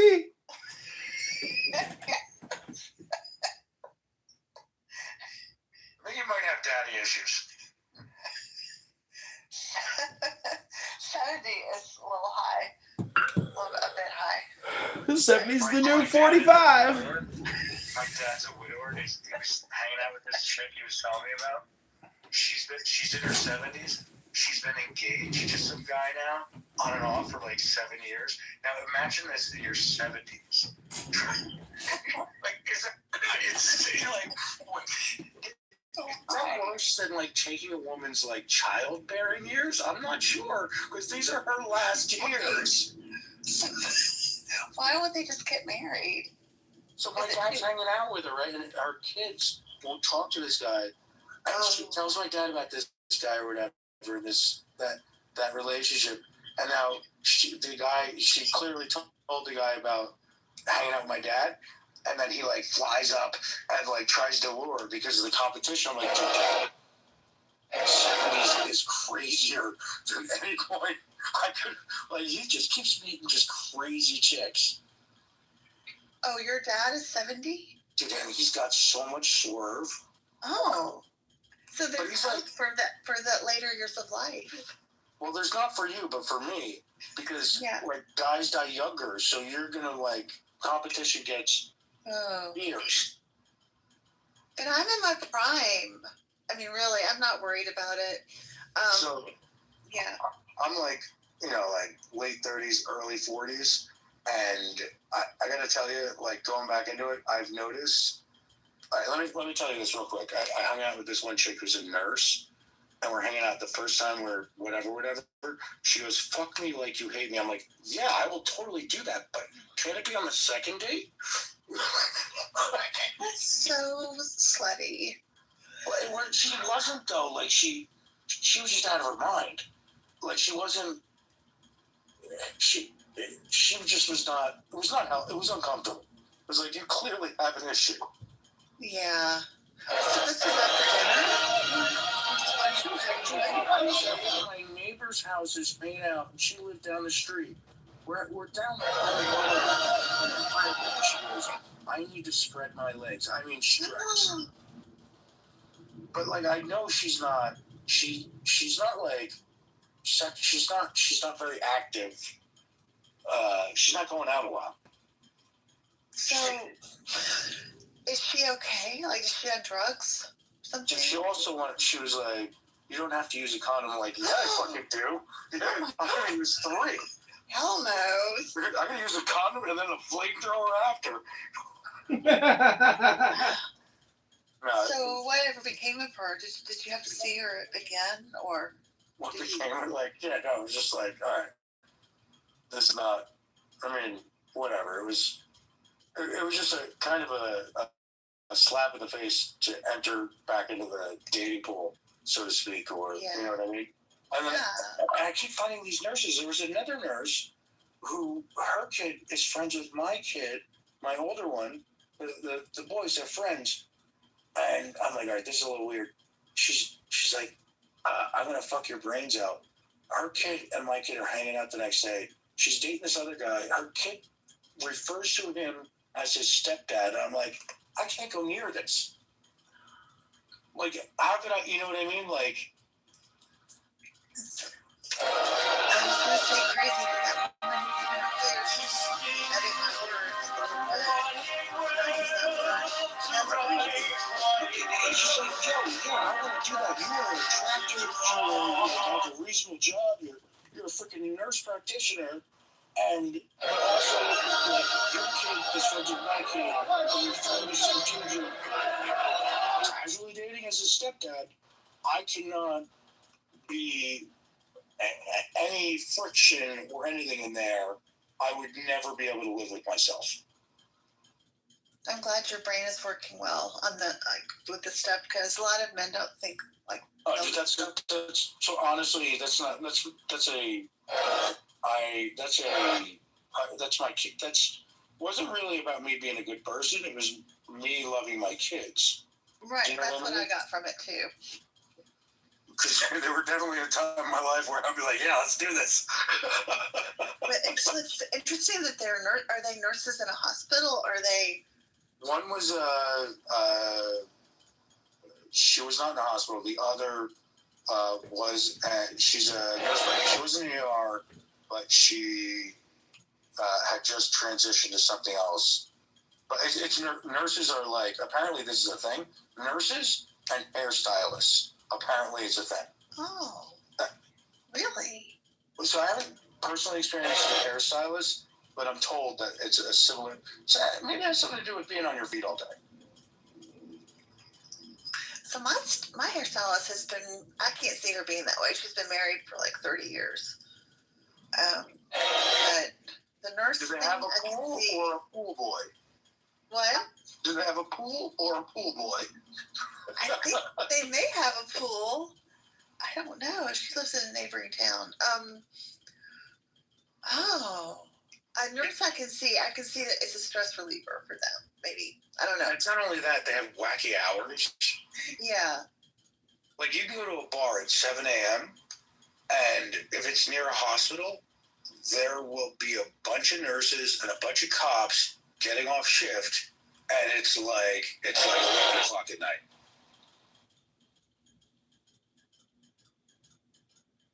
That's weird. That would really mess with the whole system. I don't think I could handle that. I mean, the thing that killed me was the stepdad. I was just like, no.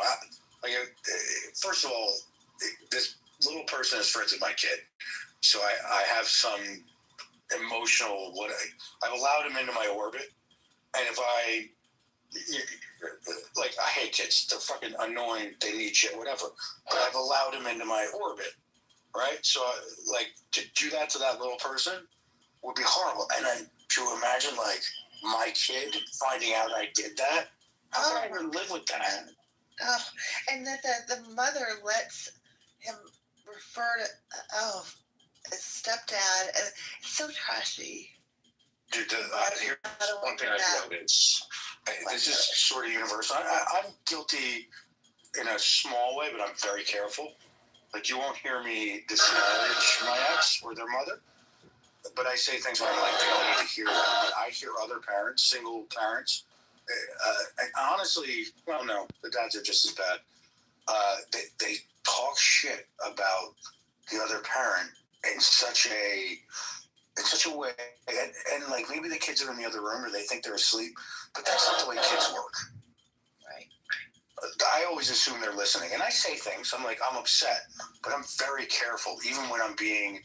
I feel a certain way, and it does take effort, but I'm very careful not to express that because they're going to absorb that. And one of the most important things. Doesn't matter about what I feel about their mom. What they feel about their mom is so important. My dad was always able to do that too. Wait. I'm just kidding. What? I said, you know what else is important about your kids? What? You know what else is important about your kids? That they have 10 fingers and 10 toes. No, it's about how do they feel about themselves.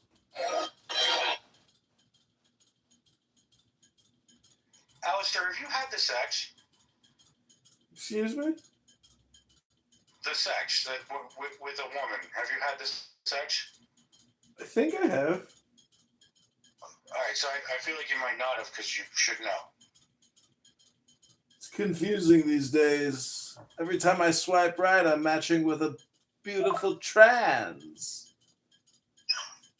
Is that a problem or is that you have too many options? It wasn't a problem for me as long as there's a hole accessible. Oh. Hey, if you can chakra, you're gonna chakra. I try to cleanse How do you know they're trans from the photo? Can you just tell? Sometimes they're polite enough to say, I'm a trans bitch, and if you like Trump, you can go die. We are not morally equivalent. I've never heard a trans woman speak like that.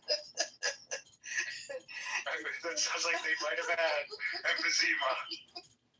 We are not morally equivalent. I've seen the videos. I used to see these in Mexico, where it's a guy in yoga pants, bent over to Trump, with his ass just hanging out, and guys will be walking by staring, and then the guy will pop his head out with a beard, and then everybody that was staring will cringe. It's hilarious. There are a lot of trans these days. Transes. Well, what's hilarious is nobody can tell, right? And the guys, they're staring yeah, check that ass out. And then it comes out with a dude with a beard, and they're like, oh my God. The reactions. Yeah, it's really interesting what's going on with the hormones in our food. I'm serious. I think that's more about a perception thing, but also hormones in your food is... Wait, what the fuck do you mean? I don't know. I just blurted it out. All right, that's cool. Did you know there's no hormones in chickens or cows? They just say that for marketing. No, I think there's some that are so they're so just grouped together and injected with so many. My nieces developed really early. I remember when that started. And you do know Muhammad had a 13-year-old or 7-year-old wife. So this is really early in our family to have that kind of a growth spurt, and start menstruating at that age that they did, and the doctors. My sister-in-law told me the doctors said that it was due to the hormones in the food. So I think that's when I started not liking meat as much. I was like, well, there's all these hormones, and then I started going organic. So this is in the last 10, 15 years. So, Callie, if you actually look into it, it's illegal. It's been illegal. It is a red. It's really? Sort of it's like electric towers causing cancer. It's not a thing. Really? But yeah. There was a point where they tried to use antibiotics and hormones to do that, but everybody says it it was very common. Whatever, it wasn't. It really wasn't. So even I think this was Tyson's chicken that I'm pretty sure was, if it isn't still. Well, look it up. Maybe I'm wrong, but that's Are you talking about the chicken nuggets or the chicken thighs? The funny part is, I think it's actually the access to such a variety of different foods that's very healthy that actually allows people. That's a good point. Right? So, but the hormone thing is, my understanding is that it's very. They did try that, but it was very short. It was never a widespread thing, and it's not. Everybody thinks it was such a thing, and it's still such a thing. It's so misunderstood. I really think it has to do with health. Saying that, because I feel like I'm literally not 100% on this. This is my understanding. No, but really, normally with this kind of thing, I would be self-educating. I totally believe that at face value. Because it sounds right. You're no. 12-year-olds with boobs. What happened? It makes sense with all the they have nutrition, a healthy body. Yeah. It makes sense now. I'm gonna go down a rabbit hole tomorrow about this because. Let me know what you find because I'm fairly certain I haven't got too deep. I know I'm not. I'm really glad I know now because. You know what I released this morning? Can't take that on us, Mr. Mayor. Every department will pay 10% for its budget. This milk or this beef or this chicken, that it's illegal to use those. So it's a marketing ploy now, and it's been that for decades. I still haven't really wanted much meat. I have to have some occasionally because I get really low in my iron. But I just stories I've heard about, like Tyson's chicken, for example. I just assumed they did all that thing. The way they raise chickens is so... Yes. I'd love to find a place. I'm going to put that on my list for the weekend, just to find a place where I can. Taste is good though because they're genetically the chickens are breeding for their succulence, right? Like for their taste. So you can find free-range chickens. It's like, why does this taste gamey? I don't mind gamey. Do you like gamey? I do, but I like gamey when I'm trying a pigeon or some sort of game bird. Oh, okay. So even the eggs are gamey? I actually can't recall having pigeon eggs. I did eat certain pigeons are delicious. Not New York pigeons, but others. No, I thought you were talking about just general eggs. Oh, no, I don't think chicken eggs. No, I literally have had one of the. I was in Quebec one time. One of the finest restaurants there. I had pigeon. It was outstanding. A little bit gamey, but outstanding. And you wouldn't think a pigeon has a good, a bird. It can be.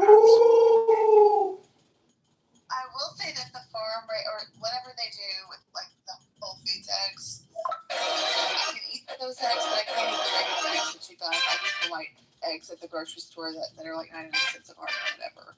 Those I can't eat them, or I get terrible heartburn. But the regular Whole Foods eggs I can eat. Like 3 or 4 would be fine. So I lived out of the country for a long time, and outside the U.S., eggs are often just not refrigerated; they're just left on the shelf, right? Yeah. Which is crazy here. Yeah. But you would never think to do that. So there's places around here, like little farms or whatever, where you could just buy eggs that they make, like on this little farm that they're getting a tax break on, get fresh eggs. I'm like, I don't know. I feel like I'm going to get some sort of crazy disease they're not testing for, trying to get fresher eggs. Maybe I need to buy a chicken. Your own chicken. Yeah. I have a friend who did that. Council is beyond its means for me. The audit I released this morning shows 10 that on us. I think she had had a problem with a rooster. She ended up killing the rooster and eating it. Something with the rooster. Well, rooster sounds like a cock.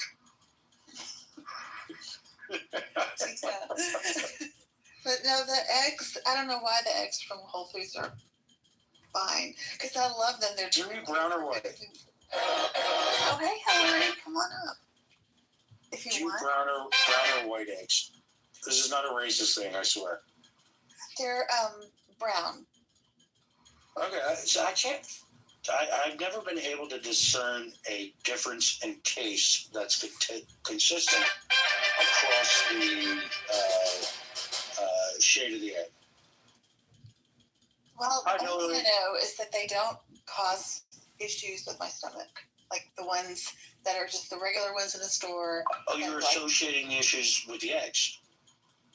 Yeah, because I do food combining, so I'll eat just eggs, and then... Wait, you combine food when you put it in your mouth? Don't be crazy, Andrew. Food needs to be this is an old thing. It's a thing I do, and it really agrees with me because then I don't get sleepy. It's like if I have eggs, then I let that settle, then I'll have an orange. So I think you might be I have dealt with this for years. And have you ever tried it with an egg white card and found egg whites? No, I haven't tried it. I never have wanted to do that. Just try it with that. So they use malformed eggs a lot of times. They'll be slightly imperfect, but it's totally safe. But that will tell you. What's the card in it? Is that good for you? all. It's just protein. It's so hard to F that up. Austin, where did It comes in one of those old, like, you know the milk cartons we used to have when we were in school? In elementary school? It comes in those. Yeah, so either they do a pint or half. Yeah, exactly. Austin, where did you live overseas? I lived in Utopia Planitia. Uranus? It was right next to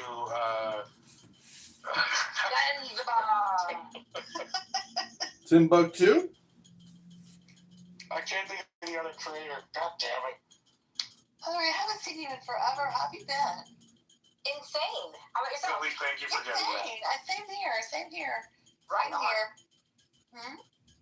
Hello? I mean, I think it's been months since I've seen you even on the app. I've been on it a lot because I took some time off of work. I'm going back Wednesday. So I'm sort of enjoying my last... I'm going to be back on Clubhouse, but it just won't be on as much. What observations have you discovered about communication? You're not good at it. Ow. Is that a projection? Who's not good at it? Everybody on the stage is good at it. If you were good at it, you would know. All communication is projection. Go look in the mirror, Austin. That's not a projection, that's a reflection. Again, you need to work on your communication skills. All communication is hypnosis. Is that your prognosis? It's my diagnosis. I think you might be suffering from Alzheimer's. Psychosis? You don't got the right. Uh-oh, somebody's projecting early onset dementia. Alzheimer's disease. Did you need to check your chakra? Do you think cannabis can be used to treat Alzheimer's? Only for you. I wouldn't think so. Oh, this conversation. There's actually evidence that Viagra can do. It helps with plaque buildup somehow. There's some sort of correlative data I read like years ago. Correlation does not mean causation. I recently found out that methamphetamines can stop you from having a heart attack. I was like, wait, what? What? Amphetamine? It can also stop you from having dental hygiene. I thought they would cause heart attacks, but yeah, apparently, not heart attack, congestive heart failure. Austin, do you use it? Also is far easier on the heart. So there is. It's weird, right? You would think the other way. It has something to do with the way the circulatory system. What do you call it? It squeezes. It gets tighter. That's what I was going to say. Yeah, it pumps it. When you have congestive heart failure, one of your heart doesn't pump correctly. It can't pump hard enough, and I guess the amphetamines make it to where it does pump that hard. I don't know. Austin, do you use a tongue scraper? Only before I go on a date with you. Aw, that's so considerate. Do you floss every night and use a water pick? It pays me for the tongue scraper after I use it. It's sex work. It's uncomfortable. Better than feet pictures. I don't think you need a tongue scraper if you brush correctly. Like if you use a good electric. Have you ever used a tongue scraper? Yes, I didn't get anything. Nothing came off. I guess I'm clean. Oh no, my love. When you use a tongue scraper, oh yeah. Like to the gag reflex point. There you I'm go. maniacal about my teeth. I'm kind of like a maniac about my teeth. Well, clearly you don't understand that when you use a tongue scraper, it's like scraping off a planet off of your tongue. First of all, none of us are clean. It's like how much of what? You got something living on your tongue right now. When you share drinks with people, you actually will share bacteria and viruses that can cause cavities. And your plaque, it causes that. But it's some sort of strep related. It's not just plaque. It's a virus too. But I had no idea that sharing drinks would do that, and now I really regret a lot of the women that I've kissed. What about Val Ubele? Problem solved. Val, are you trans? Did you know that the bacteria in your mouth, if it accumulates, it also goes up to your Oh! Yeah, she developed dementia. Dementia! You're misrepresenting that, Val. She's Muslim. She practices taqiyya. Fuck you said call Muslim. I'm fucking Italian. Hold on. You could be an Italian Muslim. I love that. No, I'm Roman Catholic Italian mob wife. Muslim, listen, I don't knock anybody's religion, but don't superimpose something that's not me. If I say bada bing, what do you say? Go fuck yourself. Yeah, she's Italian. fuck it. Do whatever you want. You know what? Forget about it. Fuck it. Do whatever you want. Val, Val, Alistair, you literally are gonna get shot in the head. Val, I want to know when you use Hinge and Bumble, do you put on there that you're trans or do you just swipe right? I actually do say I'm trans in those type of contexts, but I don't use those apps because I'm not desperate. You're not desperate? Tell me that you are. But wait, I was like, John, why do you use those apps? Why are you on those? Because I'm looking for love. I'm looking for Mrs. Kitover, Lady Luck. I'm desperate. I'm desperate. I don't use those apps. Are you saying I should? Yeah. Oh, you should use Hinge for sure. You'd be amazed. You're saying Backpages and Craigslist is Backpage is gone. That's part of a class action FBI settlement. Wait, what's that? You're trying to meet me and trying to kill somebody. So, trying to meet me and kill me. Does masturbation? If you're getting it right. Facts. I mean, that side seems to know that answer. Ask him. Alistair, would you pleasure your own chakra? Do you murder people?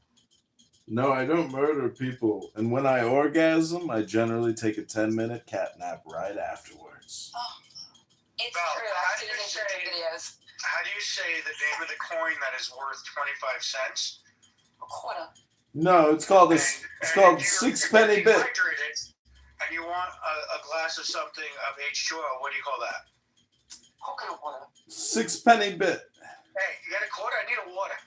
I love you, Val. Oh, shit. You know, Val, Austin's going through a divorce. Like, I agree with you, Austin. Austin's going through a divorce. He can't achieve orgasm. Val, are you available this Friday or Saturday night? When did that happen? I didn't say that. I'm just saying maybe Val can help you. I mean, for you, dude, but you were like the one outlier. I don't waste my time with men that the only liquid that they could actually provide is whatever comes out of their fucking ejaculation. I'm good. I'm surprised you say ejaculation. Provide liquid from like a box of wine. Why don't you I don't just... even know. Val is like class personified, and also could cut you, and you would actually say thank you. She's the kind of person that Val's a badass. I would not push it. She's awesome, and I love her, and she has my 100% rate of approval, and that's hard to come by. I've never met you before. I'm not usually on here late. Nice to meet you, Val. Val, can I cleanse your chakra through your anus? No. I don't check and shit. I'm sorry. You don't like... That's hilarious. I'm sorry. You don't like gold? Do you understand spiritual wisdom, Val? I do. Alistair, it was funny 30 times ago. Have you ever fasted, Val? Was it though? I have. Was it? I was being polite. Do you believe in the goddess Shiva? No. Do you like tourmaline? Here's a better question. When you go to an engagement party or like, you know, the dinner the night before the wedding, what color dress do you wear? Ooh, good question. Let's see how Italian she is. Anything the fuck I want to wear. Oh, if I don't like the bitch, I'm wearing white. The fuck? What if you... Damn. Val, have you ever murdered anyone? Not on a fucking line where, like... Not recently. To your knowledge, she's never committed a single crime. As her lawyer, I represent that. And if you have any further questions, I need those written down and emailed and triplicate. It's not what you know; it's what you could prove. You don't carbon copies cause and even more than it's not what you know, it's what you could prove. It's who you fucking know in between. No, it's how many times you watch The Sopranos. Fuck it. Do whatever you want. Yeah, I mean. Alright, so let me ask you this. I come from a family that, like, you know. Waste management or construction? Waste management or construction? Entertainment, darling. Entertainment. So are you asking me the difference between Banano, Genovese, or Gambino? Bonano, bozo. Okay. Have you ever done a hit for the Bananos? No, that wasn't the family that came. Oh, where are you from? What family? I'm being fucking strange. You're Genovese? No. She's Murphy. She married in. No. I grew up on Staten Island. I know everybody, period. Next to the Statue of Liberty? Are these wise? The Statue of Liberty is next to Ellis Island. That's Staten Island. Isn't that Ellis Island? It's on Liberty Island. Ellis Island is where they well, now where it's they come in, yeah. Val, do you date women as well? Are you bisexual? No. It was a bad Are you hitting on my girlfriend, bitch? No, I was just wondering. Like, if I decide to become trans, I was wondering, like, is it socially acceptable for me to only date women as a trans man? I mean, listen. At the end of the day, I would say that I love what you're saying because. You see, you're trying to pick on somebody who's socially connected beyond your wildest fucking dream.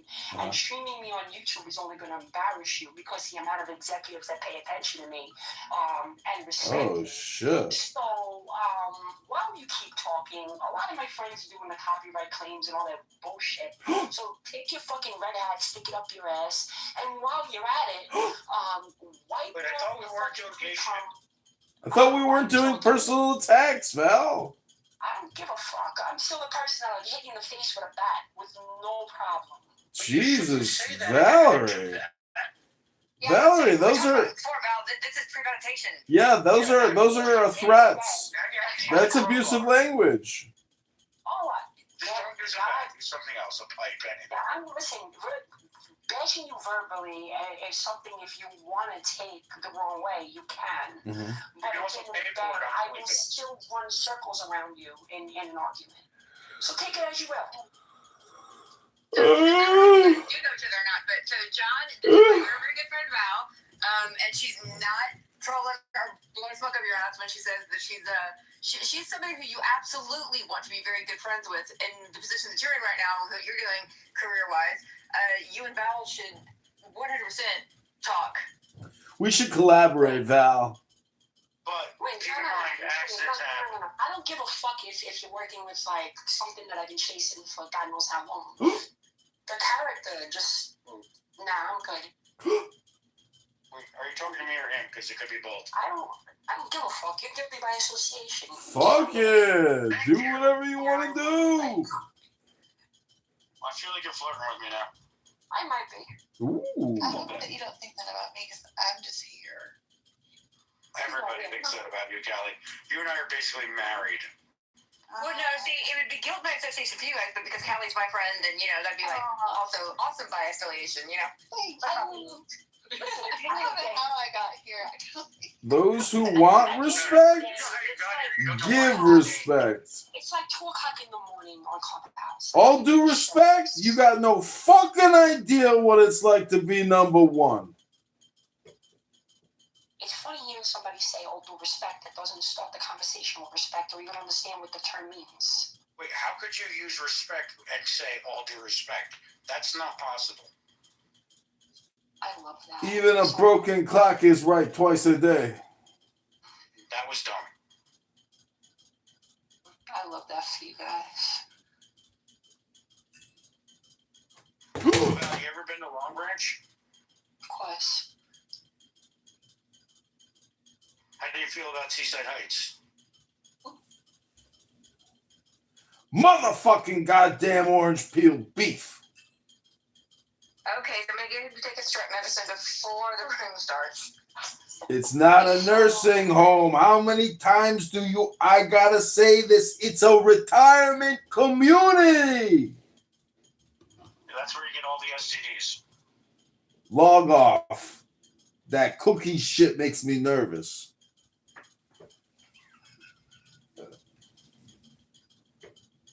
Hillary, it's interesting you hang out with so many people that have Tourette's. Well, when you're married, you'll understand the importance of fresh produce. Alistair, it's not Tourette's. We're douchebags.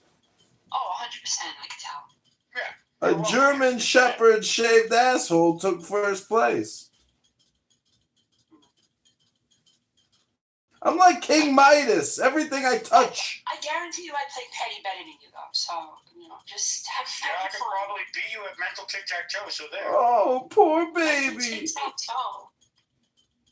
What happened to Gary Cooper, the strong silent type? Now I'm going to get a kiss on the wrist. Thanks. You should try tomato sauce for your ass. It's the Italian version. Fucking Italian you're talking to. It's great. Yeah, that was racist. I found that offensive. I find I have to be the sad clown, laughing on the outside, crying on the inside.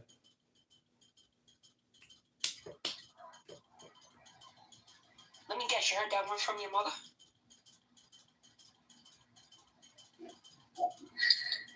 Can you give birth to a child?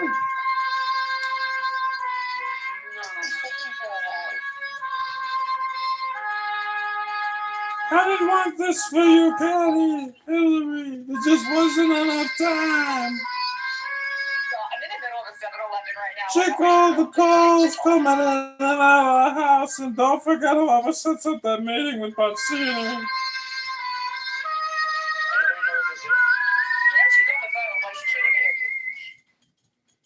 Good one, Austin. There just wasn't enough time, Michael. Don't worry, Pop. We'll get there. Buonasera. So I can send you points. I love you. You're my bud. You don't want my friendship. Can't even remember the last time you invited me over the house for a cup of coffee. And now you come here and you want me to commit murder. It's okay, buddy. That's not justice. And you don't come here with respect. Is this the real song? Oh, wow. No, thank you. This is too much, man. Yeah, I sent you a whole 30 cents. You go, big guy. You're embarrassing me. Isn't it a penny a coin? From here on in. It's like 1.5. You just sent him $15. Oh, but he made it. I'm going to make I have no idea what I said. It doesn't matter. It's your life. It's street clubhouse money. Val, if I toss you some gold coins, will you dance for us? Okay. I will pay you more gold coins not to. Okay, so far, I actually have like $250 in points. But how many coins is that? I have around 35,000. What did you do, man? How many guys have been giving hand jobs? Right? What did you do for promise? I just made a few jokes in front of people from UAE, Kuwait, and these countries, and I just got showered in points for no reason. Wow. Because you're the only person who's nice to me on here. Oh, no, it's Ethan. Excuse me? It's Ethan Klein, the influencer. I can actually take a screenshot. Give me a second. There you go. Ethan Klein recently filed a privacy complaint against me on YouTube and had my YouTube account taken down. All of the. Absolutely. I mean, I'll get some coins and send you. Absolutely. Please don't. Here, check my PPR. Stop talking about me. My name is Ethan Klein. Stop talking about me. Leave my name out of your mouth. Yeah, you guys want to see my bank account? I got $37. Fuck you up, man. Seriously, I'll show it to you right now. I got $37. Who wants to see it? I think I got like $700 in my bank account, and the rest I got in cash because I went first to banks. Ooh. Oh, Ethan, play it louder, Ethan. You're such a great musician, Ethan. I have $37 from Ethan, is that you on your birthright trip? Oh, that's such a cute donkey, Ethan. So I can literally afford a Big Mac and fries.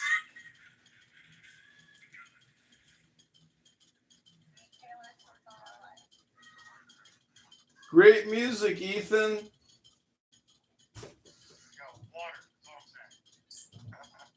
Ethan, it's not loud enough. I turned the volume down so it can't create any copyright strikes. Ethan Klein. Ethan's like, you don't know my power as an influencer. I control who can and can't use Clubhouse.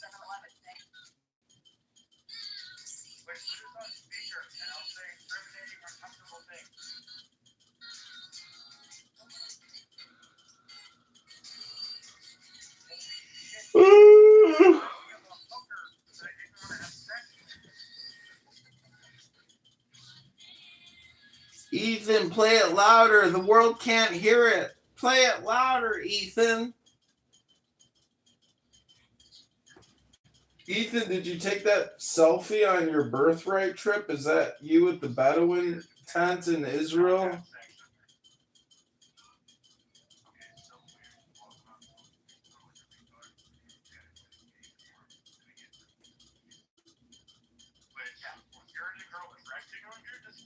Weird.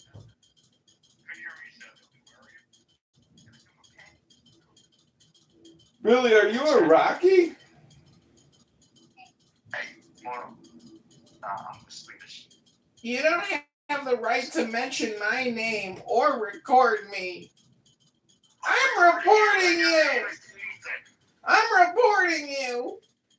How dare you? I have a professional... I've got a professional business as an influencer. I'm just a douchebag. It's so funny. It's like... Man, perhaps you do have Tourette's. It's against the law. Honestly, have fun. Val, no, come back, Val. I've been asking you interesting questions, I swear. Ethan, have you thought about... Favorite Disney princess? Ethan, have you thought about transitioning like What's Val? your second favorite place to eat steak? Well, go ahead, Ethan. Take me to court in California. Nah, Val, you were right. Just go. It's cool. I get it. I'm gonna go too. You could write a letter to Gavin Newsom, Ethan, and be like, there's this guy on Clubhouse, and whenever I see him, I hate him, and I want to file a complaint. Alistair, if you were my little brother, I would give you a wedgie. You would?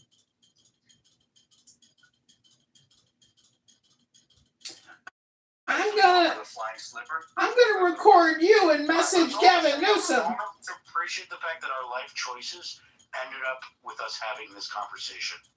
Yes, sir. Tragic. These supposed women can't even mod Val, a real woman. So disrespectful. So disrespectful. I don't think that she would want it. Do you want to be a mod? Give it to her. Good, I don't give a shit. I mean, I appreciate you, but I'm good. She'll give a fuck. I'm not stingy with the mod badge. You don't have the right to record my voice. I'm reporting you to YouTube. And honestly, I'm gonna have fun. Like, honestly. Whatever. We got a discount today. It's Tuesday. Nice.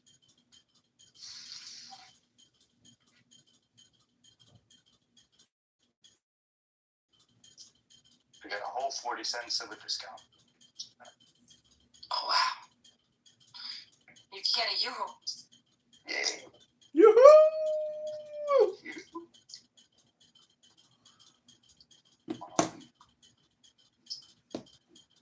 Hillary, do you still do your improv room? Do I still do what? Improv rooms. Sometimes, not so much on here anymore. I was actually supposed to tell the story to a friend of mine, and I was going to tell you all at the same time. So yes. I think it has to do with veracity, Jason. I have a question. Go ahead.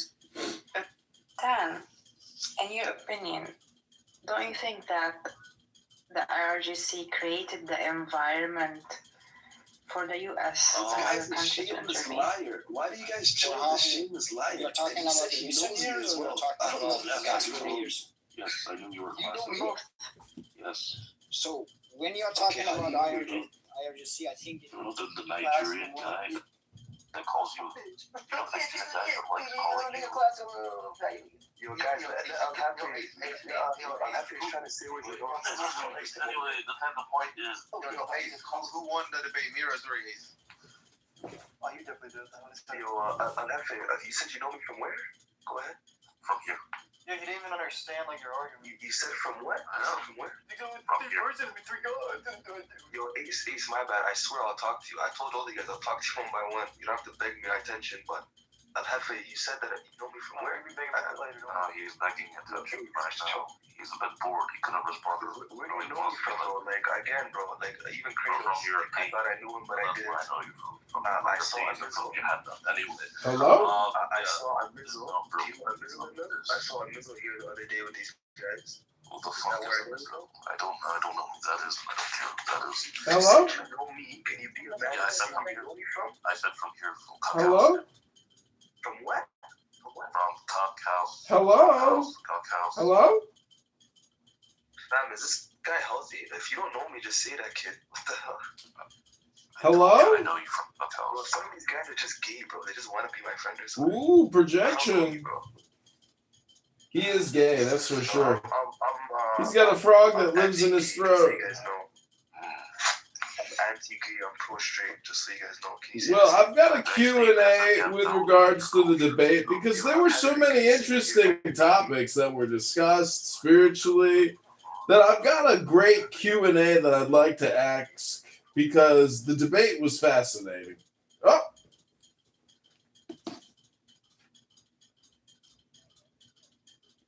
so you guys don't know which kind of poll. Okay, what's the way for you in order for you to get rid of this regime? Like, we have seen that multiple times. But Iranians Do you really think if any Western puppet come to the power, they're just gonna give interest of the people, or they're just gonna give interest corporation of America? the IRGC... Do you think the current sister? Do you really think the current president of Syria will provide any services for the economy of Syria? I don't, but I don't believe that Bashar served the Syrian people, and I also don't believe that Iranian government... No, Ali can. I have to ask you, Ton. Do you think that the current Prime Minister of Japan serves the interest of the Japanese people by doing what America wants? What about the current leader of South Korea? What about the current leader of Germany? There is nothing wrong with bowing to the Americans and serving the American interest. That is how countries get integrated into the maritime system of trade that the Americans maintain and protect. That will make Iran a wealthy country. Will Iran be able to pursue I don't believe that. All those countries are wealthy. South Korea is a wealthy country. Germany is a wealthy country. Japan is a wealthy country. These are countries, okay, South Korea, no, we didn't destroy them. Japan and Germany are countries the United States completely destroyed. Okay? They are wealthy countries today. South Korea is a country we completely dominated. But Jason, I think his point is that, the United States meddles in his country. They appoint the Shah, they help him get in power, then they take him out of power. Then they put the IRGC in power. Now they're taking the IRGC out of power. Like, I kind of get what he's saying, IRGC doesn't... No. Let me answer you, Jason. Let me answer you. I think Obama, Saddam Hussein, Gaddafi, they are all was implanted by CIA, and 20 years after, you're bombing those countries to be... Wait a second. 20 years later, you're bombing those countries and terrorists. Those people did not cooperate with America. Yeah, Saddam switched over from the But US you guys are to the Euro. missing the point. No, you guys are missing the point. No. We switch You me back cannot, over Iraqi you cannot oil production fail. back over the U.S. You petrodollar. cannot fail to cooperate with America. If you cooperate with America, if you're concerned that like, oh, we'll get a government that will cooperate, You're sounding a little Islamist and serve the U.S. interest. Jason. then it will be bad. Jason, do you work for Don Corleone? Stop being an animal, Shoop. Wait, how is it being an animal and saying you're a dog? You're quoting it like the United States is like from the state. Ooh. Shut the fuck up. It's Jason's show, Shub. I forgot this is Jason's room. It's Jason's show. He does this every night. He goes on for hours. He's super fucking autistic. There is no country that has served the American interest, and it hasn't turned out well. Always note that black and white photos always say something about the character of the person. A criminal? A criminal? I'm just here talking like you. Hello? Okay, wait. I'm muting you guys. Come on. Don't make me mute everyone. Just go take a shower, Jason. It's been 3 days. Look, Yeah, why don't we let some of the other than Jason talk for 18 hours? Okay. I left like an hour ago and I came back. Jason. Same thing. Shoot, kick him. Okay. So look, Tan. Just come back. Serving the U.S. interest is good for your country, and you should expect your leaders to serve the U.S. interest. Are you being serious about this? No, I'm serious. Yes. This is exactly how. This is exactly what has happened for Japan. So you are saying that every country that wants to stand on their own should bend for America. Other than that, they're going to get invaded. No, they made the Shut up, Shoop. They made the jizya. Shut up, Shoop. There is no standing on your own. This is a maritime system that we all benefit from, that is protected by a maritime system? You sound like a sovereign citizen now, Jason. Ali, you need to kick these. You don't pay the jizya, we kill you. He's a goddamn sovereign citizen living with maritime law. Do you think you can decide for us? No nation is fine on their own. They are in a state. But we are fine. Why do you think we can decide for us? They are in a state. No, Abby, if you don't realize, Jason's trolling. No, guys, Jason. Alan came on stage. I need Alan to get a little sense. Oh God, the Jew hater has arrived. The Jew hater is finally here. Alan, the world's greatest Armenian Jew hater. We are in the international realist frame is one of international anarchy. Nations do not stand on their own. I hate white guys. They get taken out. They get taken out on their own. That's Jason, you are more educated.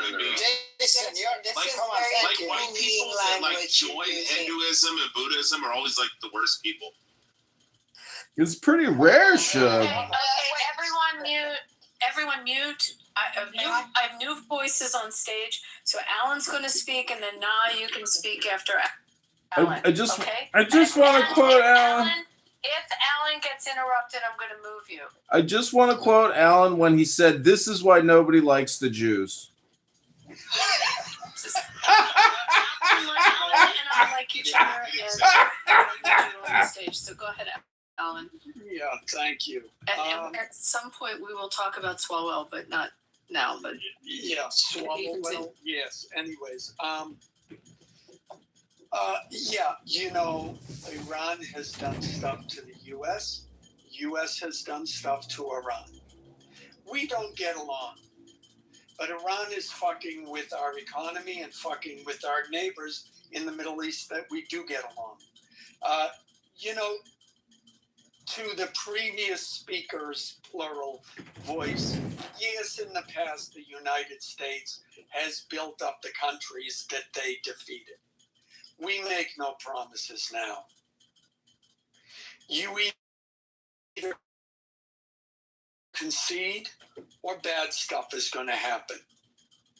Now, again, my complaint is with the IRGC. It is not with the Persian people. I like Persian people. I like the fact that they come from the Middle East. I like the fact that they are generally secular and they are not as madcap Islamists as other countries in the Middle East. I'm fine with them. But as far as your government, it's got to go. And my hope, though Trump wisely has made it clear they're not seeking regime change because that would be too obvious, and all you have to do is have one guy in power who can declare on my IRGC and say, we defeated you. Wisely he said, we're not seeking that. But ideally, the IRGC is gone, and we can go back to a more secular, more reasonable Iran. And then guess what? Things will be good for you again. They will. Because then the West will start to trust you. They will invest in you. And then it's up to you as good negotiators and Persians, because we know you know how to negotiate. Alan, I'm not Persian. I'm Iranian. There's a difference. Move down, Abby. Yeah, well, if there is a difference, I don't care. Be a good Iranian, Persian, whatever you want to call yourself, that country that you live in, be a good negotiator and negotiate things in your favor. But understand that if I'm an American investing in your country, the deal is going to heavily favor me at first, and then over time, it can favor you. You want to know why? Because I don't need to invest in your country. I could invest in Saudi Arabia. I could invest in Azerbaijan. I could invest in Turkey. Or heaven forbid, I could even invest in Armenia. I don't need to invest in your country. So the deal has to be good for me. Otherwise, you get shit. Now, if you're smart, you will make the deal.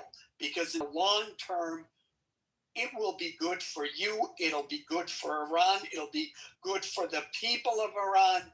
And everybody wins. And that's what I want.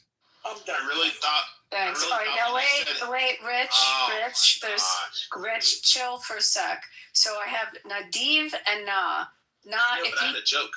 Okay, do your joke and then Nadiv Okay, and cool. Na. I really thought when you said heavens forbid, you were going to say Israel. And also, I think that most of us would like you, Alan, if you didn't stretch your words so like. This is what Rich. I'm saying. Okay. Rich is so worthless. Just kick him from the stage. Just kick him from the stage. Alan gets kicked out. Rich needs to be kicked out of the stage. I dig your mouth, Jason. Okay, let me let you in on a secret. You're a little bitch, Shu. Shut the fuck up. If I'm stretching words, it's because I'm trying to figure out what the next thing I'm going to say is. Thanks. No, you're slow. Okay, Nadiv and then Literally just came now. I don't know what's okay. about. Yeah. Na, do you want to speak first then? I just want to ask who said I'm not Persian, I'm Iranian. Like, wait, let me just say something and then I'll leave. Okay. Iran was a country before even America was born. So they will be fine by their own if America leaves them alone. But you want your interest so much that you're bullying this idea on us. Well, it was a kingdom, not a country. This is not a rational way to look at it, okay? Countries a long time ago were strong. Oh my God, Jason, come on! Stop interrupting me. It's not your turn, Jason. You have to hear these truths. Jason, okay? It's not your countries that were strong 100 years ago, 200 years ago, 500 years ago are not strong today. Okay? Who says that? How are you measuring it? How are you measuring it? How are you measuring? Look, you guys need to listen to me. That other person was waiting to go. You guys need to listen to me. Okay, wait. Hold on. Hold on, everybody. Na, were you done speaking? You said that's what. I am just asking, how are you measuring that they're strong or not? By their ability to impose their will. All right? And you can look at many measurements that help you see that. Obviously, you cannot directly measure the ability to impose will, but you can indirectly measure by looking at GDP, productivity, the military's strength, how much steel. Has sanctioned Iran for many years. This is a factor that you need to look at as well. Well, no, it's not a factor. It's a sign of America's strength. Okay, that America can impose its will. That's what strength is. Its strength is being able to impose your will on another nation. All right. No, that's bullying. Well, it's bullying. Hold on, Jason, wait a second. In a military realist context, that is strength. Jason, do you not hear Abby talking? Go ahead. That is literally what Clausewitz tells you. That is literally what Clausewitz tells you. Strength is. What is it? It is that you can make the enemy do your will. You can make the counterparty do your will. But in my language and Jason, in my history, the meaning of strength is not what you're saying. This to me is only bullying. Well, hold on, Jason. I'm not in your language. Jason, right. Jason, do you remember the cockroach and the butterfly from Nietzsche? Hold on. 47 years ago, we had American citizens that were bullied and taken hostage for 444 days. Was that bullying to you? Was that behavior that's acceptable to you? Yes, I didn't ask you, and I wasn't talking to you. I asked not. Is that acceptable behavior to take American citizens and hold them against their will for 444 days? I don't get the relation of that event. You said that we are bullying. You said we're bullying Iran. Sanctions. And I asked you how you feel about taking citizens of another country and I'm saying that doesn't have any relation with what happened. Abby, she is right. Okay, it does not have any relation. Jason, two wrongs do not make a right. Jason, I'm sorry, but it absolutely has to do with it. It does not. Two wrongs do not make a right. 100%. Two wrongs do not make a right. And what I think needs to grapple with 100% analogous, though, Abby. That Iran was an independent country hundreds of years ago. That I remember when they took them hostage. Alan, thank you. And Jason, nonsense that Jason, I haven't forgotten. Thank you. I haven't forgotten. Jason, you just mute for a second. Alan and I both suppress what you're doing. You're old. All right, Alan and I both were there. Alan and I both remember it. We don't forget it. And if you think that that's acceptable behavior, but you're concerned with us bullying, and you tell me that it's acceptable to take U.S. citizens and hold them hostage for 444 days, there's something very skewed in this conversation. You're bullying me right now, Abby. You're bullying me directly. Oh, sweetie, you don't know what bullying is. We already had the discussion of you having a veracity issue and lying about saying that you were U.S. saying that you were a U.S. citizen when in fact you're not, and you got proven to be a liar. So let me go back to what I'm asking now.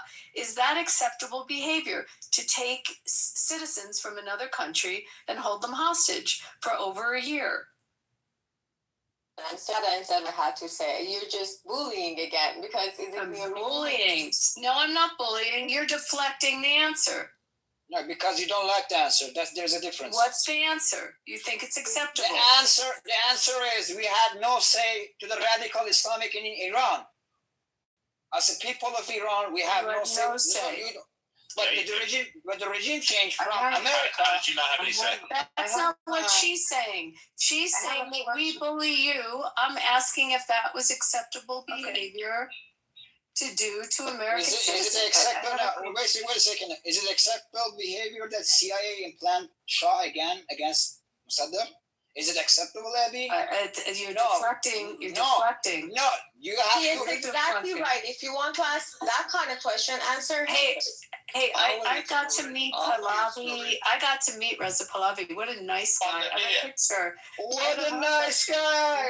He's a very nice guy. He's a nice guy, but not for us. Thank you so much. You can keep it in LA for yourself. Yeah, no, it wasn't in LA when I met him, but thank you very much. Yeah, I have a question. I have a question for them.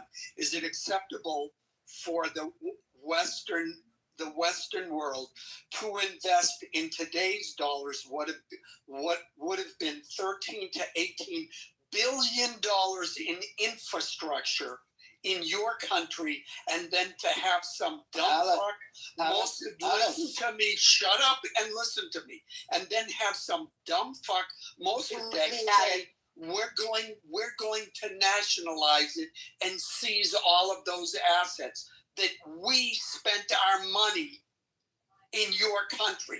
Is that acceptable? Don't worry, because dollar will not be acceptable anymore. You have to say bye-bye. Guess what? The dollar is going to be fine. I'm not worried about it at all. See, this is the whole problem. It was theft. And what did the United States do? They got rid of that dumb fuck who wanted to steal. He's nothing more than a petty thief.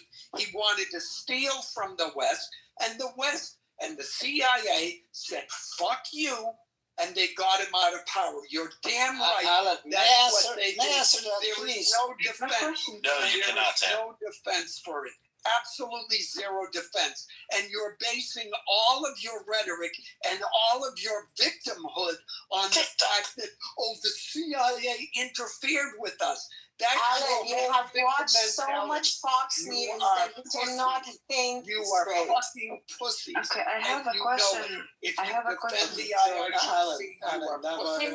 Nah, you're a bot. You're in here. You have no friends. You're not someone that has a substantial How am I a bot when I'm talking to you? Yeah, because you have the one friend. Ocean, you wanna figure out who she is? Abby, I told you from the first moment this guy opened his mic. And Na is his friend. I promise you that he pinged him in the room. Whenever you guys cannot hear the truth, you always believe. Sure. I have a question to now. Go ahead. So you see the external sanctions squeezed and destroyed the civilian economy in Iran. Absolutely. Okay. And you are anti, obviously, U.S. imperialism in the region and against U.S. intervention in Iran. Is that what I'm understanding? I can't hear you. Can you answer? She asked you a question, a yes or no question. She's not so smart to answer that question, bro. I'm telling you. Where are you guys enforcing her to answer? Where are you guys Go back to my body theory. I just want to listen to her perspective. Now, can you hear me? Did you hear my question?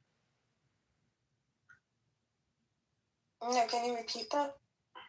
So I said it means that you're against U.S. imperialism in the region or U.S. intervention, U.S. intervention. Yes. Okay.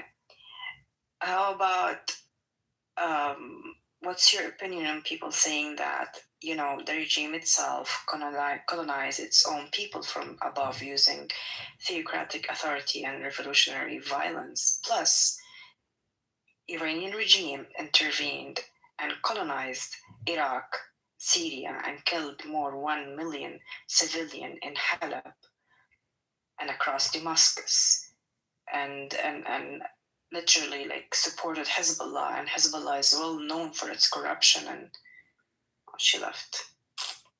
She can't answer. You guys wasting your time.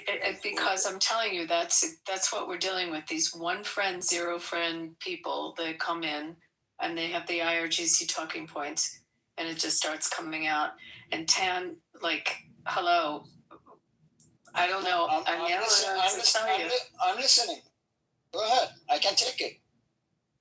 Yeah, what's your opinion? Like, if you're anti U.S. intervention in Israeli, but on the other hand, Iran funded Bashar al-Assad for, tens of years, and then in Iraq after Saddam Hussein and Hezbollah more than 20 years, and a lot of Christian Lebanese. It's a one-way street. It's a one-way street, right? It's always Iranians' fault. So the Western countries. What's your opinion the Western countries? Okay, before Gaza, before October 7th, we have Syrian refugee crisis. More than 3 million Syrians fled Syria after 2011, and more than 1 million civilians have been killed by Iranian proxy, including Hezbollah in Syria, and Iraq as well. A lot of Iraqi have been killed, and the Kurdish people will tell you the story, and the Sunni and other groups. And in Lebanon, Hezbollah, see what they're doing in Lebanon. They're controlling everything. It's a state within a state. This is long before October 7th, long before U.S. What's your opinion on that? Like, if you are anti, interference, and you're pro-life, and you're pro-civilians, before answering that, you believe in autonomy, I think we need to answer this question. Watch. He's gonna blame Israel. Watch. I'm just gonna ask you a very, very honest question, and I'm gonna answer you. Do you believe in one-state solution for the conflict, or you believe in two-state? I'm not talking about Gaza and Palestine. No. Who called that? I'm not talking about this. Why you treating Israel this is what you're telling me, sister. This is what you're telling me. She's not your sister. She's not your sister. It's disingenuous to call her that. So stop. Listen, this is what I don't like about the Islamist and the so-called lefty, especially in the Arab region. They're very good at speaking anti-imperialist slogans, when in fact, in real life, they're the one who are supporting Bashar al-Assad, supporting Saddam Hussein, supporting Gaddafi, supporting Hezbollah, as their resistance group for the U.S. imperialist project. While in fact, those actually leaders, they're killing their own civilians, millions of them. Millions, literally. So what are you against exactly? Let's be intellectually honest. If you are against the crime itself, if you are against killing civilians, you have to be consistent. So I can't. About what? I don't like any war. I don't like any war. I don't see consistency here, and you're actually manipulating the narrative, especially in the West. You try to look like you're the victims, while in fact you're supporting those regimes. Like, see what can happen. Just because I don't talk the way you like me to talk? No, I'm just stating facts. Listen, I'm not Karen. I'm from the region. I know what is there. So you can't lie to me. I know the reality. Bashar al-Assad and his father controlled Syria for, more than 40 years. And the Kurds will tell you the story. When they killed them, around maybe 180 civilians were killed in one night. In, I think, 1988. And nobody talked about that, because nobody wants to talk about what the Muslims and we address all of the issues. We address all of the issues about Islam. We talk about Islam. Wait, please listen. If you want me to answer, please listen. So we had a very good, peaceful, intellectual talk. I thought, okay, I'm enjoying and I'm learning a lot of good things, and we are exchanging ideas. We had a very peaceful conversation. I especially really enjoyed Ali's. Wait. But as soon as I said no, as soon as I just opened my mouth and express my freedom of speech. And I said, no. As soon as I said, okay, I don't like this war, and I believe this war is just going to create a lot of problem in the region. You guys all attacked me. So then I'm going to shut up. No. Your feelings now. I'm just you said much more than that. It's not about you. You can challenge my thoughts. I can challenge your thoughts. It's not about attacking you. I'm just saying that. So someone can call me, you are fucking pussy, and then I have to just. About you personally. I'm just questioning. No, that's not bullying. That's not bullying, you word. What is bullying here? Like you wanted to answer my question that was given to Na before, and Na couldn't. You are looking for the fast food McDonald's answer, and if I don't talk the answers. No, I don't think that's not what's happening. You get asked direct questions. You make up lies. We caught you in a lie, and you won't be accountable for it. So she's asking an opinion. You're seriously attorney, Abby? Hello, everybody. Hi, Billy. How are you? Oh my God. Hey, what's up? It's not a lie. People like Tan usually use, quote unquote, the Palestinian cause to exert control and actually slaughter millions of innocent people all over the Middle East. That's been known for 40, 50 years. What you guys see today is the result of 50 years of brutal regimes all over being actually supported by the Iranians. And these people will always say, well, I mean, it's Israel. It's Israel who's destroying the region. Really? Who destroyed four Arab capitals? 4 Arab countries. Talking about Yemen, Iraq, Syria, and Lebanon. Right? Who brought death and destructions to these countries? The Iranian regime. Before I leave, I'm just gonna ask one last question. Yeah. No, I really would like to answer you. But he wasn't finished speaking, Billy. Why don't you finish speaking, and then Tan, you can. No, I mean, I'd like to hear the question. If you guys don't mind, for the first time in the stage, I am just gonna ask Mr. Ali in Farsi and also in English, and I would voluntarily go to the audience and listen to his answer. But I would like you to just let me talk for just 1 minute in Farsi, and then I'm gonna translate. No, I don't think people are going to be very uncomfortable with that. And it's just an English speaking room. If you don't mind, I'm going to speak in Hebrew to Nadir. I mean, what do you expect when you come up on the stage and you lie? What do you expect? So, Billy, you want to continue? I mean, there isn't much to say. Today, I live in the other part of the world because of those people, right? Who masquerade and pretend and sit in their ivory tower, think they have all the righteousness in the world to actually, liberate the Palestinian people. Meanwhile, they've done nothing to the Palestinian people, and we have statistics to support that. Actually, most of the money that was funneled to Gaza Strip to be rebuilt was from the Arab Gulf state. And guess who's bombing the Arab Gulf state today? They keep saying we're against Israel. We have a war on Israel. Blah, blah, blah, imperialism. 88% of the rockets that were launched from Iran, they went towards Dubai, UAE, Qatar, Kuwait, Saudi Arabia, Bahrain. Less than 15% of them were launched towards Israel. They're full of shit. No, you know why, Billy? Because they cannot reach Israel as much. Oh, no. It's not about reaching Israel. It's not the rockets that reached Israel. It's the rockets that were sent towards Israel. That's the funny part. May I answer that question, or should I just shut up? Go ahead. Answer the question. I'm just going to give some sort of the history fact. Ali can approve it or not approve it because he's from my region. And then I'm going to answer you. In World War I, around in 1917 to 1920, the population of Iran was 18 million.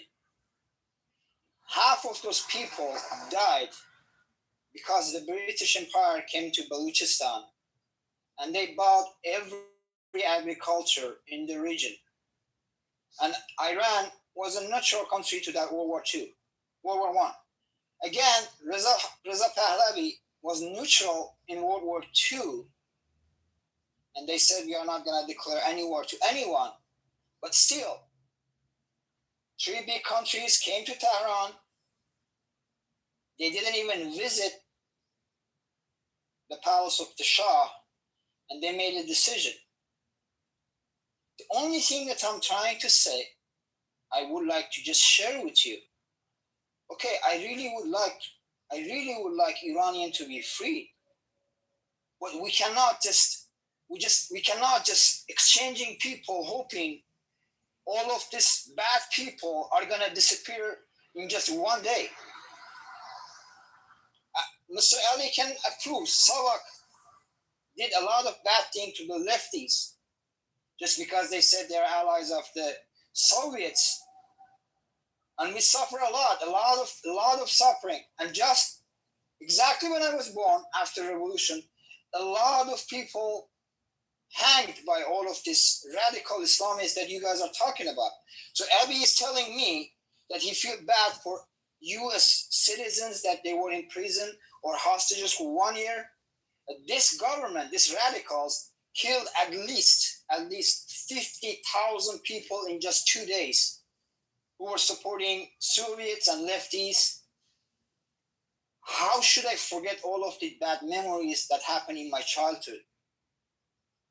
And now the only thing that I'm expressing to you guys, hoping that you understand me, is I don't know what to do. I mean, like, when I'm expressing my opinion, I feel I have to get the kick from my hometown people, Iranian. They said that you are supporting US, and you guys are blaming me that I am supporting a terrorist organization, the only terrorist organization in the globe who is controlling everything in Iran. Economy, elections, culture, sport. We are going to have a World Cup in Los Angeles and California. Even every single player of that team have to be approved by this terrorist. Why you guys cannot understand that I suffered from these choices? I either have to be with them or against them. And I'm tired of that, guys. I'm tired of that. I just want a peaceful life, that I don't see innocent children are being bombed or killed from any sides. What's wrong with that? You answer me, Billy. Two questions. Wait, guys. Please answer. I mean, may I just answer? Because yeah, I mean, sure. You know, the whole victim of speech was basically towards me.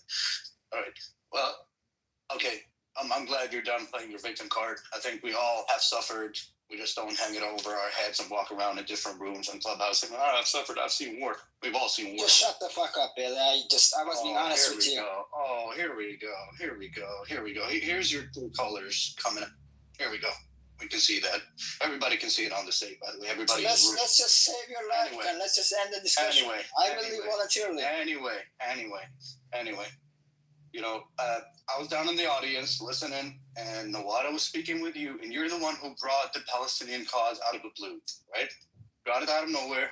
Do you believe in one-state solution or two-state solution? What that has to do with anything?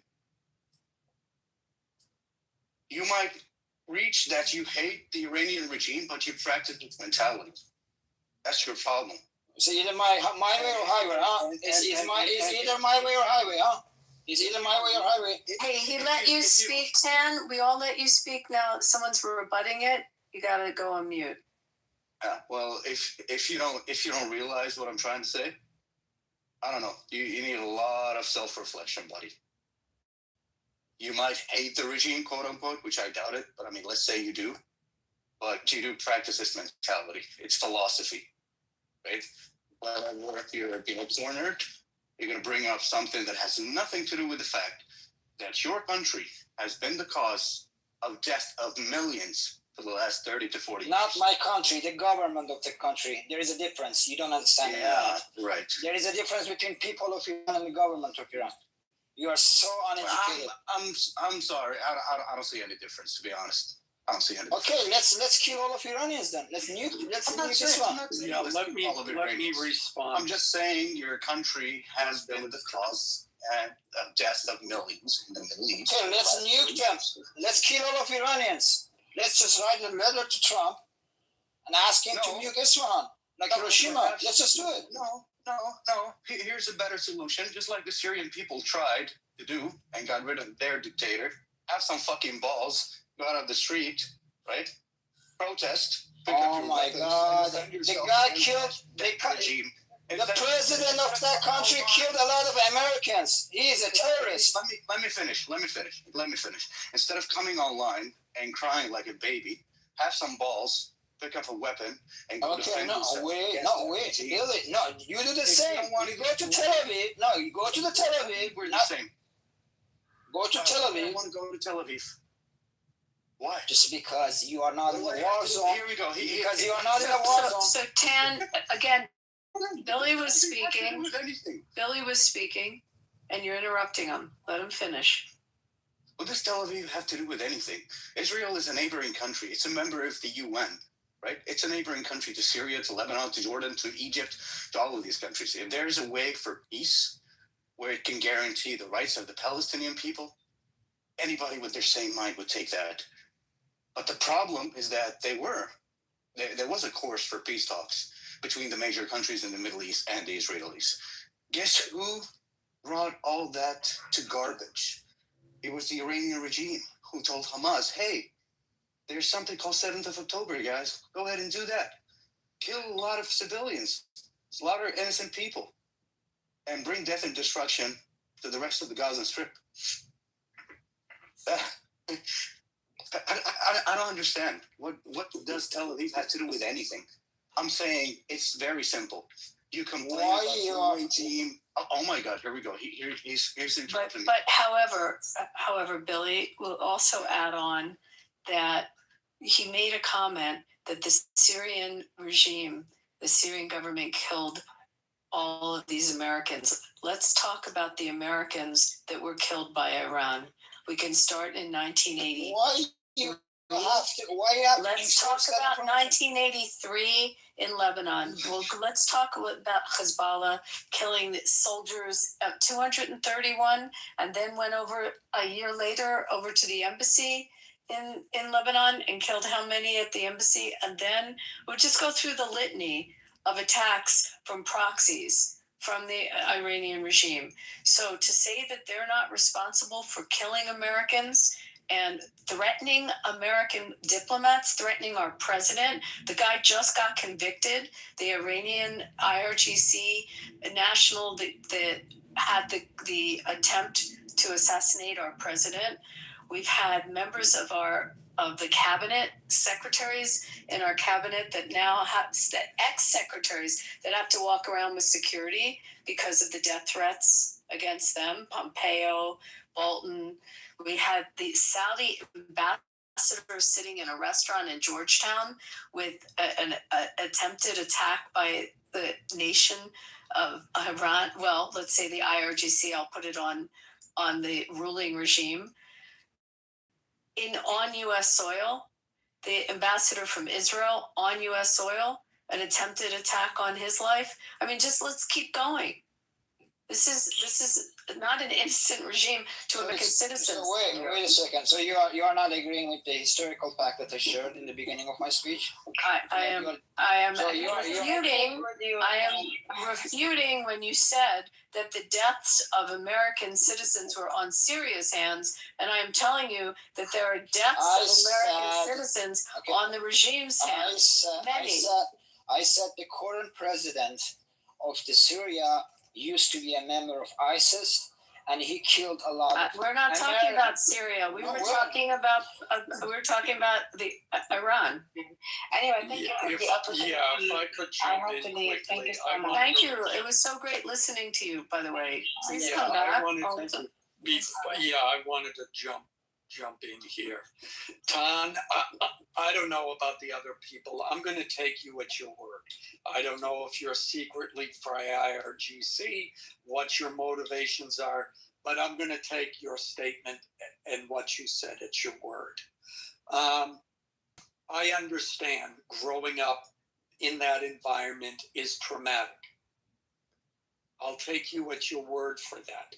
And I understand that that a person's national pride can interfere with your perspective. I sense you feel a great pride for your country. Okay? Now, I will say this. I have made the distinction between the IRGC and the Iranian people. That is true. What is also true is ultimately America and the rest of the world can only do so much. If you truly want to rid your country of the IRGC, it ultimately is up to the Iranian people to do that themselves. And before you make, bring up the fact, well, they killed 50,000 in one day, etc., etc.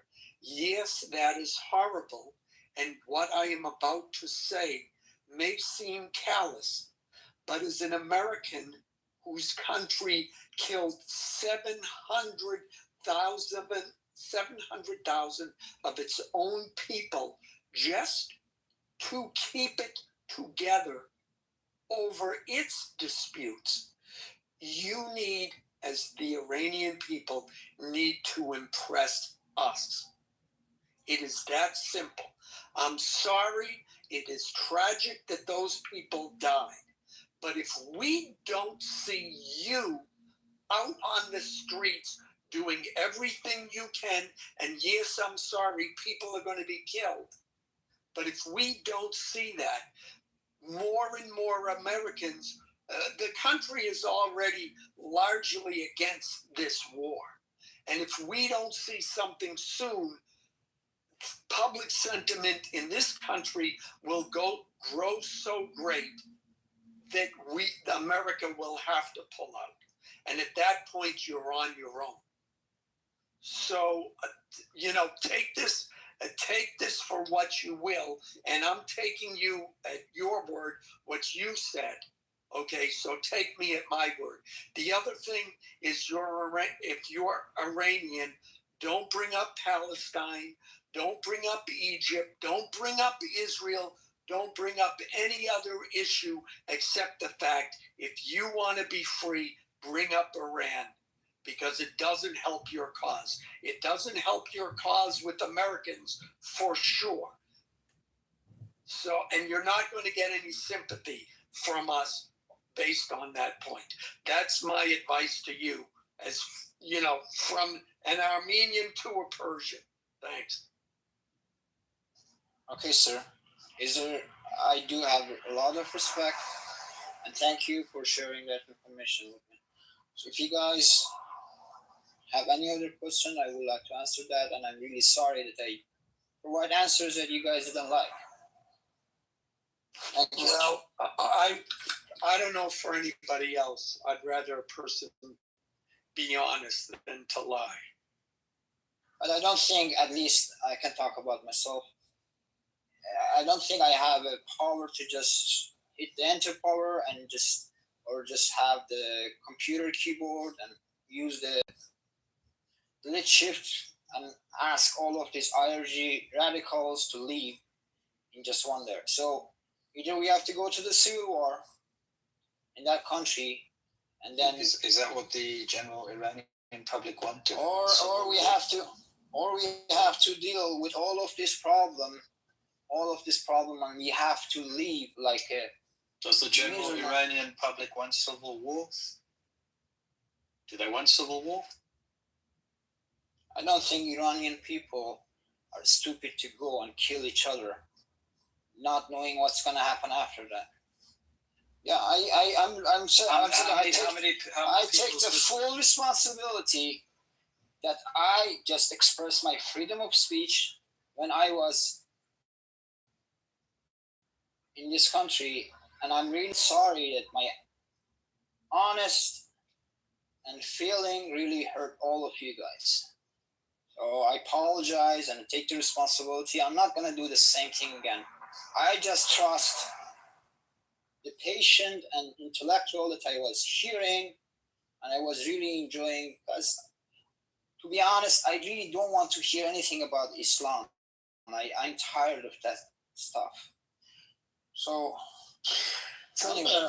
It's not about Islam, it's about politics. Beethoven, just a moment, just one second. I'll be quick. I know you're new to the stage. So Tan, it's not about people liking or disliking your perspectives and your comments on this. It's about what are the facts. So we had an exchange of information in terms of what Iran has done in the region, and that's what we're interested. I don't think anybody is feeling bad or sad because of your comments. We're just engaging here, and to better understand and also be factually as much as we can to be correct.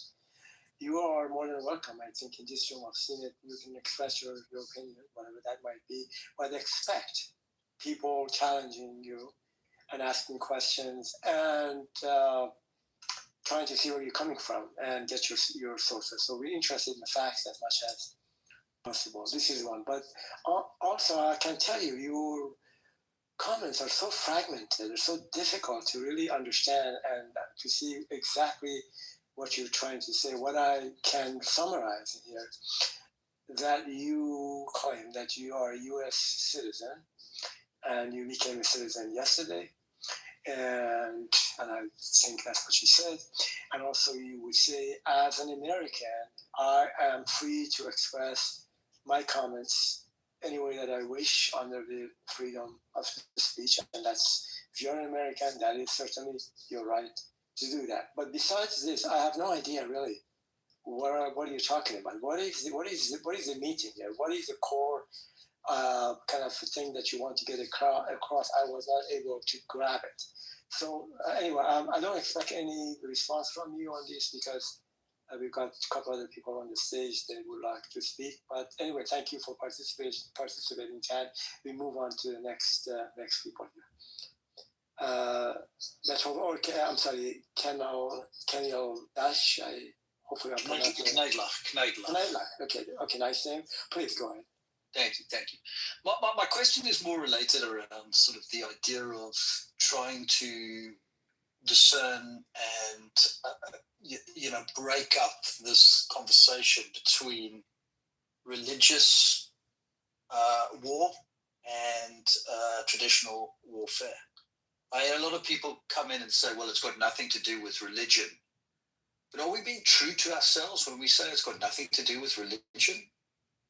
Where the whole problematic root cause understandably comes from religious doctrine. I mean, I find it interesting. Is it kind of like, is it a tactic that people use when they say, oh, it's got nothing to do with our religion?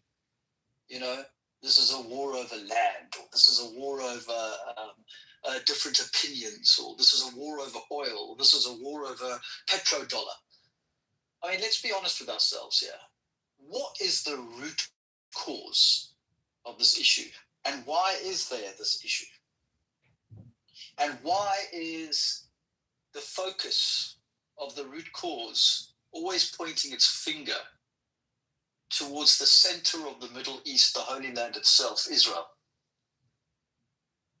I don't understand how one can try and cut out the idea of religion from this war. Can anybody answer that? Maybe from yeah, but Israel got nothing to do with religion. Israel is there to be dominant for all the region and to change the way of trade from east to west, to south, north, through the Red Sea and India.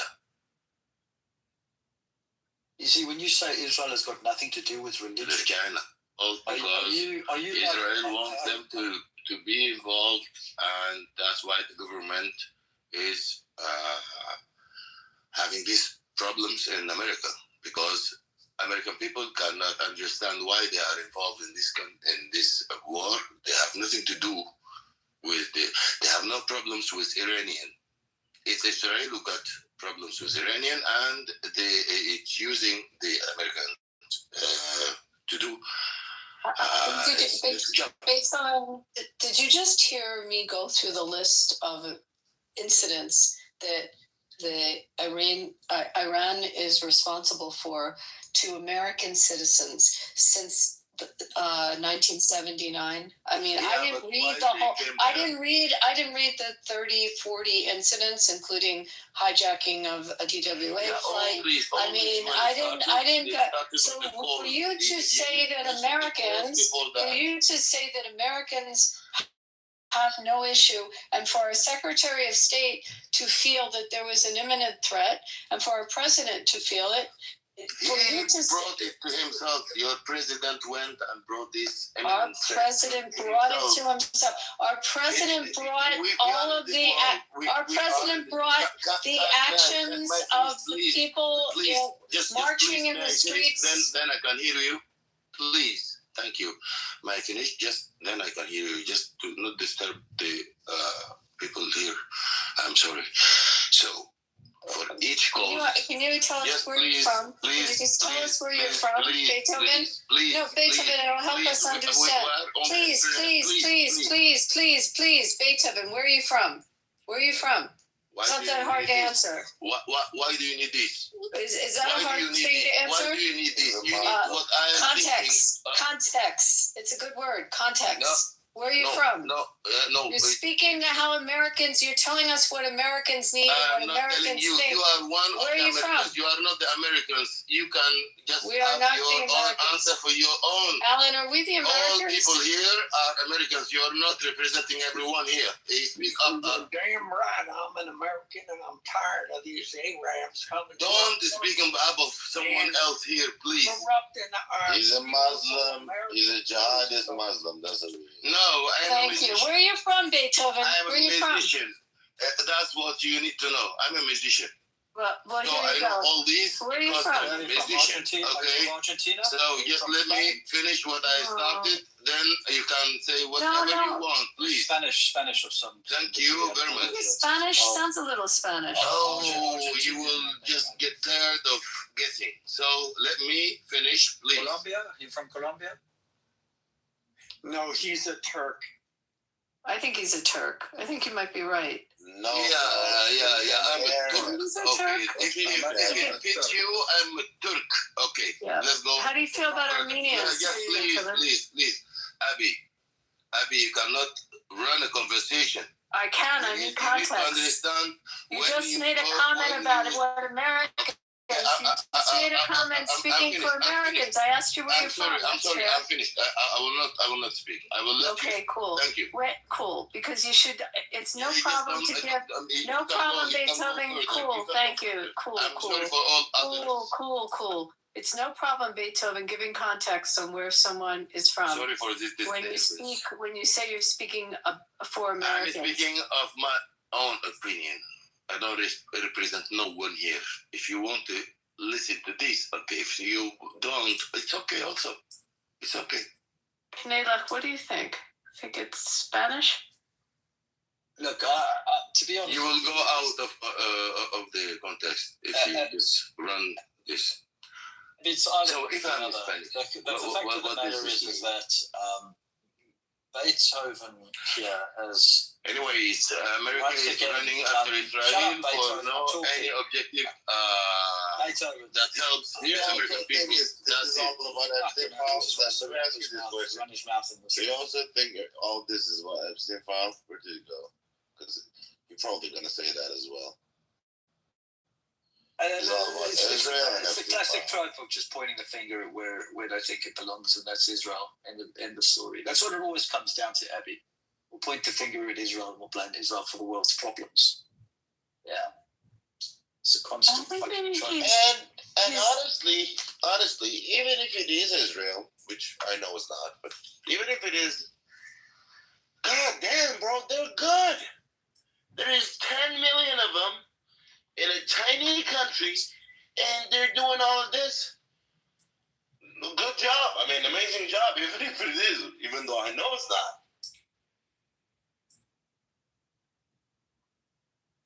Look, Israel paying a high price for this mess, but unfortunately, you know, the lives that have been lost, you know, far outweigh anything that's come before, coming after. And the thing is that Israel needs to continue to do what it's doing to get rid of this threat on its borders. And it won't stop until it's done. It won't stop until it is done.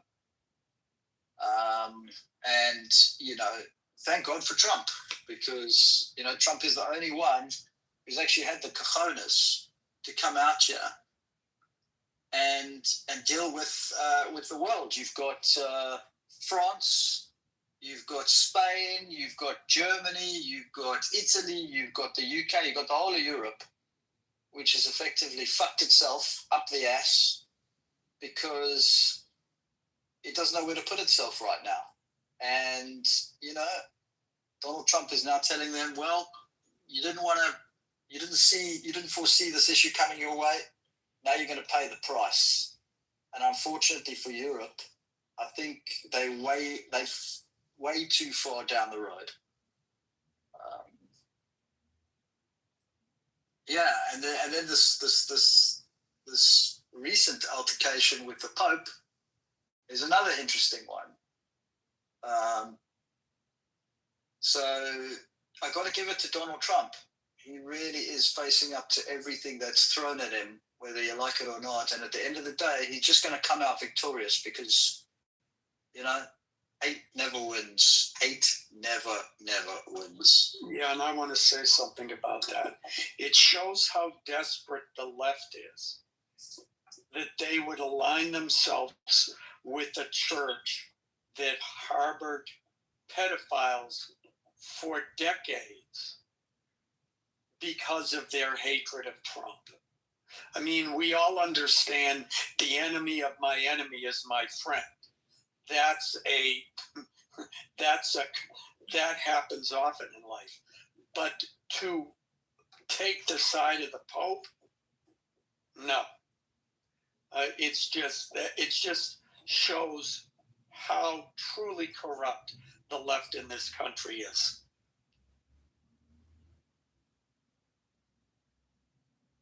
Oh, and one more thing, and it's hypocritical of the church, and everybody's saying, oh, you know, he's attacking the church, he's attacking the Pope, and the Pope is saying, I'm just a religious leader, ignoring the fact that throughout the centuries, the Catholic Church has involved itself in world politics, much to the detriment of the world, I might add.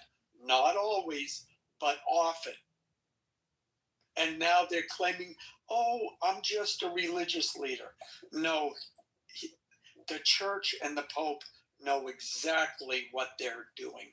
They are trying to be political, and really for them, it's all about trying to get people to come back into the church, and they decided going woke was going to be the way to do that. It is.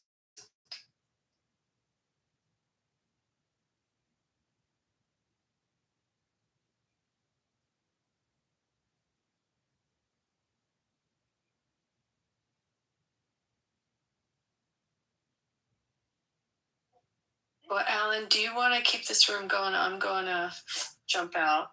No, I can't. Pepe's asleep. Sword, I don't know if he's there. Ali, it's up to you. Otherwise, I think we close it down. Yeah, I mean, if I'm left yes, we alone, should. I think I'm going to sleep now. Yeah. All right, guys. This was good, and it's interesting team effort on some of these, but we also got to speak to some interesting new people. Yeah, if I'm left alone to mod, I go mad with power, so you can't trust me. All right, we'll shut it. Hello, guys. Can I ask a question? Go ahead. Hello, everybody. How is the situation? How is the economic situation in the United States? Do you think Trump will lose the upcoming Congress election? Will they force him to stop the war? The gas prices? Will it stop him to stop the war or something? The gas prices were higher with Biden. I think we haven't hit that number that we had with Biden. But midterms usually flip.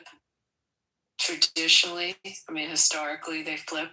So I don't think that it'll be a shock to anyone.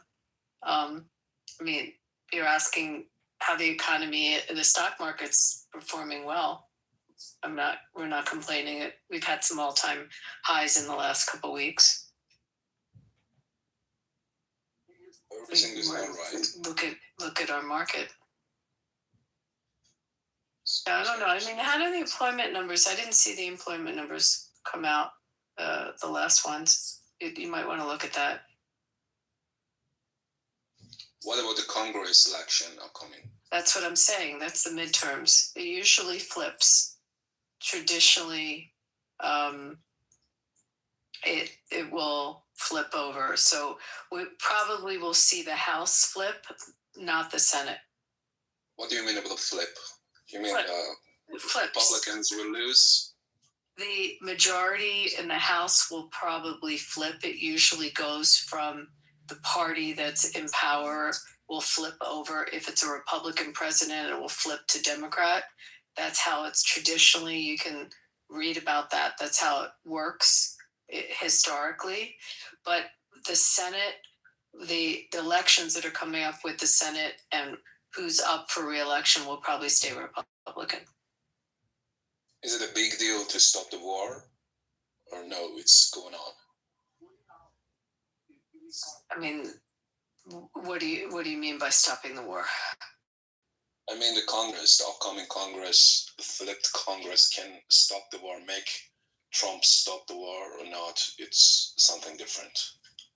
Doesn't the commander-in-chief have kind of full rights to? He didn't get congressional votes to send. We haven't had Congress, approve a war since the World War II. I mean, under the War Power. Are you talking about the War Powers Act? What are you talking about, Kami? I don't really understand what he's asking. I think what he's asking, actually, Kami, if you don't mind me saying it, I think what he's saying is that if Donald Trump's Republicans lose the midterms and the Democrats come in as the sort of governing sort of power of Congress, I think that's how it works, then effectively they can overturn decisions regarding the war. So they can overturn all war-related decisions. So they can send all the ships back. They can, pull out of this war if they wanted to. I think that's what he's asking. Am I right, Kami? Thank you. Exactly.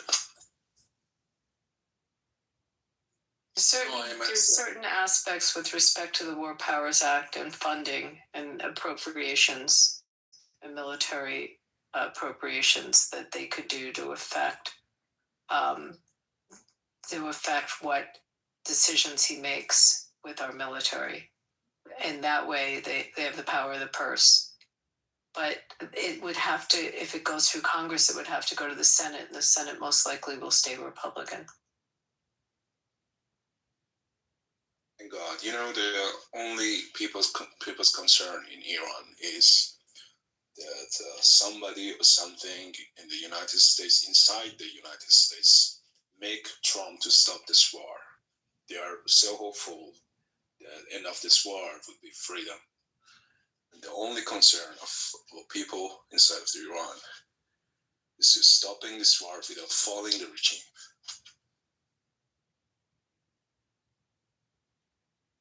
I think the American people want to see the regime change, and the American people stand with the people in Iran. I don't think there's an issue with that, with respect to the American people. There's polls that they've taken in what the American sentiment is.